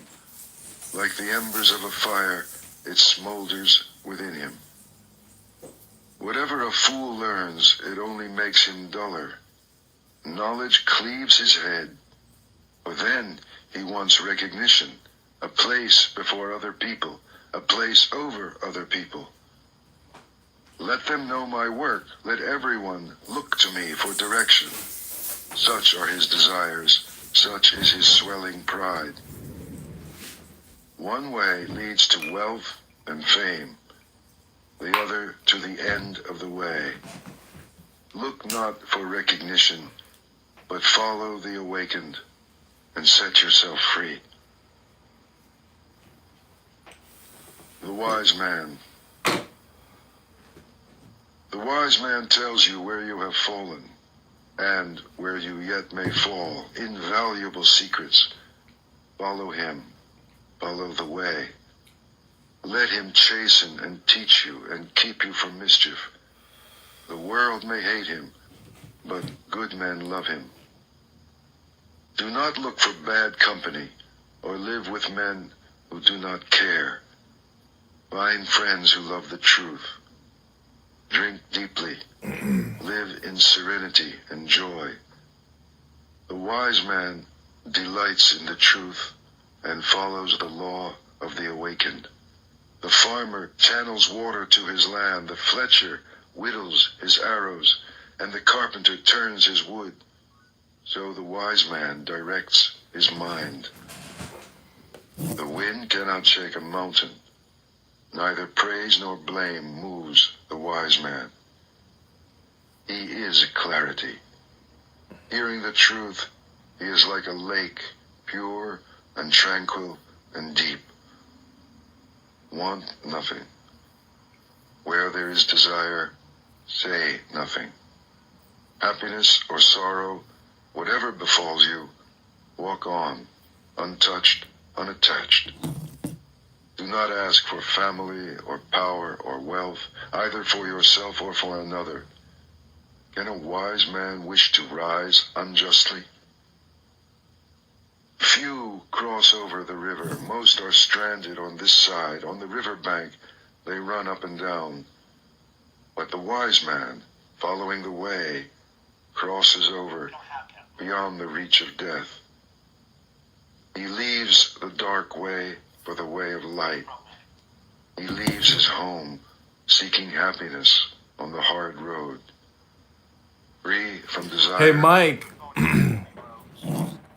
This is a message from Mike. We're at 1,160 signatures. We're definitely going to be on the ballot March 17th. Congratulations, man. You have 1,100 signatures, huh?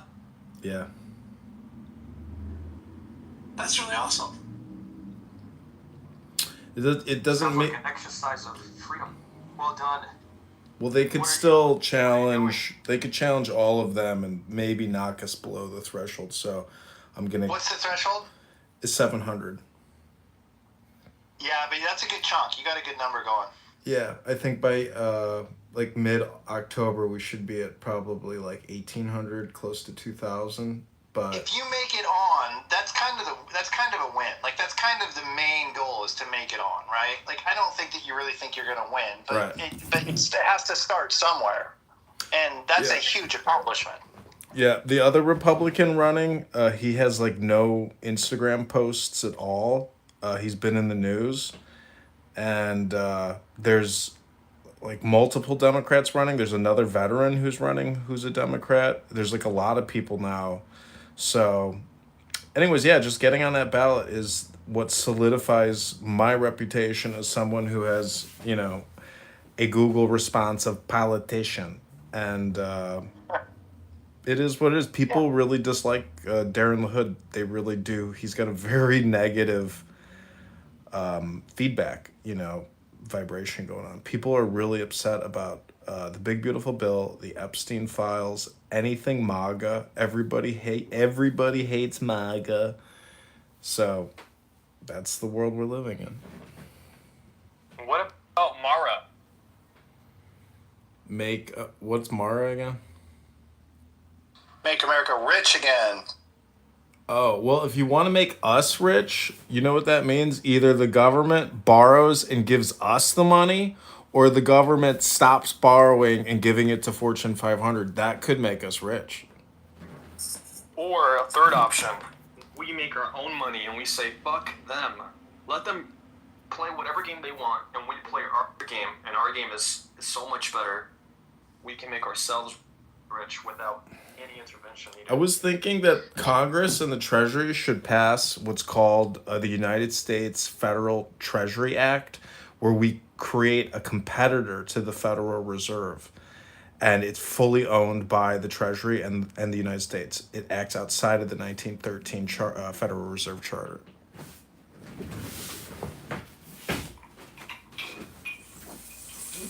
That's still like you're asking for permission.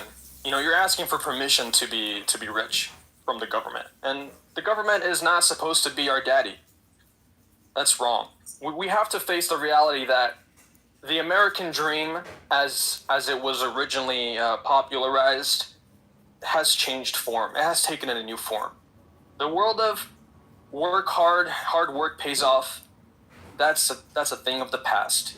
It's time to work smart. My microphone's quiet?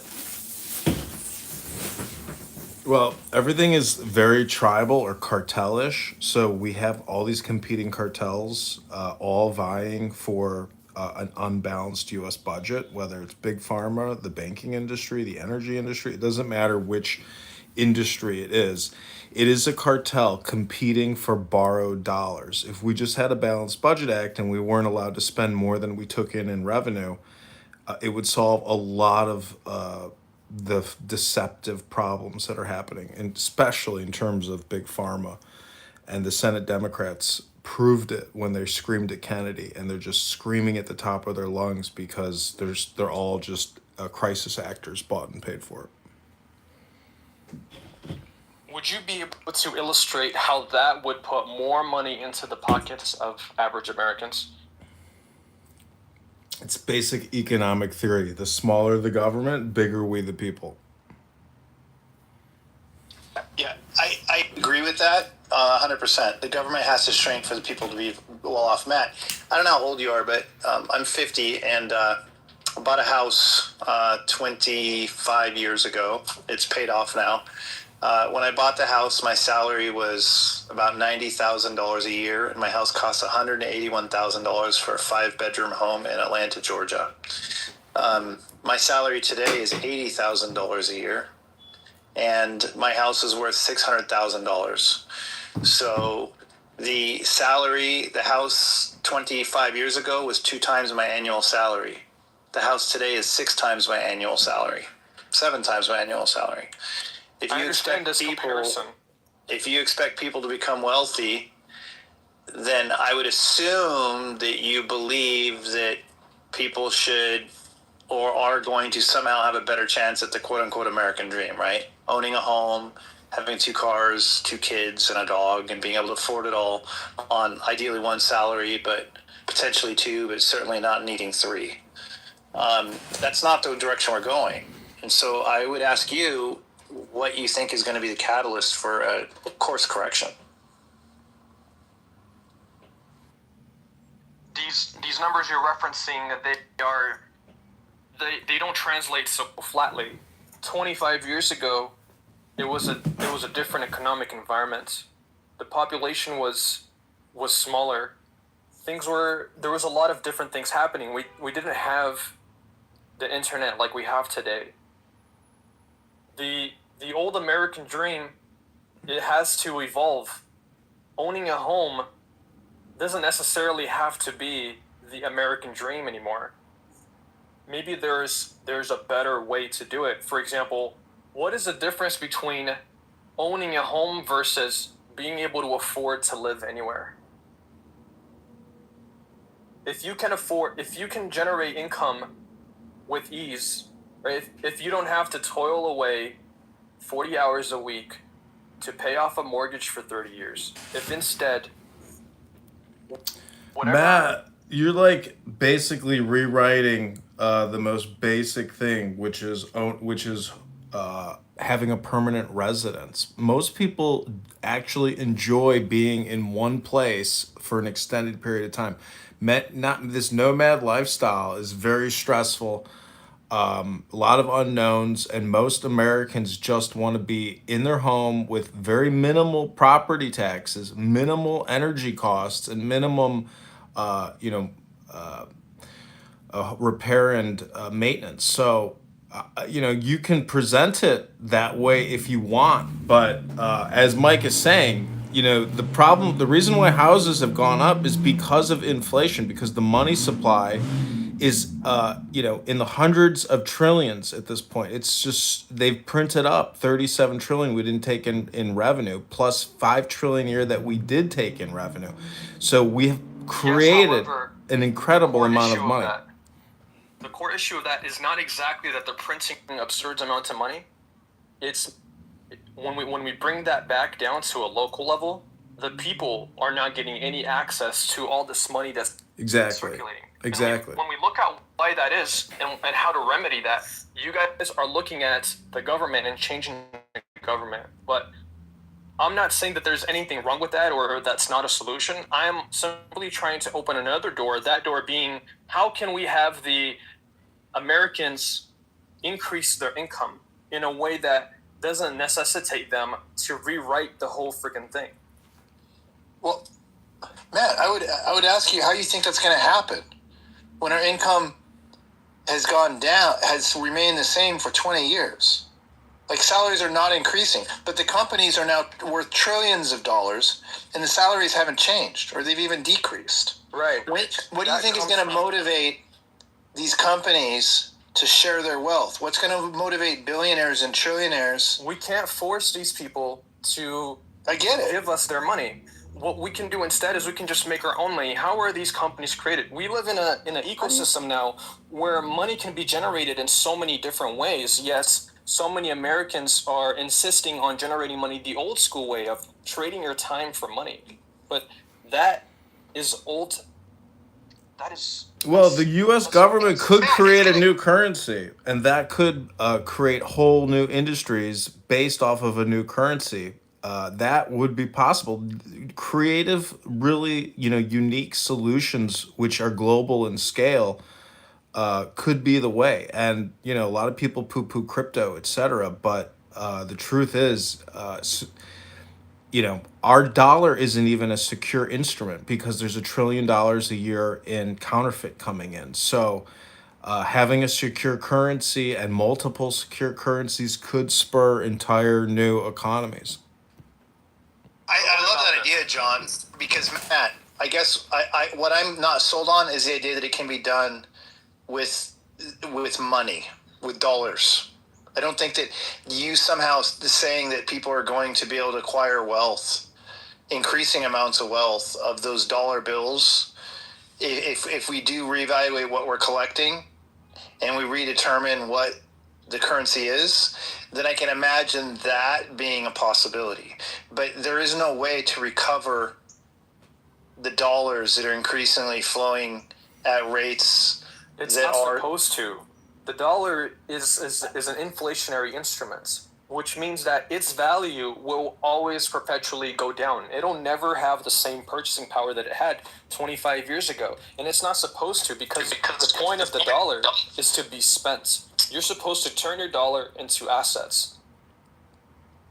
I understand that, but we're not getting more dollars than we were getting 20 years ago on average for the same work. For the same work, yes. So what do you think is going to... So we have to create new works. We have so many tools available to us now. If you used your money to make money, that would make so much more than using your own time. What you're talking about, though, is almost happening in reverse. People are going to be losing their jobs in huge numbers in the near future. There are jobs disappearing right now. My job of 30 years is gone. It's disappearing. The idea that they're going to be replaced by other things is bullshit. Those things will not. They won't be replaced by other things that are equal at all. They'll be replaced by other things that are not as enjoyable to do.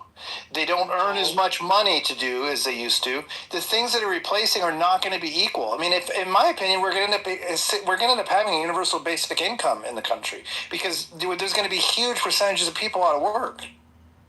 Because these companies are not going to reduce their profit increase. They're generating their quarterly profits. They're not going to reduce that process to make sure that unemployment doesn't rise above 50%. They're not going to give a fuck. And if we looked at across these jobs that are being taken out of circulation, we would find one commonality across all of them. And they are essential to the functioning of society. Running the infrastructure is going to become automated, and that has been a consistent pattern ever since the Industrial Revolution, and that's not a bad thing. And what that's going to do is it's going to force people to become more creative. It's just not going to happen. They want to have more than the bare minimum. That full automation is not going to happen, dude. People don't even clean their toilets. People don't wipe their asses after they take a dump. People don't know electrical, plumbing, nothing. John, I'm a creative person, and I use so much more of my brain than the average fucking human being to do so. The rest of them don't give a fuck. They're making smart cities now, guys. These toilets are going to clean themselves. John, what do you think? I know, but electronics break down, dude, and nobody knows how to fix this stuff. All they know how to do is order new shit. Right, and that's the best we can expect out of 80% of the population. So I don't understand where you think this is going to come from, Matt. Like, if you just look at... come from the 20% who know how to get it done. The people who know how to get it done have always taken care of everyone else. That was the birth of society.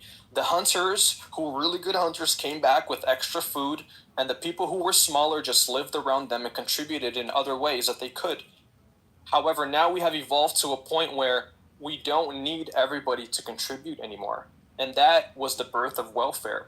And universal basic income is going to become the new welfare. It's just going to become the new bottom line. And the people who don't want to live by the minimum means, they're going to have the opportunity, like Mike, as yourself, you said. They've already established a baseline for a minimum basic income. It's called Food Snap or Welfare Cash. You know, it's already there. It's already in place, and they're not going to expand the budget on that. So, you know, the situation now is the situation and the status quo. That 99% is going to be the same status quo in the future. So if you want to see the future, look at it right now. Matt, I think there's going to be massive unemployment in the next 20 years. I really do. And we can blame those people for being lazy or not wanting to better themselves or whatever, but we can't ignore the fact that the tides are turned against them, that the middle class is going away. It's you either have or you don't. You either own or you rent. And rent will continue to be as expensive or more expensive as owning. So let's hear from Joni. What's up, Joni? Well, and it's what he just said right there. I have that in my song. I said there's a big difference between owners and renters. You know what I'm saying? And it becomes to where who handles the lot and then who is on the lot. Now, we need somebody to be there to be a renter. If we're going to be over there doing landlordship and all this kind of stuff. And this is what's going on with the whole corporate America. Everything is bring in the goods, sell them. I need my money. Give it to the people. And the people need it. They need it. Just like somebody that needs to rent an apartment, as you need to buy corn, as you need to buy whatever. Yeah, but you failed to yet mention property taxes, homeowners insurance, maintenance costs, squatters, etc. It's a fact. That's still an old school way of thinking, guys. What is the difference between owning a home versus owning a secured income that comes in every month? How much money would it take to generate enough money to pay rent anywhere? And if you can generate rent money every month, how do you not own something? Why would you? What's the difference? That's my point, right? What's the difference at that point? I'm saying, if I'm guaranteed this much money a month, I'm definitely going to put down on something that I own. And you're free to do that. However, there are advantages to renting, and because you're painting the idea of owners and renters as renting as being like an incredibly inferior practice. However, there's pros and cons to both sides. Right. For example, like 18 car. Well, rent when rent is equal, when rent's equal to mortgage, there isn't much of an advantage of renting. It depends on right now. Rent is very expensive.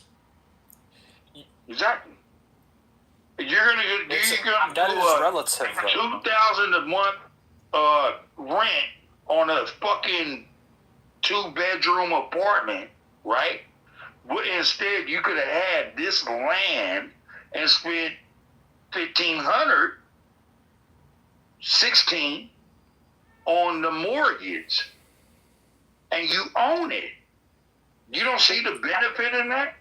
Well, Joni, I think that's a given. But what John was talking about is actually a huge deal, which is that once you own the house, the property taxes keep going up, assuming that you're getting older and potentially heading toward a fixed income. Okay. The government's eventually going to be taking what you own away from you anyway in the form of taxes. It's going to get to the point where you can't pay your taxes. They're going to take it over and they're going to sell it to somebody who is rich, and the rich person is going to hold it and rent out the house that you used to own.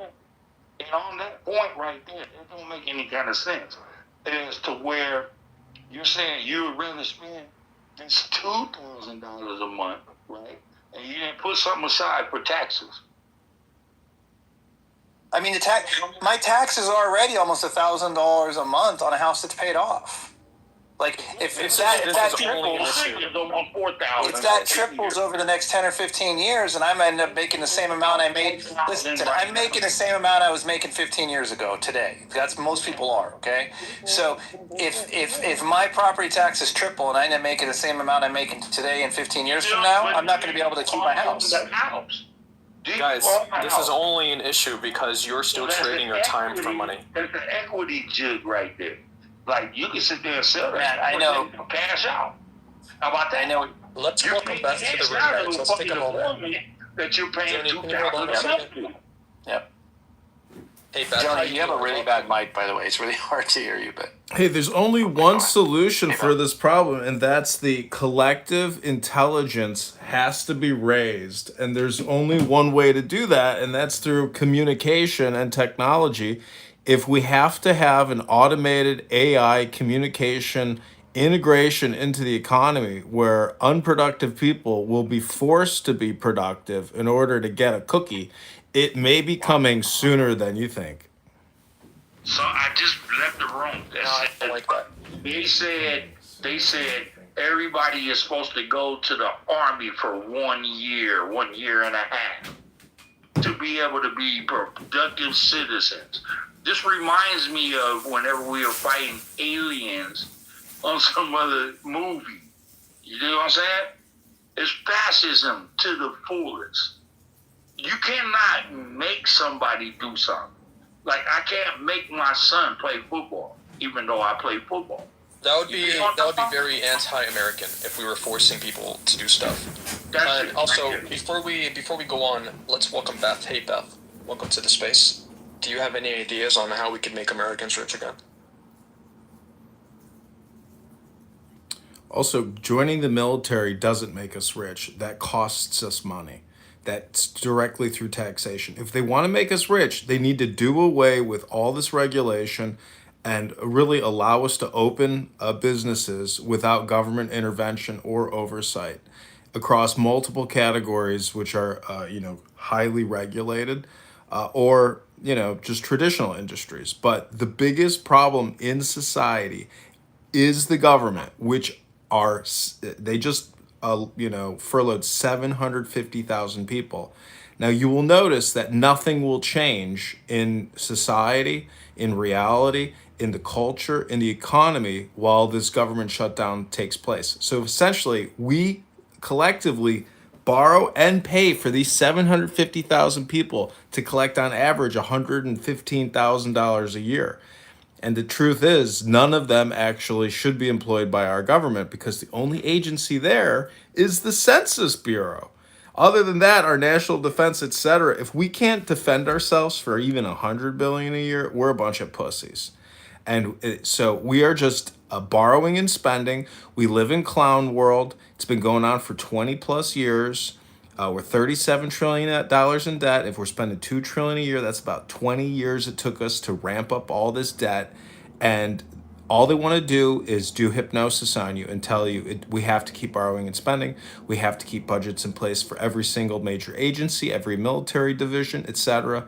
And the truth is, we have to start shutting down this runaway sinking ship because it's sinking. And we have to stop using Congress and the Federal Reserve to take out these massive loans on our behalf. It's just that's what's happening. Were you one of the people that said that everybody is supposed to go into the military? No, I think that if we actually had a real economy, we would force young people to go into the military because we would demand a cleanup to the culture, and we would demand that we subject as many of ourselves as possible to a very Spartan lifestyle because they are in for extreme austerity measures. There will be no more. There will be no more borrowing and spending. So we will need young people to behave like soldiers from now on. Okay. You don't see any kind of hypocrisy about what you just said right there? Now, if we're supposed to... This is game theory for survival, and this is game theory for optimal solutions. And you may not like it, but welcome to $37 trillion in debt. This is extreme, drastic measures that may have to take place in order to guarantee the survival of the United States of America. Okay. You know what? I agree with you on both ends, on some real stuff, right? I'm not sitting there saying that we don't have to train our children differently, but I don't think that they have to go into the military to find that training. You know, there are different people out there. You know what I'm saying? Second part would be, now you want to decrease military spending, but you want everybody going to the military. Yeah, it's more about controlling the behavior of our population versus plunging billions of dollars into new R&D for the next generation of fighter jets, tankers, aircraft carriers, submarines, etc. We're going to have to make do with what we got and cut the budget and maintain and manage what we have. He didn't like the way the boats look. You know what I'm saying? That's ridiculous. We're not trying to make pretty boats. We want boats that are functional and do their job. You do what I'm saying? Well, do we need 3 fleets, 4 fleets, 1 fleet? Like, how many fleets do we need to keep servicing? I mean, I could ask Grok right now, how much is the Pacific Fleet? How much is the Southern Command Fleet?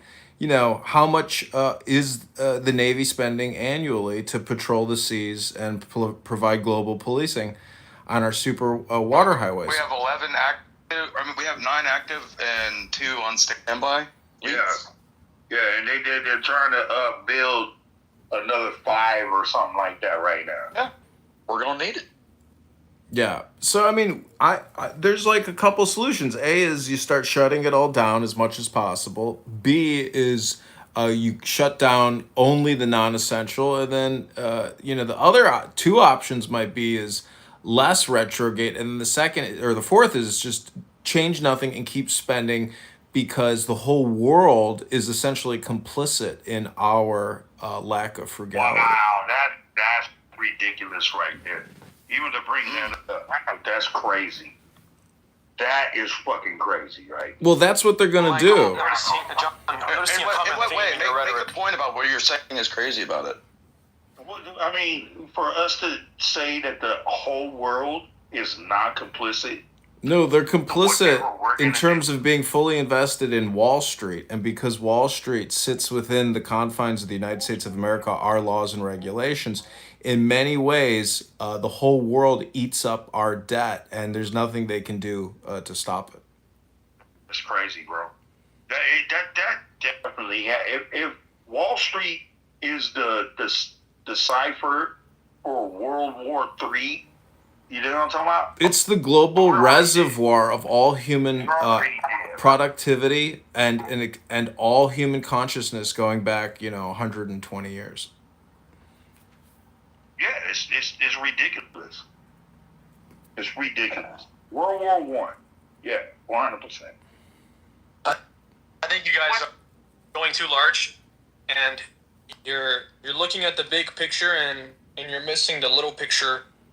And I think that, as above, so below, and we need to forget about the world stage for a minute and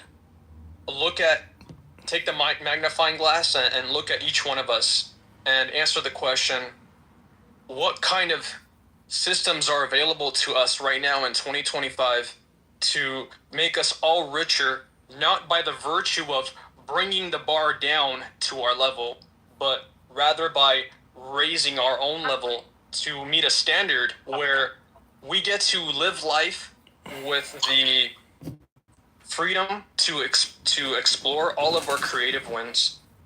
That's a fact. Amen. Hey, amen to that. Amen. Oh no, that sounds like some hippy dippy kind of style stuff. It's definitely hippie, but it's all of us need to conjoin together and start understanding that war is not the way. You know what I'm saying? And but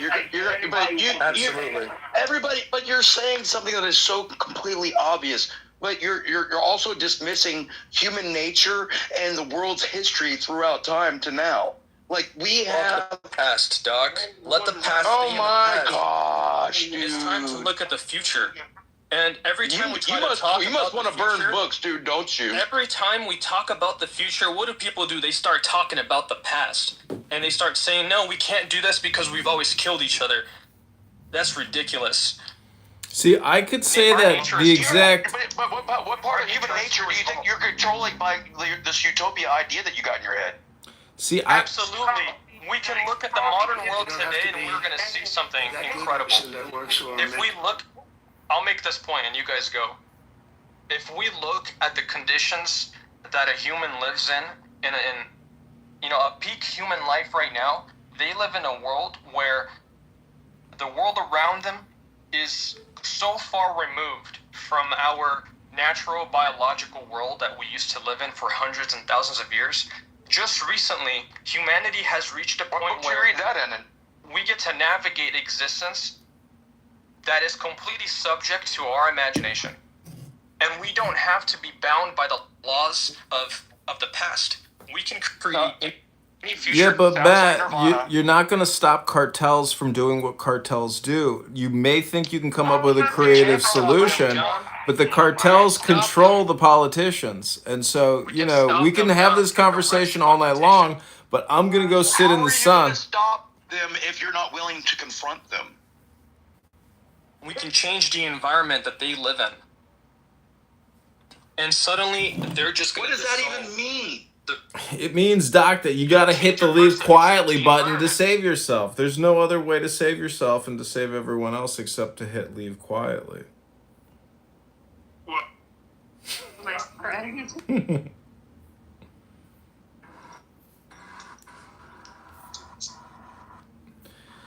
Danny finds her Habibi. She found him on Hinge. He was just sitting there all by himself. Cool gym shoe. No, it's ugly. What are you talking about? I actually, I do not like these shoes that are like, they just have the hole, there's no tongue. I like a little tongue on my shoe.